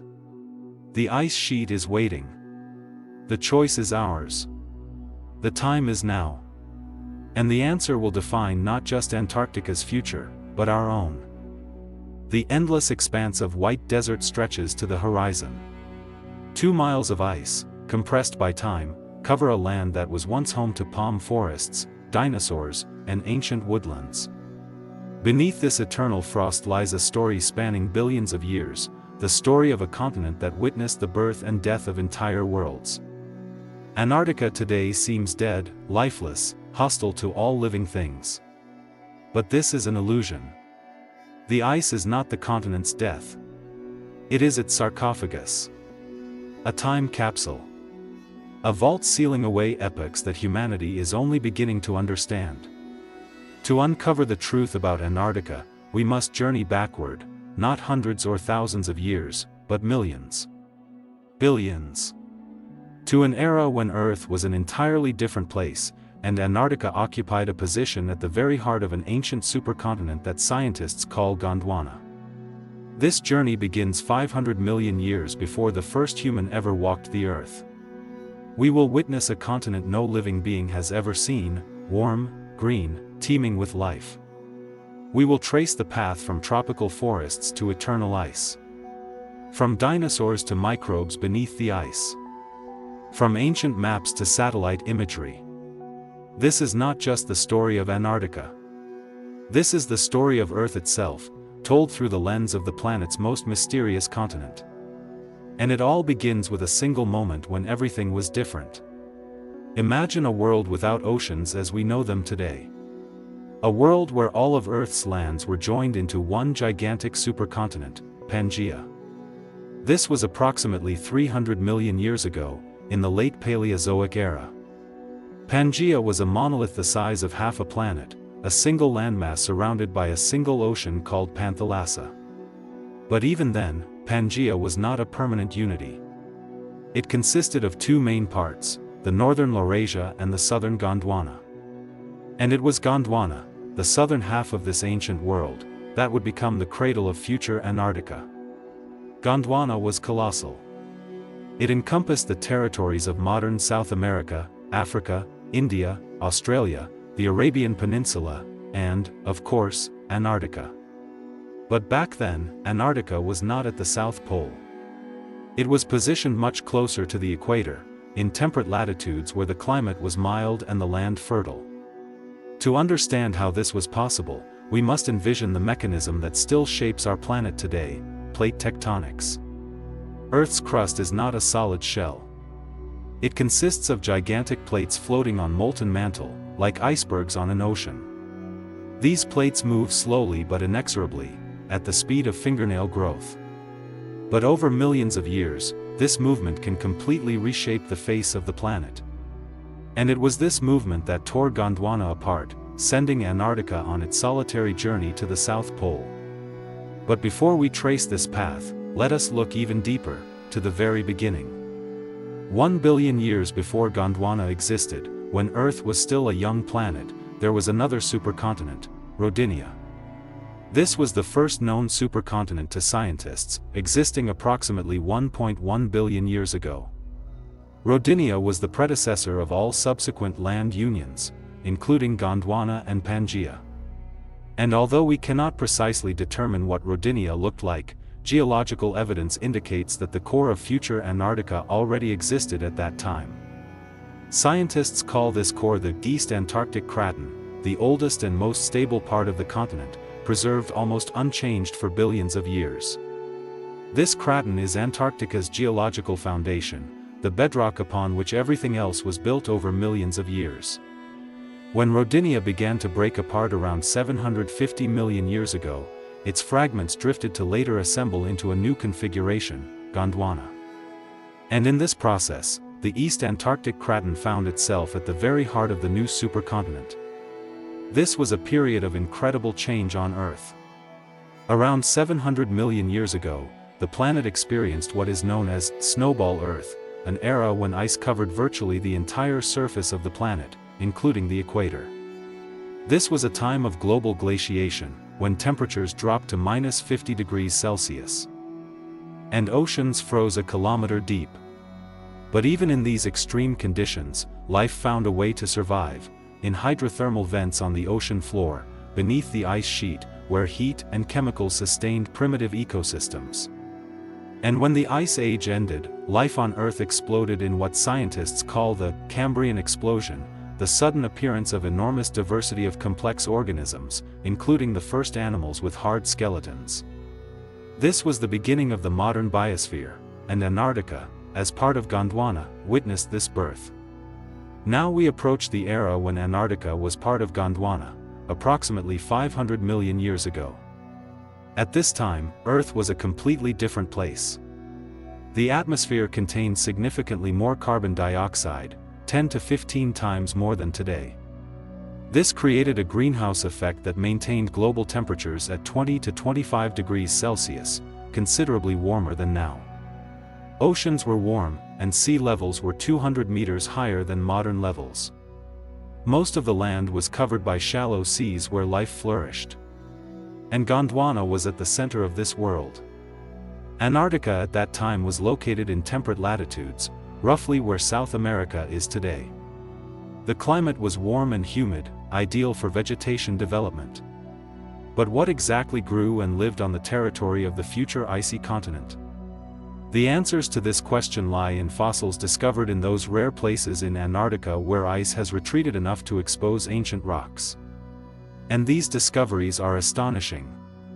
In 1986, an expedition of British paleontologists discovered on Mount Kirkpatrick in the Transantarctic Mountains the skeleton of a dinosaur later named Cryolophosaurus, or frozen crested lizard.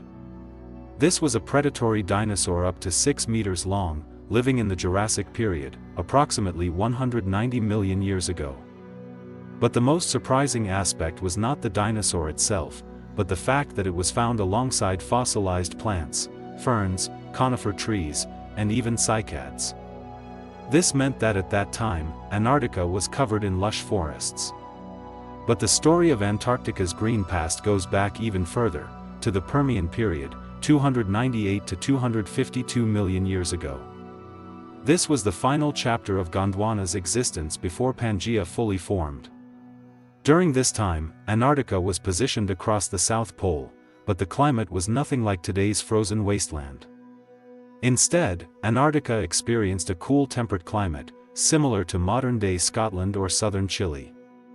Fossil evidence from the Beardmore Glacier region reveals vast forests of Glossopteris, an extinct genus of seed ferns that dominated Gondwanan landscapes. These were not small shrubs. Glossopteris trees grew up to 30 meters tall, forming dense forests that stretched across the continent. Their leaves were tongue-shaped, hence the name Glossopteris, meaning tongue fern in Greek, and they shed their foliage seasonally, much like modern deciduous trees. The discovery of Glossopteris fossils across Antarctica, South America, Africa, India, and Australia was one of the key pieces of evidence that convinced early 20th century geologists that these continents were once joined. How else could identical plant species exist on landmasses now separated by thousands of kilometers of ocean? The answer was continental drift, the theory that would revolutionize geology and explain Antarctica's journey to isolation. The Glossopteris forests were not the only life thriving in Permian Antarctica. Fossilized footprints discovered in the central Transantarctic Mountains reveal the presence of large amphibians and early reptiles. Among the most fascinating finds is Lystrosaurus, a pig-sized herbivorous reptile with a distinctive beak-like mouth and tusks protruding from its upper jaw. Lystrosaurus was remarkably successful. Its fossils have been found across Antarctica, South Africa, and India, another testament to Gondwana's unity. But Lystrosaurus was more than just a successful herbivore. It was a survivor. Around 252 million years ago, Earth experienced the most catastrophic mass extinction in its history, the Permian-Triassic extinction event, also known as the Great Dying. Approximately 96% of all marine species and 70% of terrestrial vertebrate species went extinct. The causes are still debated: massive volcanic eruptions in Siberia, climate change, ocean acidification, but the result was a biological reset that cleared the stage for new forms of life.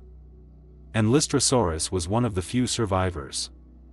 In the aftermath of the Great Dying, Lystrosaurus populations exploded, making up an estimated 95% of all land vertebrates in some regions. Antarctica's fossil record shows that these hardy reptiles thrived in the post-apocalyptic landscape, grazing on the recovering Glossopteris forests until they too eventually disappeared, making way for the age of dinosaurs. The Triassic period that followed the Great Dying, 252 to 201 million years ago, marked the beginning of the Mesozoic era, the Age of Reptiles. Antarctica during this time was still part of Gondwana, but the supercontinent was beginning to show signs of strain. The climate remained warm, though seasonal variations became more pronounced. The Glossopteris forests gradually gave way to new plant species, cycads, benedictines, and early conifers that were better adapted to changing conditions. And into this landscape stepped the first dinosaurs. Fossil evidence from Antarctica's Triassic deposits is fragmentary but revealing. Teeth and bone fragments found in the central Transantarctic mountains indicate the presence of early theropods, bipedal carnivorous dinosaurs that would eventually evolve into giants like Allosaurus and Tyrannosaurus rex. But Antarctica's Triassic dinosaurs were modest in size, perhaps no larger than a wolf, and they shared the landscape with other reptilian groups that had survived the Great Dying. Among these were the cynodonts, mammal-like reptiles that represent an important transitional stage in the evolution of mammals. Fossils of cynodonts like Thrinaxodon have been discovered in Antarctica, showing that these creatures burrowed into the ground to escape seasonal cold, evidence that even in the warm Mesozoic, Antarctica experienced periods of cooler weather when positioned near the pole. The Jurassic period, 201 to 145 million years ago, is often called the Golden Age of dinosaurs, and Antarctica was no exception. As Gondwana began to rift apart, Antarctica remained connected to South America and Australia, allowing animals and plants to migrate freely between these landmasses. The climate was warm and humid, with vast river systems draining the interior and emptying into shallow seas that covered parts of the continent. It was in this environment that Cryolophosaurus evolved, the frozen crested lizard discovered in 1986. Despite its nickname, Cryolophosaurus lived in a world without permanent ice. The frozen part of its name refers to the fact that its fossils were found in Antarctica, not to its living conditions. Cryolophosaurus was a formidable predator, reaching lengths of 6 to 7 meters and weighing up to 500 kilograms. Its most distinctive feature was a bizarre crest running across the top of its skull, a thin, fan-like structure that may have been used for display or species recognition. This crest earned it the informal nickname Elvisaurus among paleontologists, due to its resemblance to Elvis Presley's famous hairstyle. Cryolophosaurus was not alone in Jurassic Antarctica. Fossil evidence indicates the presence of sauropods, long-necked herbivorous dinosaurs that could reach lengths of 20 meters or more. These giants browsed the treetops of Antarctica's conifer forests, while smaller ornithischian dinosaurs foraged in the understory. The ecosystem was complex and thriving, supported by abundant plant life and a climate that, while cooler than equatorial regions, was still hospitable to large reptiles. But the real treasure trove of Antarctic paleontology comes from the Cretaceous period, 145 to 66 million years ago, the final chapter of the Mesozoic era and the last time Antarctica was truly green. During the early Cretaceous, Antarctica was still connected to South America via the Antarctic Peninsula and to Australia via what is now the Tasman Sea. But these connections were weakening. The supercontinent Gondwana was breaking apart, and Antarctica was beginning its slow drift southward toward its current polar position. Despite this movement, the climate remained surprisingly warm. This was due to exceptionally high levels of atmospheric carbon dioxide, possibly as high as 1,000 parts per million, compared to 420 ppm today. This intense greenhouse effect kept global temperatures high enough that even polar regions remained ice-free. Fossil evidence from the Antarctic Peninsula reveals a landscape that would be unrecognizable today, temperate rainforests dominated by southern beech trees, Nothofagus, cycads, and ferns. These forests were not unlike those found today in New Zealand or southern Chile, with a dense understory of shrubs and ferns, and a canopy reaching 30 meters into the air. The forest floor was home to a diverse array of life. Fossilized pollen and spores indicate the presence of flowering plants, angiosperms, which were rapidly diversifying during the Cretaceous and would eventually dominate terrestrial ecosystems worldwide. Insects thrived in this environment, as evidenced by fossilized insect wings and body impressions found in fine-grained sedimentary rocks. And towering over it all were the dinosaurs. The dinosaur fauna of Cretaceous Antarctica was diverse and specialized. Among the most well-documented species is Antarctipelta oliveroi, a medium-sized ankylosaur, or armored dinosaur, discovered on James Ross Island in 1986. Antarctipelta measured about 4 meters in length and was covered in bony plates and spikes for protection against predators. Unlike its northern hemisphere relatives, Antarctipelta had relatively longer limbs, possibly an adaptation for traversing the uneven terrain of Antarctic forests. Another fascinating find is Trinosaura santamartiensis, a small ornithopod, or bird-hipped dinosaur, about the size of a turkey. Trinosaura was likely a fast runner, using its speed to escape predators and forage for plants in the forest understory. But perhaps the most surprising discovery from Cretaceous Antarctica is the presence of hadrosaurs, duck-billed dinosaurs that were among the most successful herbivores of the late Cretaceous. Fossil teeth and bone fragments found on Vega Island indicate that these large herbivores migrated seasonally between Antarctica and South America, taking advantage of the land bridge that still connected the continents. This migration pattern suggests that Antarctica's Cretaceous climate, while cooler than lower latitudes, was still warm enough to support large populations of plant-eating dinosaurs throughout the year. The predators of Cretaceous Antarctica were equally impressive. While no complete skeletons of large theropods have been found, isolated teeth and bone fragments indicate the presence of abelosaurids, a group of carnivorous dinosaurs that dominated the southern continents during the Cretaceous. Abelosaurids were characterized by short, deep skulls, tiny arms, and powerful hind limbs. They were the southern equivalent of tyrannosaurids in the northern hemisphere, apex predators at the top of the food chain. Fossil evidence also suggests the presence of smaller theropods, possibly dromaeosaurids, the group that includes Velociraptor. These agile predators may have hunted in packs, using their sickle-shaped claws to bring down prey much larger than themselves. The ecosystem was completed by pterosaurs, flying reptiles that soared above the forests in search of fish and small animals, and early birds, which were just beginning to diversify during the Cretaceous. Fossilized feathers found in Antarctic sediments indicate that some of these early birds were already adapted to cooler climates, with insulating plumage that would have been essential as Antarctica continued its drift toward the pole. But the reign of Antarctica's dinosaurs, like that of dinosaurs worldwide, came to an abrupt end 66 million years ago.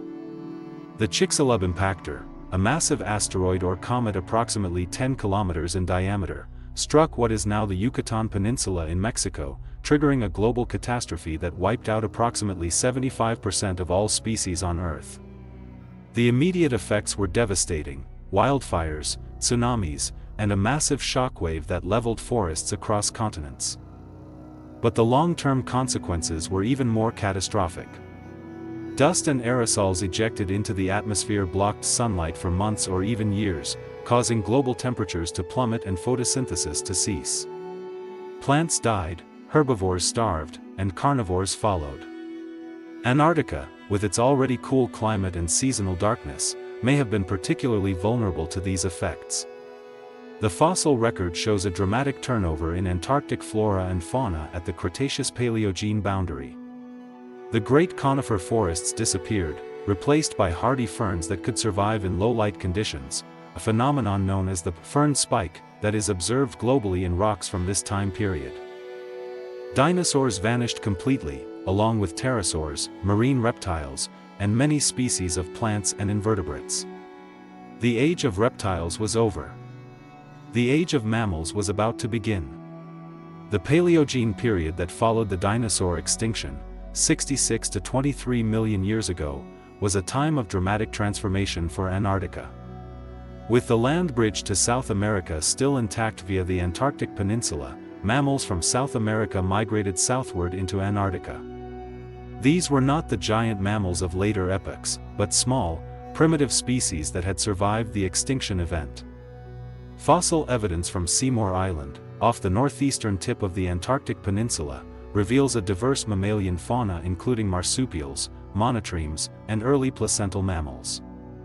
Among the most fascinating finds is Antarctidolops dalei, a sheep-sized marsupial that browsed on the recovering vegetation of post-extinction Antarctica. Another remarkable discovery is Monotrematum pseudomericanum, a platypus-like monotreme that lived in Antarctica's rivers and lakes. This species is particularly significant because it demonstrates the close faunal connections between Antarctica and South America during the Paleogene. Modern platypuses are found only in Australia, but their ancestors once ranged across the entire Gondwanan landmass. As Antarctica drifted southward and the climate cooled, these connections were severed, isolating the unique faunas of Australia and South America. But during the early Paleogene, Antarctica was still a crossroads of southern hemisphere biodiversity. The plant life of Paleogene Antarctica was equally remarkable. Fossil leaves, wood, and pollen from the La Meseta Formation on Seymour Island paint a picture of a cool temperate rainforest, similar to those found today in southern New Zealand or Tierra del Fuego. Southern beech trees, Nothofagus, dominated the landscape, forming dense forests that provided habitat for a diverse array of birds, mammals, and reptiles. The understory was rich with ferns, mosses, and early flowering plants. Rivers and lakes teemed with fish, amphibians, and aquatic reptiles. The climate was cool but not frigid. Average annual temperatures likely ranged from 10 to 15 degrees Celsius, with winter temperatures occasionally dropping below freezing but never reaching the extreme cold of modern Antarctica. This was the last time Antarctica would support a complex terrestrial ecosystem. As the continent continued its inexorable drift toward the South Pole, the climate would gradually cool, the forests would retreat, and the ice would advance.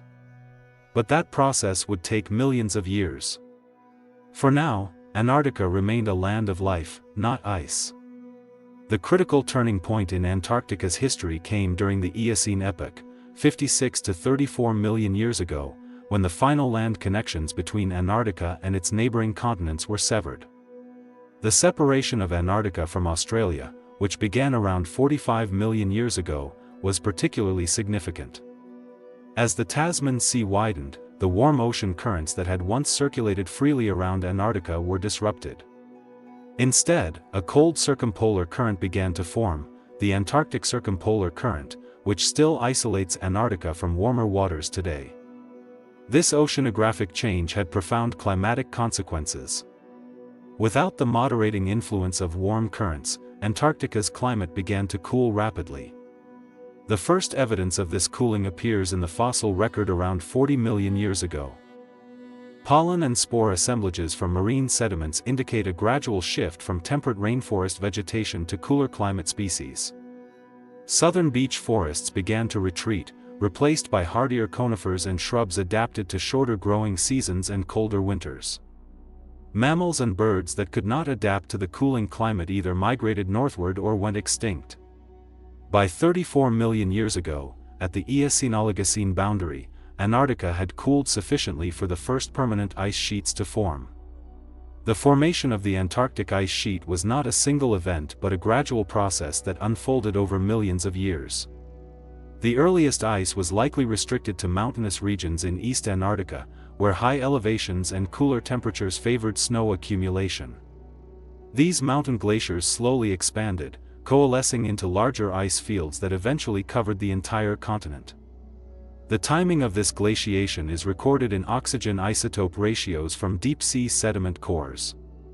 Oxygen 18 is preferentially incorporated into ice sheets, so when large volumes of water are locked up in ice, the ratio of oxygen 18 to oxygen 16 in seawater increases.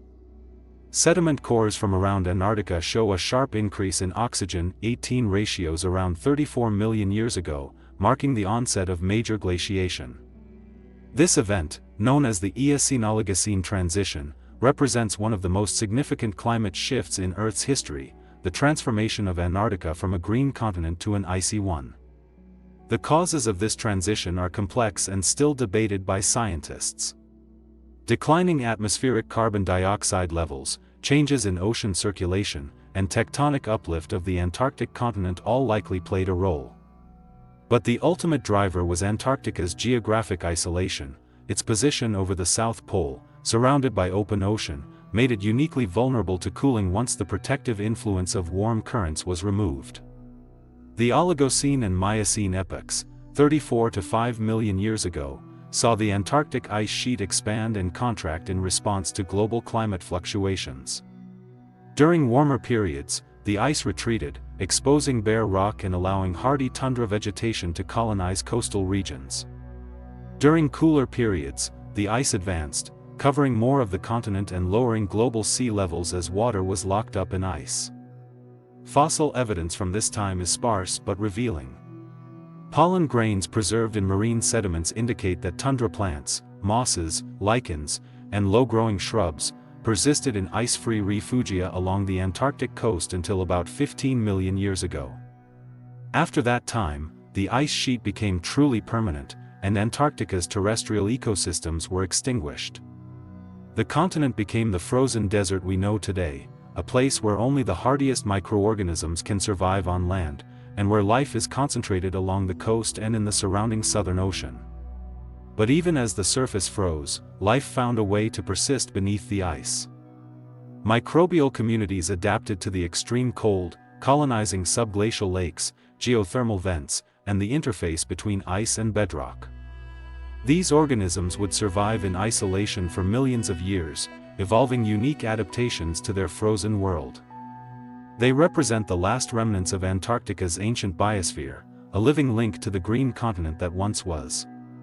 The Pliocene epoch, 5 to 2.6 million years ago, brought one final warm interval to Antarctica before the onset of the Pleistocene ice ages. During the mid-Pliocene warm period, approximately 3 million years ago, global temperatures were 2 to 3 degrees Celsius warmer than today, and atmospheric carbon dioxide levels were similar to present-day values. Under these conditions, the West Antarctic ice sheet partially collapsed, raising global sea levels by several meters. Geological evidence from the Antarctic coast indicates that some ice-free areas persisted during this time, possibly supporting tundra vegetation and microbial communities. But this warm interval was short-lived. As Earth entered the Pleistocene epoch 2.6 million years ago, global temperatures began to decline. And the Antarctic ice sheet expanded to its maximum extent. The Pleistocene was characterized by repeated glacial cycles, periods of extensive ice cover alternating with shorter interglacial periods of partial melting. Antarctica's ice sheet responded to these cycles, though not as dramatically as the Northern Hemisphere ice sheets. During glacial maxima, the Antarctic ice sheet may have extended to the continental shelf edge, covering areas that are now submerged beneath the Southern Ocean. During interglacials, the ice retreated somewhat, but never completely. By the time modern humans evolved around 300,000 years ago, Antarctica was already the frozen continent we know today, isolated, inhospitable, and untouched by human hands. For millions of years, Antarctica remained hidden beneath its icy shroud, unknown to the outside world. The continent's existence was suspected by ancient Greek philosophers, who hypothesized a terra australis incognita, an unknown southern land, to balance the continents of the northern hemisphere.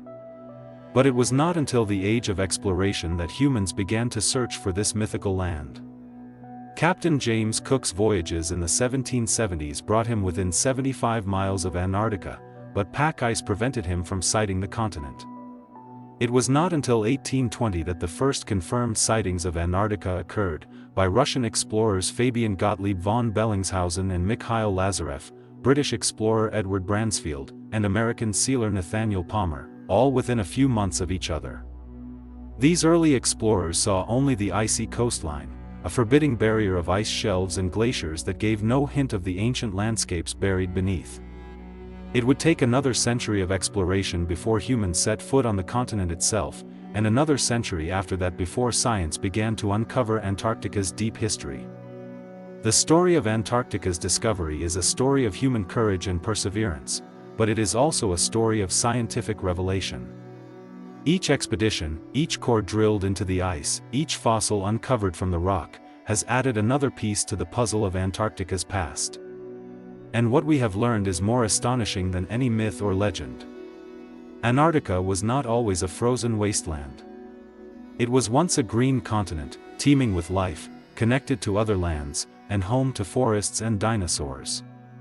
Its transformation into an icy fortress was not sudden but gradual, driven by the slow but inexorable forces of plate tectonics and climate change. And now, as Earth's climate warms once again, Antarctica stands at another crossroads, its ice sheets melting, its secrets emerging, its future uncertain.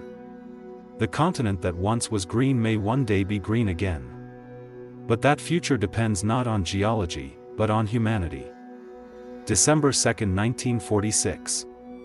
The USS Mount Olympus, a command ship flying the flag of Rear Admiral Richard E. Byrd, cuts through the pack ice of the Ross Sea. Behind it, a fleet of 13 ships stretches across the horizon, destroyers, icebreakers, tankers, and supply vessels carrying over 4,000 men, 33 aircraft, and enough equipment to sustain a small city in the most hostile environment on Earth. This is Operation Highjump, the largest Antarctic expedition in human history. Officially, it is a scientific mission to map the coastline, test military equipment in extreme cold, and train personnel for polar operations. Unofficially, it is something far more complex, a Cold War dress rehearsal, a geopolitical chess move, and a desperate search for answers in a world still reeling from the greatest war ever fought. The timing is no coincidence. Just 16 months have passed since the atomic bombs fell on Hiroshima and Nagasaki.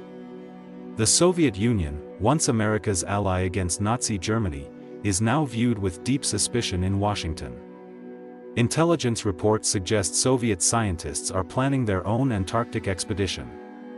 German rocket engineers, the same men who built the V-2 rockets that terrorized London, have vanished into the Soviet occupation zone. And rumors swirl through intelligence circles of Nazi U-boats that never surrendered. Of secret bases hidden in remote corners of the globe, of a Fourth Reich waiting to rise from the ashes. Operation Highjump is America's response, a show of force designed to establish dominance over the last unclaimed continent before the Soviets can get there. But beneath the official mission statement lies a deeper truth: the United States government genuinely fears what might be hiding in Antarctica. Not because of wild conspiracy theories, but because of hard intelligence. Declassified documents from the Office of Naval Intelligence reveal that between 1945 and 1946, American intelligence agencies intercepted dozens of radio transmissions originating from the Antarctic region, signals that defied explanation. Some were in unknown languages. Some contained what analysts described as mechanical patterns, unlike any known communication system. Others were simple bursts of static that repeated at precise intervals. Were these natural phenomena? Soviet experiments? Or something else entirely? The only way to know was to send a fleet. And so, on December 2, 1946, Operation Highjump began its journey into the unknown. To understand the true purpose of Operation Highjump, we must first understand the man who led it, Rear Admiral Richard Evelyn Byrd. Byrd was not just any naval officer. He was America's most famous polar explorer, a national hero who had flown over the North Pole in 1926 and the South Pole in 1929. He had led multiple Antarctic expeditions throughout the 1930s, establishing the first permanent American base on the continent, Little America, on the Ross Ice Shelf. Byrd understood Antarctica better than any living American. He knew its dangers, its secrets, its hidden geography. And he believed, with a conviction that bordered on obsession, that Antarctica held strategic importance far beyond its scientific value. In his 1931 book, Little America, Byrd wrote, "Antarctica is the most strategic location on Earth. Whoever controls the South Pole controls the Southern Hemisphere." At the time, these words were dismissed as the hyperbole of an explorer seeking funding. But by 1946, they had taken on a new significance. The atomic age had begun. Intercontinental warfare was no longer science fiction. And Antarctica, positioned at the bottom of the world, surrounded by open ocean, accessible from every southern continent, suddenly looked less like a frozen wasteland and more like the ultimate military outpost. Byrd's appointment as commander of Operation Highjump was not a ceremonial gesture. It was a calculated decision by the highest levels of the U.S. government. President Harry Truman and Secretary of the Navy James Forrestal personally selected Byrd for the mission, bypassing the normal chain of command. Why? Because they needed someone who could navigate not just the ice, but the politics. Byrd had connections in Congress, in the media, and in the scientific community. He could sell the mission to the public as a peaceful scientific endeavor while executing its true military objectives behind the scenes. And those objectives were classified at the highest level. The official mission statement for Operation Highjump, released to the press in November 1946, listed 4 primary goals: first, to train personnel and test equipment in frigid conditions; second, to consolidate and extend American sovereignty over Antarctic areas; third, to determine the feasibility of establishing and maintaining bases in Antarctica; and fourth, to develop techniques for establishing and maintaining air bases on ice. On the surface, these objectives seem straightforward, a logical extension of America's wartime experience in cold weather operations. But classified documents declassified in the 1970s reveal a very different set of priorities. The true mission of Operation Highjump had 3 components, none of which were mentioned in the public statement. The first component was reconnaissance. American intelligence agencies believed that German U-boats had used Antarctica as a refueling station during the latter stages of World War II. Specifically, they suspected that U-boats from the Monsun Group, a fleet of long-range submarines that operated in the Indian Ocean, had established secret supply depots along the coast of Queen Maud Land, a region of Antarctica claimed by Norway but largely unexplored. These suspicions were not baseless. In May 1945, just days after Germany's surrender, 2 U-boats, U-530 and U-977, disappeared from their bases in Norway. They did not surrender with the rest of the German fleet. Instead, they vanished into the Atlantic. Months later, in July and August 1945, both submarines unexpectedly surrendered in Argentina, having traveled halfway around the world without resupply. When interrogated, the crews of both U-boats denied stopping anywhere en route. But American intelligence officers were skeptical. How could 2 submarines travel over 10,000 miles without refueling? The only plausible explanation was that they had stopped somewhere along the way, and Antarctica was the most likely candidate. Operation Highjump's first task was to find evidence of these secret bases. The second component of the mission was technological assessment. The German military had developed advanced technologies during World War II that far surpassed anything in the Allied arsenal: jet aircraft, rocket-powered missiles, submarine-launched rockets, and experimental aircraft with radical new designs. American intelligence knew that many of these technologies had been captured by the Soviets as they advanced through eastern Germany. What they didn't know was how much the Soviets had learned, or whether German scientists were still working on these projects in secret laboratories somewhere beyond Allied reach. Antarctica represented the perfect location for such a laboratory, isolated, inaccessible, and protected by thousands of miles of ocean. Operation Highjump was tasked with searching for evidence of advanced technology, aircraft wreckage, unusual structures, or signs of recent human activity. The expedition carried specialized equipment for this purpose, including aerial cameras with unprecedented resolution, ground-penetrating radar, still in its experimental stage, and electronic sensors designed to detect metal objects buried beneath snow and ice.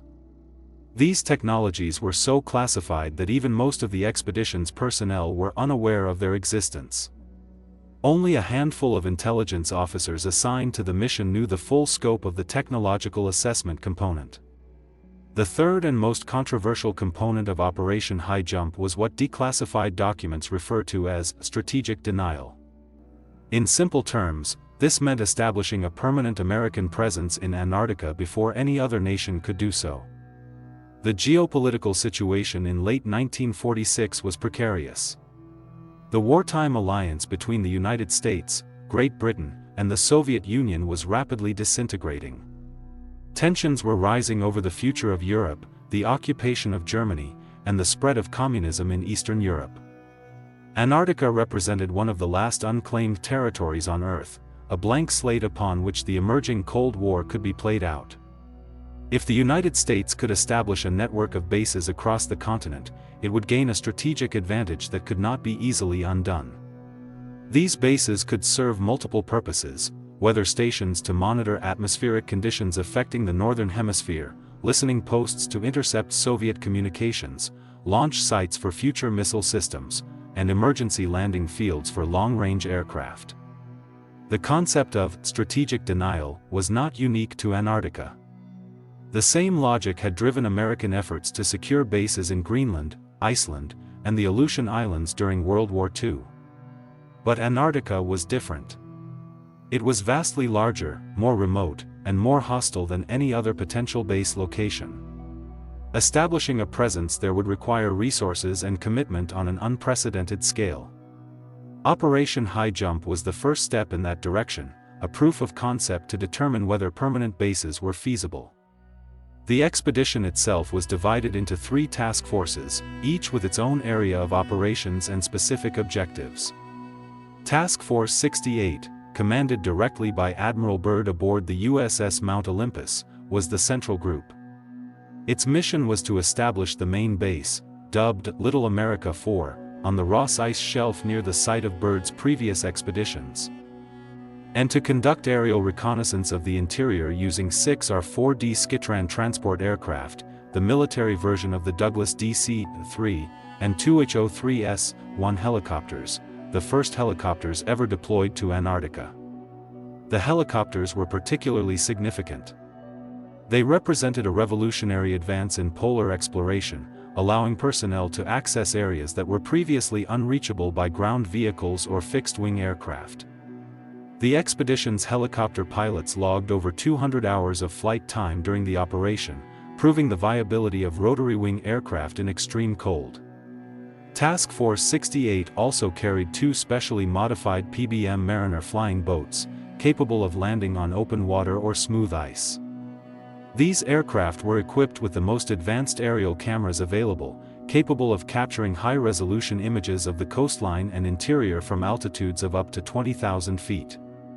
The photographic coverage achieved by Task Force 68 was unprecedented, over 60,000 aerial photographs covering more than 60% of Antarctica's coastline. Many of these photographs remained classified for decades, used by military planners to assess potential base sites and strategic locations. Task Force 681, the Eastern Group, was commanded by Captain George J. Dufek aboard the USS Burden Island, a newly commissioned icebreaker. Its mission was to explore the coastline of Queen Maud Land, the very region where intelligence suggested German U-boats might have established secret bases. The Eastern Group consisted of 2 ships, the Burden Island and the USS Northwind, another icebreaker. Together, they carried 2 helicopters and a team of Navy SEALs, though the unit was not yet called by that name. These were combat swimmers trained in cold water operations, tasked with investigating any suspicious structures or activity along the coast. The Eastern Group's operations were shrouded in even greater secrecy than those of the Central Group. Its movements were not reported in the expedition's official logbooks. Its radio communications were encrypted using a different cipher than the rest of the fleet. And its findings were sent directly to the Office of Naval Intelligence in Washington, bypassing the normal chain of command. Declassified documents reveal that the Eastern Group spent over 3 weeks exploring the coastline of Queen Maud Land, focusing on areas that appeared to have been disturbed by human activity. They found no evidence of German bases. No U-boat pens. No supply depots. No signs of recent occupation. What they did find were natural features that could easily be mistaken for man-made structures from a distance: ice caves, rock formations, and glacial moraines that resembled buildings or fortifications. These findings were carefully documented and filed away, but they did little to dispel the rumors that would later circulate about Nazi bases in Antarctica. Task Force 682, the Western Group, was commanded by Captain Charles A. Bond aboard the USS Henderson, a destroyer converted for polar operations. Its mission was to explore the coastline of West Antarctica, particularly the area around the Antarctic Peninsula, which extends toward South America. This region was of particular strategic interest because of its proximity to the Panama Canal, America's most vital maritime choke point. If an adversary were to establish bases on the Antarctic Peninsula, they could potentially threaten shipping routes between the Atlantic and Pacific Oceans. The Western Group's operations focused on mapping the coastline, identifying potential harbor sites, and assessing the feasibility of establishing bases in the region. Like the Eastern Group, the Western Group carried helicopters and specialized reconnaissance equipment. It also conducted several covert operations that were not mentioned in the official expedition report. Declassified documents reveal that the Western Group made contact with Argentine and Chilean naval vessels operating in the area. Both nations had established small research stations on the Antarctic Peninsula and were actively asserting territorial claims. These encounters were tense but professional. The American officers exchanged pleasantries with their South American counterparts while carefully noting the locations and capabilities of the foreign stations. The intelligence gathered during these encounters would later inform American policy toward Antarctic territorial claims and help shape the diplomatic negotiations that led to the Antarctic Treaty in 1959. The scale of Operation Highjump was unprecedented in the history of polar exploration. The expedition covered over 1.4 million square miles of Antarctica, more than the combined area of Alaska, Texas, and California. It mapped over 5,500 miles of coastline, much of it never before seen by human eyes. It discovered new mountain ranges, glaciers, and ice shelves. It collected thousands of scientific samples, rocks, fossils, ice cores, and biological specimens, that would keep researchers busy for decades. And it demonstrated, beyond any doubt, that large-scale military operations were possible in Antarctica, even during the harsh Antarctic summer. But the expedition was not without its costs. On December 30, 1946, just 4 weeks after arriving in Antarctica, tragedy struck. A PBM Mariner flying boat, piloted by Lieutenant Commander William Hawks and carrying a crew of 9, crashed on Thurston Island during a whiteout condition, a weather phenomenon where snow and fog create a uniform white expanse with no visible horizon. The aircraft was conducting a photographic survey of the coastline when it flew into a snow-covered ridge at low altitude. 3 crew members were killed instantly. The remaining 6 survived the crash but were stranded on the ice with limited supplies and no means of communication. What followed was one of the most dramatic rescue operations in Antarctic history. For 13 days, the survivors huddled in the wreckage of the aircraft, battling frostbite, dehydration, and despair.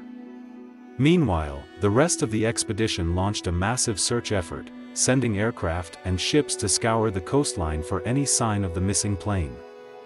The search was hampered by terrible weather, blizzards, high winds, and temperatures dropping to -50 degrees Fahrenheit. But on January 12, 1947, a helicopter pilot spotted the wreckage.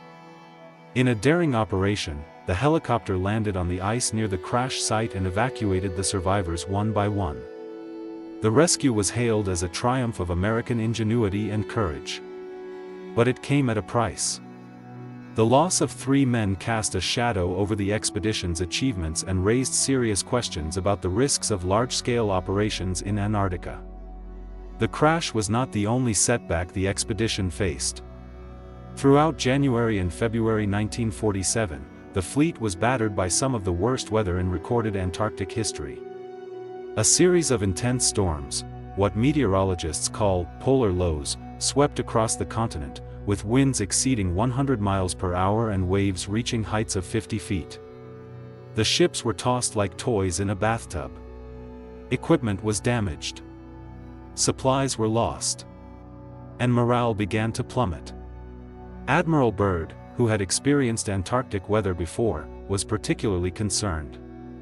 In his diary, which was declassified in 1996, he wrote, "The weather we are encountering is beyond anything I have seen in 30 years of polar exploration. It is as if the continent itself is resisting our presence."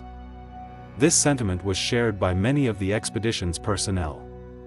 There was a growing sense that Antarctica was not just a hostile environment, but an actively malevolent one, a place that did not want to be explored.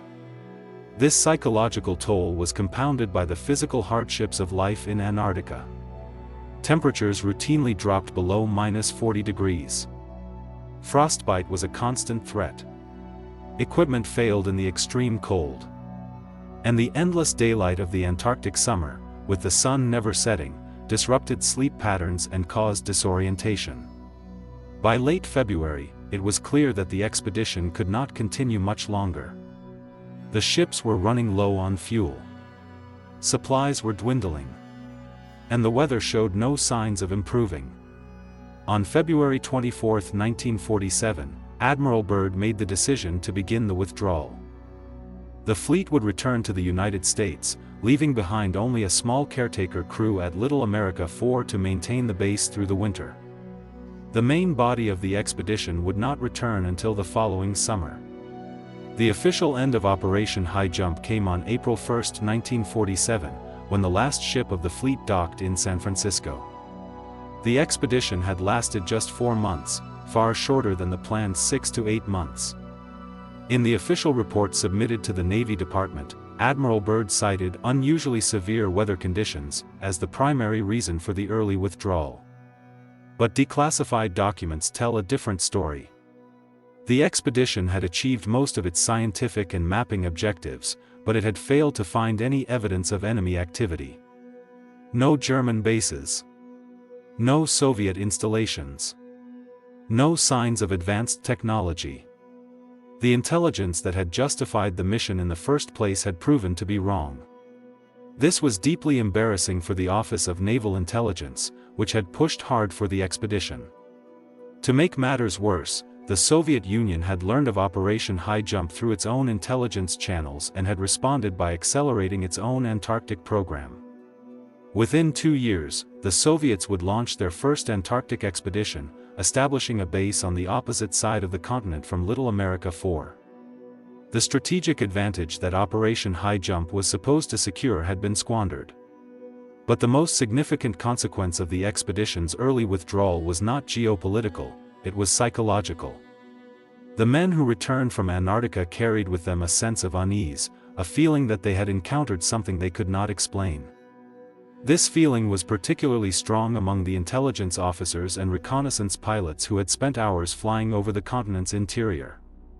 In their debriefings, many reported seeing things that did not appear on any map: strange geological formations, unusual patterns in the ice, areas that seemed to have been disturbed by forces they could not identify. These reports were carefully documented and filed away in classified archives. They would remain secret for decades, fueling speculation and conspiracy theories long after the expedition itself had been forgotten. The public face of Operation Highjump was very different from the reality experienced by those who participated in it. In the months following the expedition's return, the U.S. government launched a massive publicity campaign to portray the mission as a triumph of American science and exploration. Admiral Byrd was hailed as a national hero. The expedition's scientific achievements were widely publicized. And the tragic loss of 3 men was framed as a noble sacrifice in the pursuit of knowledge. This narrative was reinforced by a documentary film produced by the Navy titled The Secret Land, which won the Academy Award for Best Documentary Feature in 1948.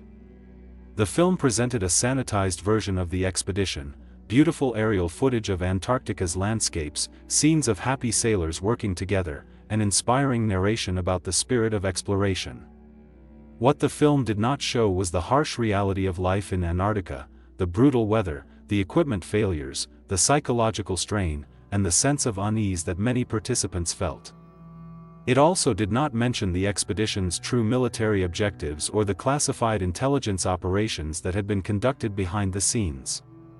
This disconnect between the public narrative and the private reality would later become a source of confusion and controversy. When conspiracy theorists began to circulate wild stories about Operation Highjump in the 1950s and 1960s, there was just enough truth in their claims to make them seem plausible. The expedition had been shrouded in secrecy. Its true objectives had been classified. And many of its participants had been sworn to silence. All of this created a perfect environment for speculation to flourish. But the most significant event in the aftermath of Operation Highjump, the event that would cement its place in conspiracy lore for decades to come, occurred on March 5, 1947, when Admiral Byrd appeared before the House Committee on Armed Services to give a closed-door briefing on the expedition's findings.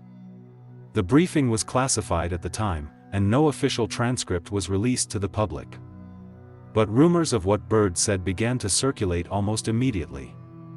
According to these rumors, Byrd warned Congress that the United States was vulnerable to attack by enemy aircraft capable of flying from pole to pole with incredible speed.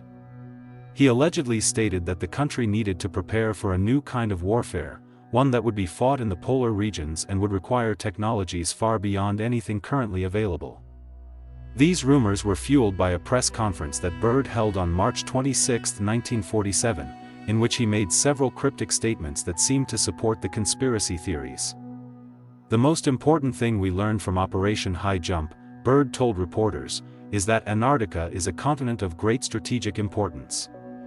The United States must maintain a permanent presence there if we are to protect our national security.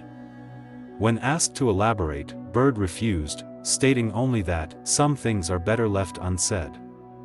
This refusal to provide details only intensified public curiosity. What had Byrd seen in Antarctica that was so alarming? What was he not telling the public?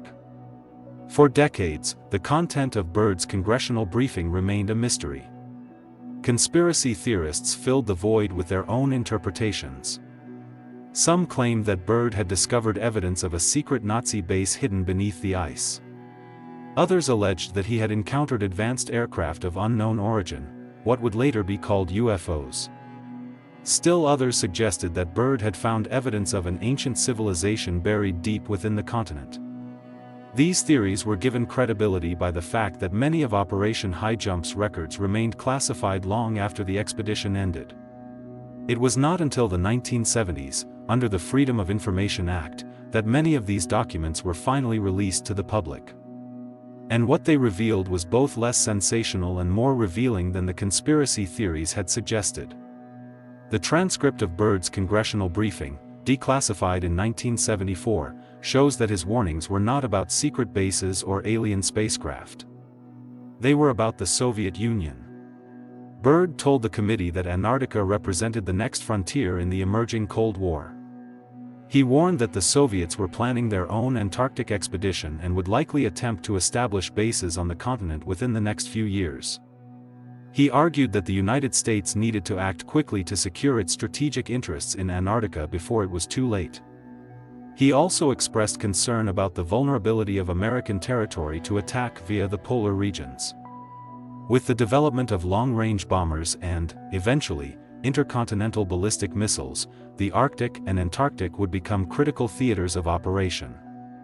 Byrd's warning about enemy aircraft capable of flying from pole to pole was not a reference to alien technology or secret Nazi weapons.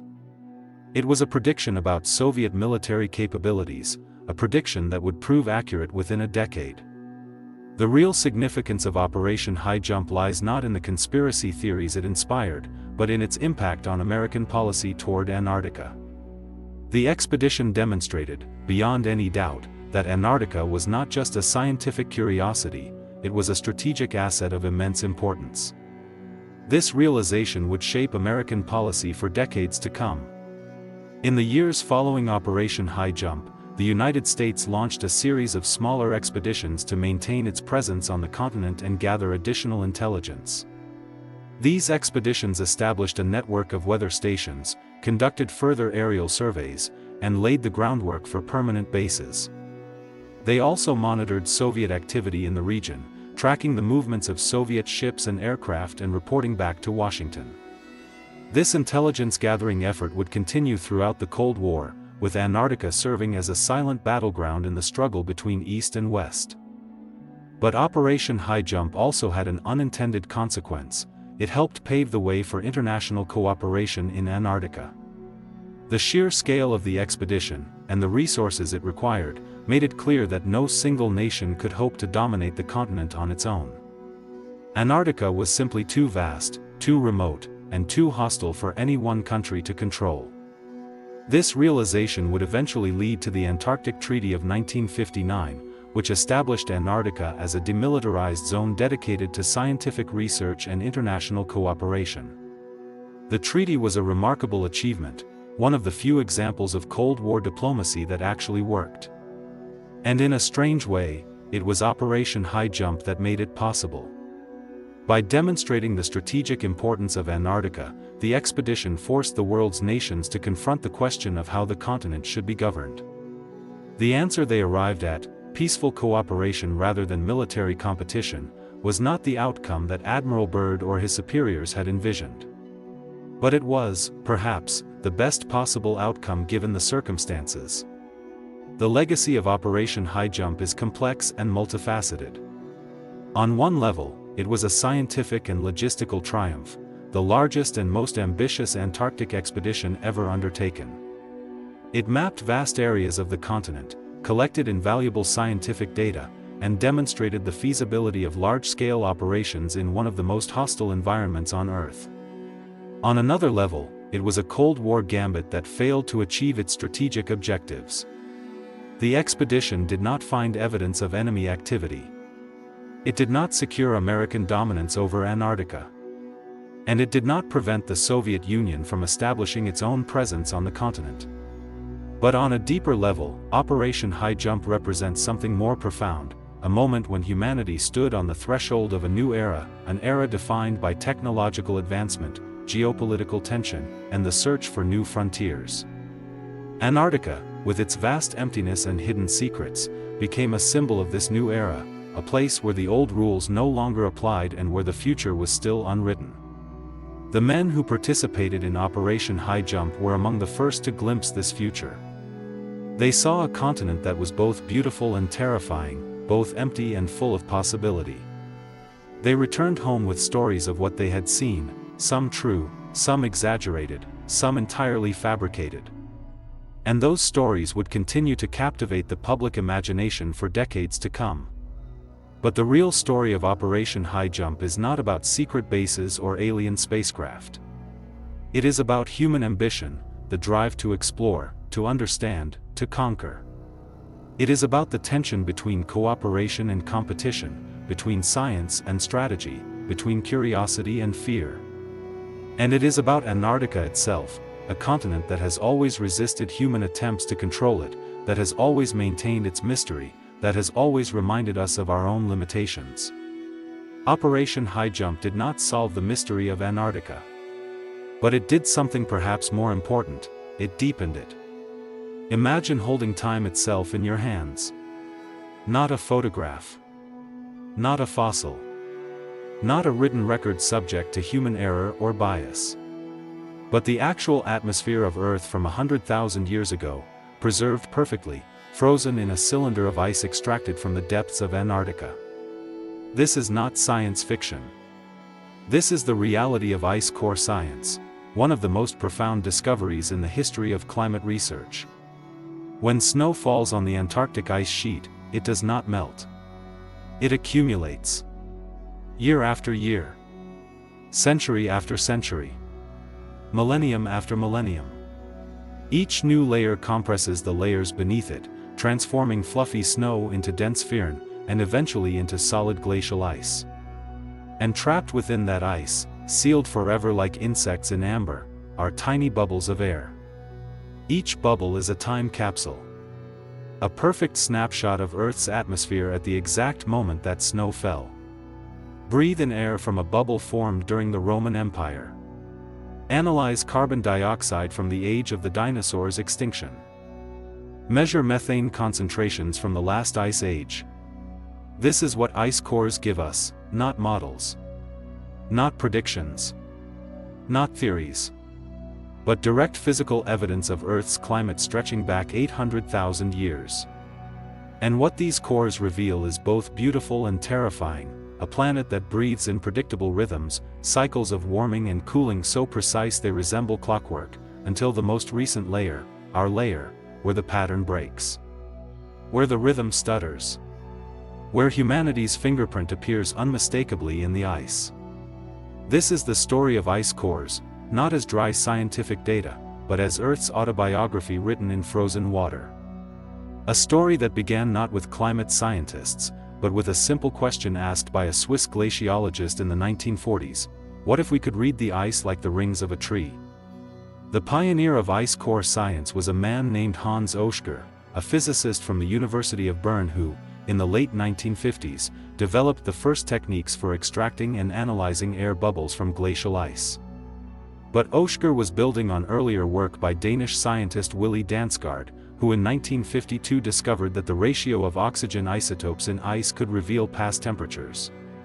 Dansgaard realized that water molecules containing the lighter oxygen, 16 isotope evaporate more easily than those containing the heavier oxygen, 18 isotope. During cold periods, less energy is available for evaporation, so precipitation becomes enriched in oxygen, 16. During warm periods, more oxygen, 18, makes it into precipitation. By measuring the ratio of these isotopes in ice cores, scientists could reconstruct past temperatures with remarkable precision. This discovery transformed ice from a passive record into an active thermometer, a device that could measure Earth's fever across millennia. But Dansgaard's work faced skepticism. Many geologists believed that ice sheets were too chaotic, too fractured by flow and deformation, to preserve a clear climate signal. They argued that ice cores would be useless beyond a few thousand years, scrambled beyond recognition by the immense pressures deep within glaciers. It would take an expedition to Antarctica to prove them wrong. That expedition was the Byrd Station Ice Core project of 1968, named after Admiral Byrd's earlier base, though the admiral himself had died in 1957.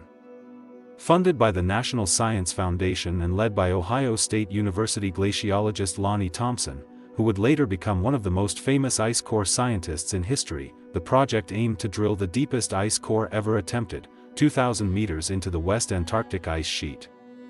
The technology was primitive by modern standards. The drill was a hollow steel tube with cutting teeth at the bottom, rotated by a motor on the surface and lowered on a cable. Each run extracted a 3-meter section of ice, a cylinder 10 centimeters in diameter that had to be carefully logged, bagged, and stored at -20 degrees Celsius to prevent melting or contamination.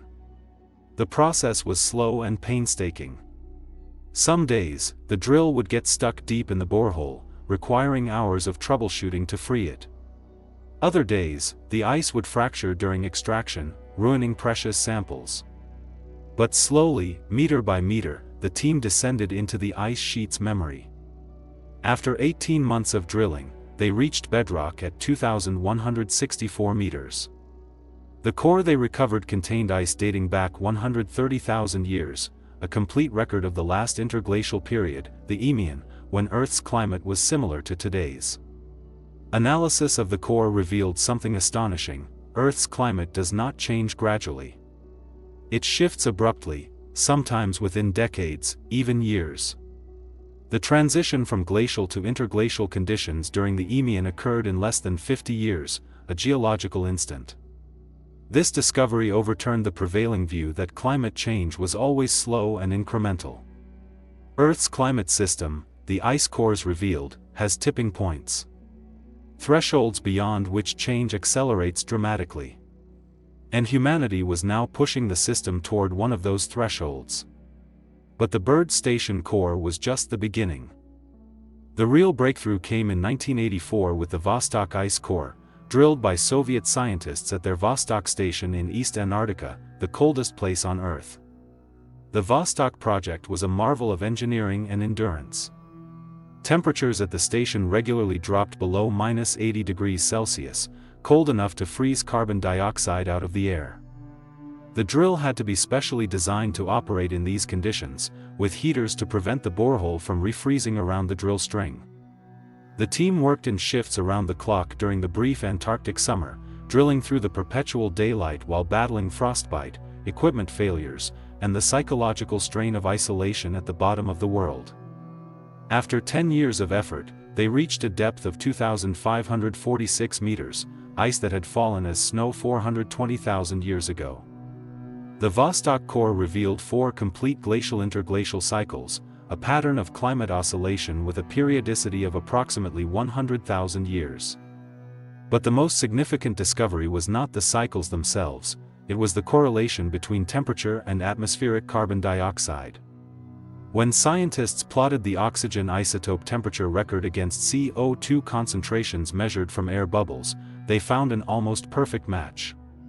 When CO2 rose, temperature followed. When CO2 fell, ice ages returned. The correlation was so strong, 95%, that it left little room for doubt. Carbon dioxide was not just a passive indicator of climate change. It was a driver. A greenhouse gas that amplified small changes in Earth's orbit into massive climate shifts. This discovery would become the foundation of modern climate science, and the most powerful evidence that human emissions of CO2 could trigger dangerous warming. Yet even the Vostok core had limitations.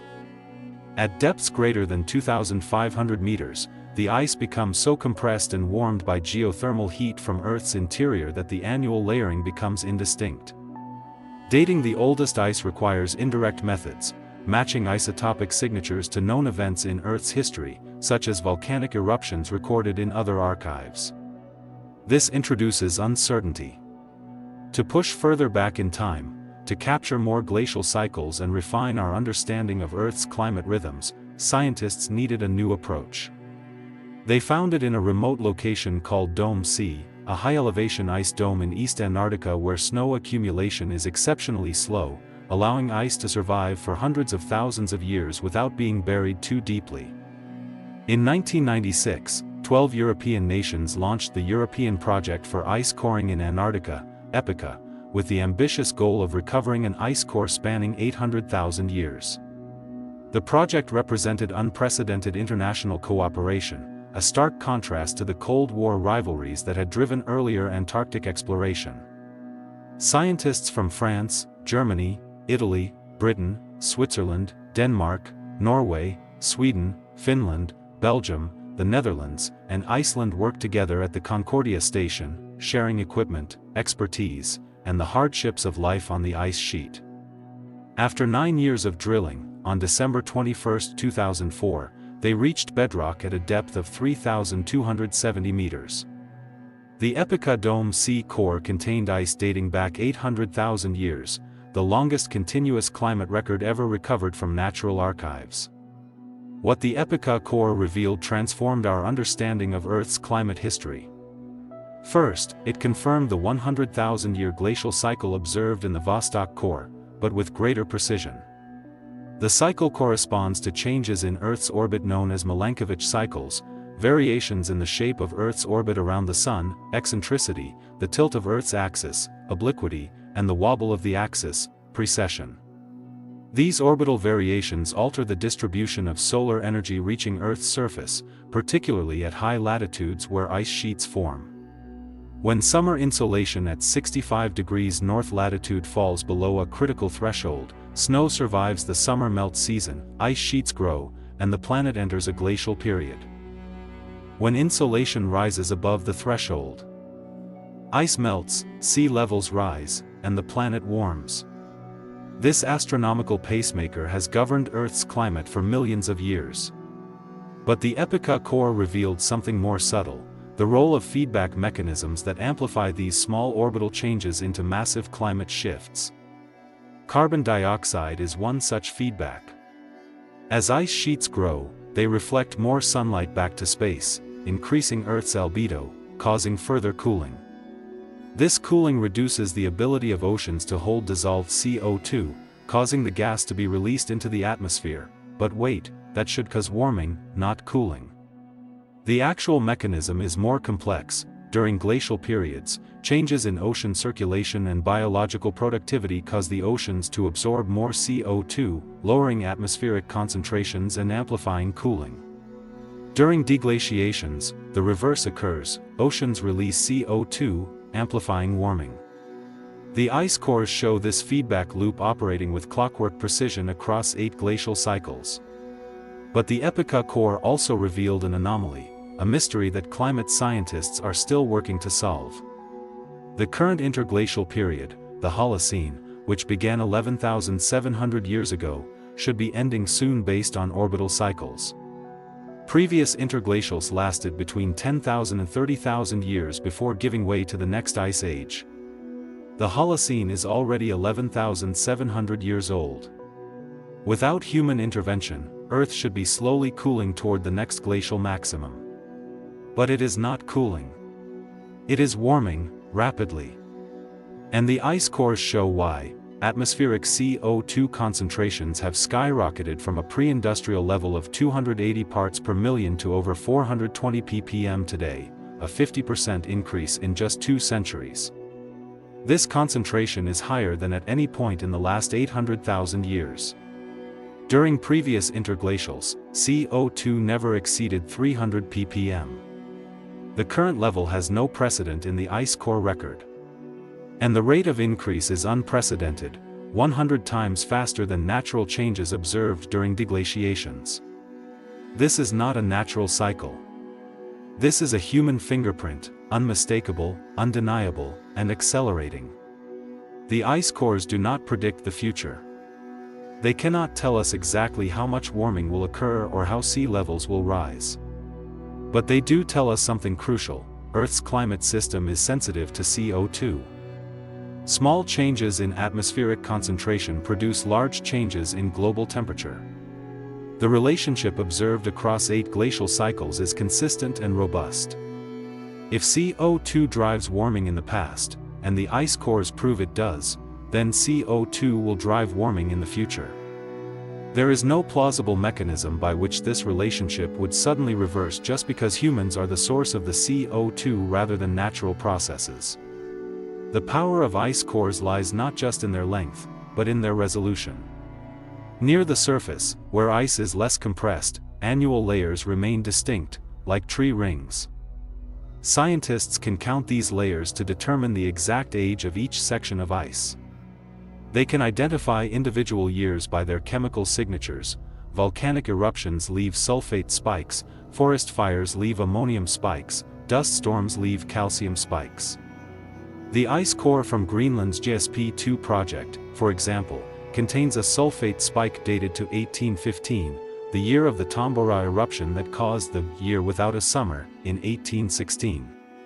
It contains another spike from 1257, the massive eruption of Samalas in Indonesia that may have contributed to the Little Ice Age.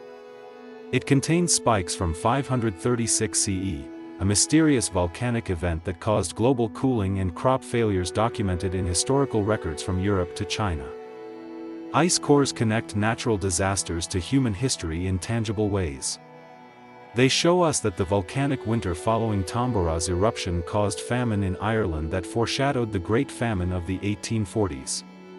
They show us that the cooling from the 536 eruption coincided with the plague of Justinian and the collapse of several ancient civilizations. Climate is not separate from history.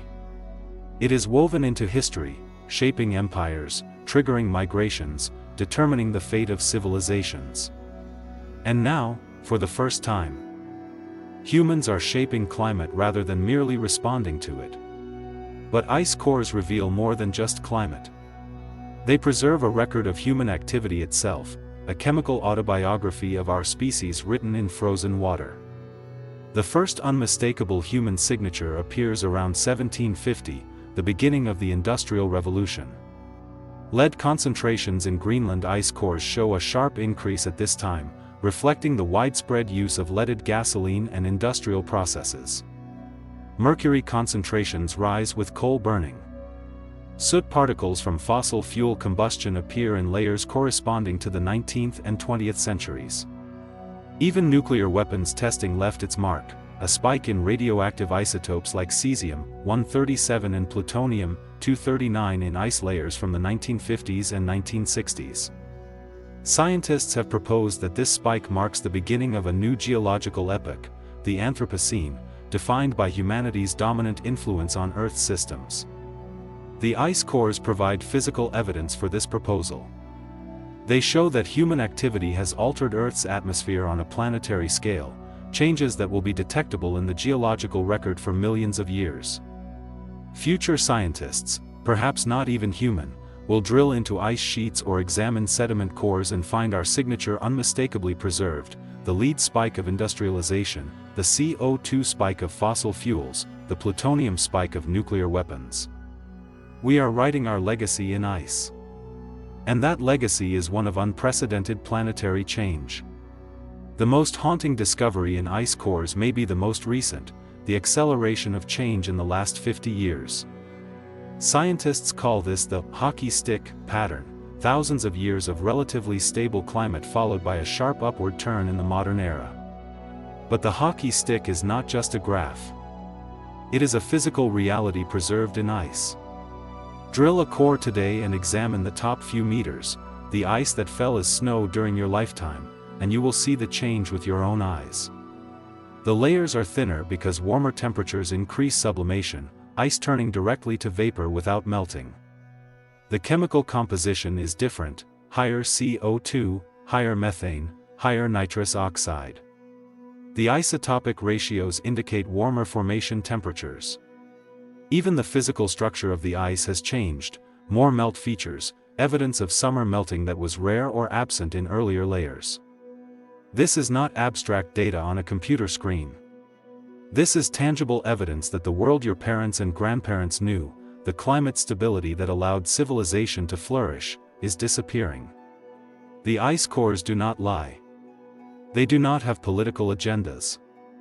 They do not care about economic growth or energy policy. They simply record what happened. And what they record is this: for 800,000 years, Earth's climate operated within bounds defined by natural cycles. For the last 200 years, those bounds have been shattered. The question is not whether humans caused this change, the ice cores prove we did. The question is what we will do now that we know. Yet ice cores also offer hope, not through predictions of a benign future, but through evidence of Earth's resilience.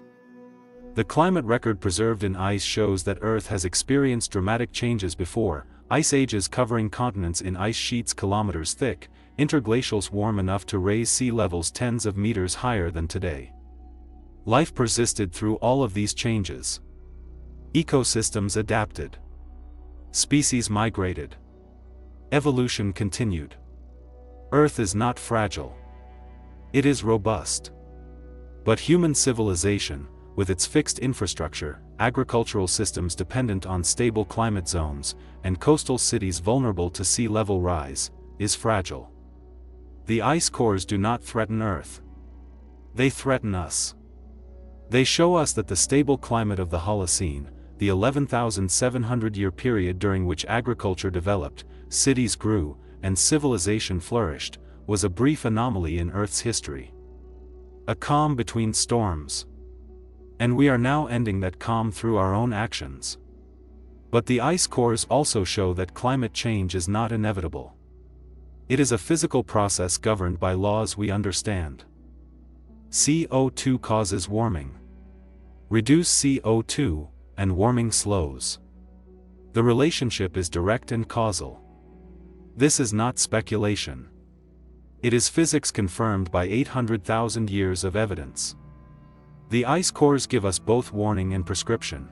The path we are on leads to dangerous warming, but we know how to change course. The question is not scientific. It is political, moral, human. The technology of ice core drilling has advanced dramatically since the Bird Station project of 1968. Modern drills are marvels of engineering, capable of extracting cores with near-perfect fidelity, preserving even the delicate structure of individual snowflakes that fell hundreds of thousands of years ago. The latest generation of drills uses thermal probes that melt their way through ice without mechanical cutting, reducing contamination and allowing access to the most pristine sections of ice sheet. Some drills are designed to penetrate subglacial lakes without contaminating them, a critical capability for studying the microbial ecosystems that thrive in these isolated environments. Others are equipped with sensors that analyze ice chemistry in real time as drilling progresses, allowing scientists to make decisions about where to focus their efforts. But the most significant advance may be in analysis techniques. Mass spectrometers can now measure isotopic ratios with precision unimaginable to Dansgaard and Oeschger. Laser spectrometers can analyze single air bubbles without destroying them.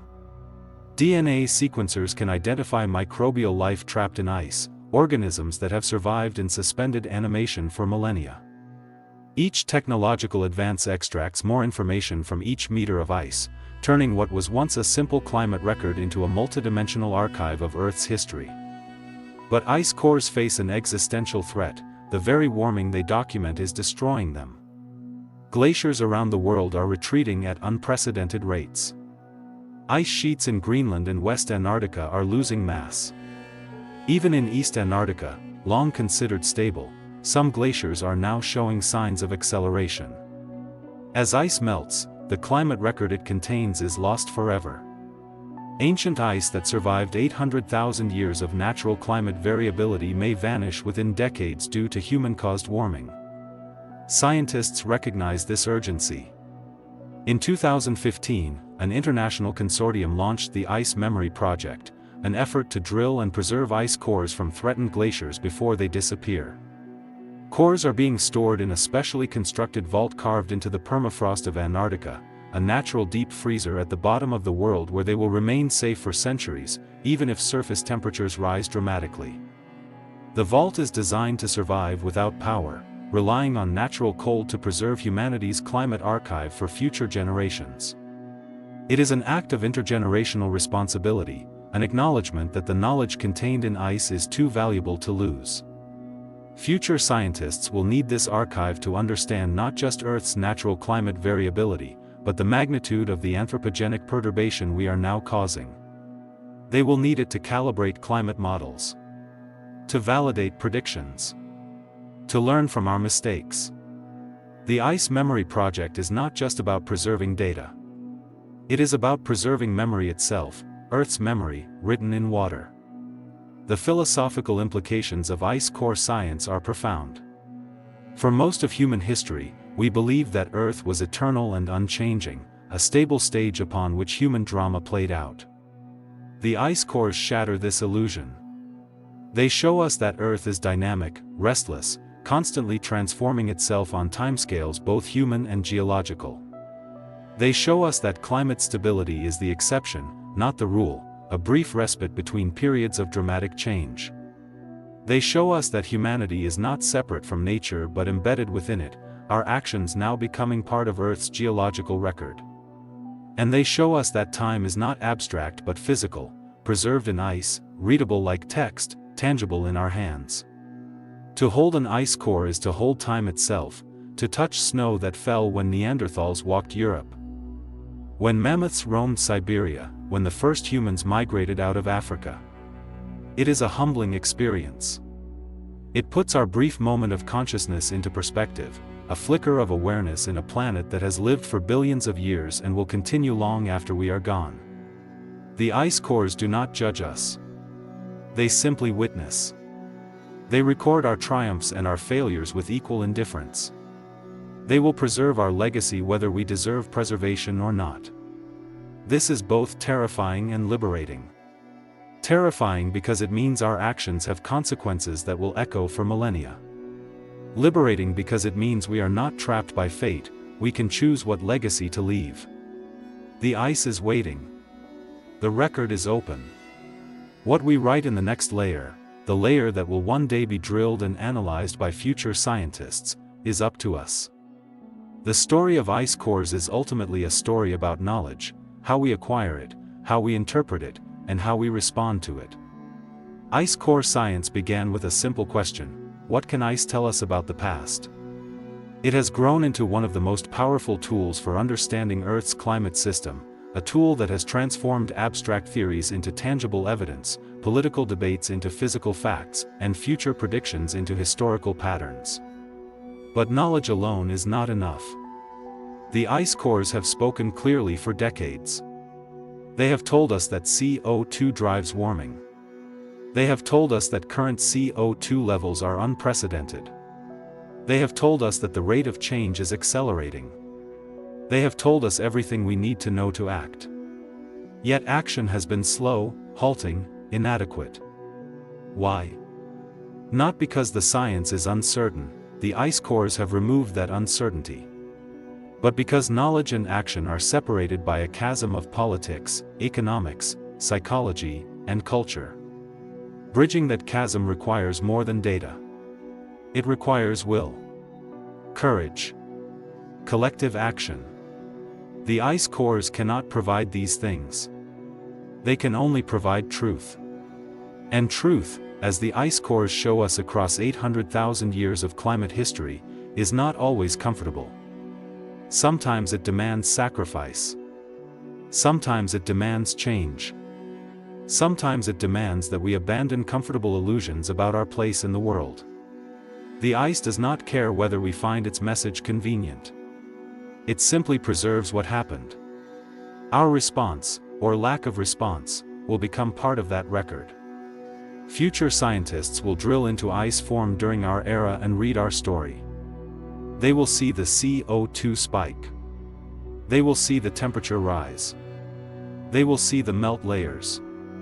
And they will draw conclusions about us, about our wisdom or our folly, our courage or our cowardice, our foresight or our short-sightedness.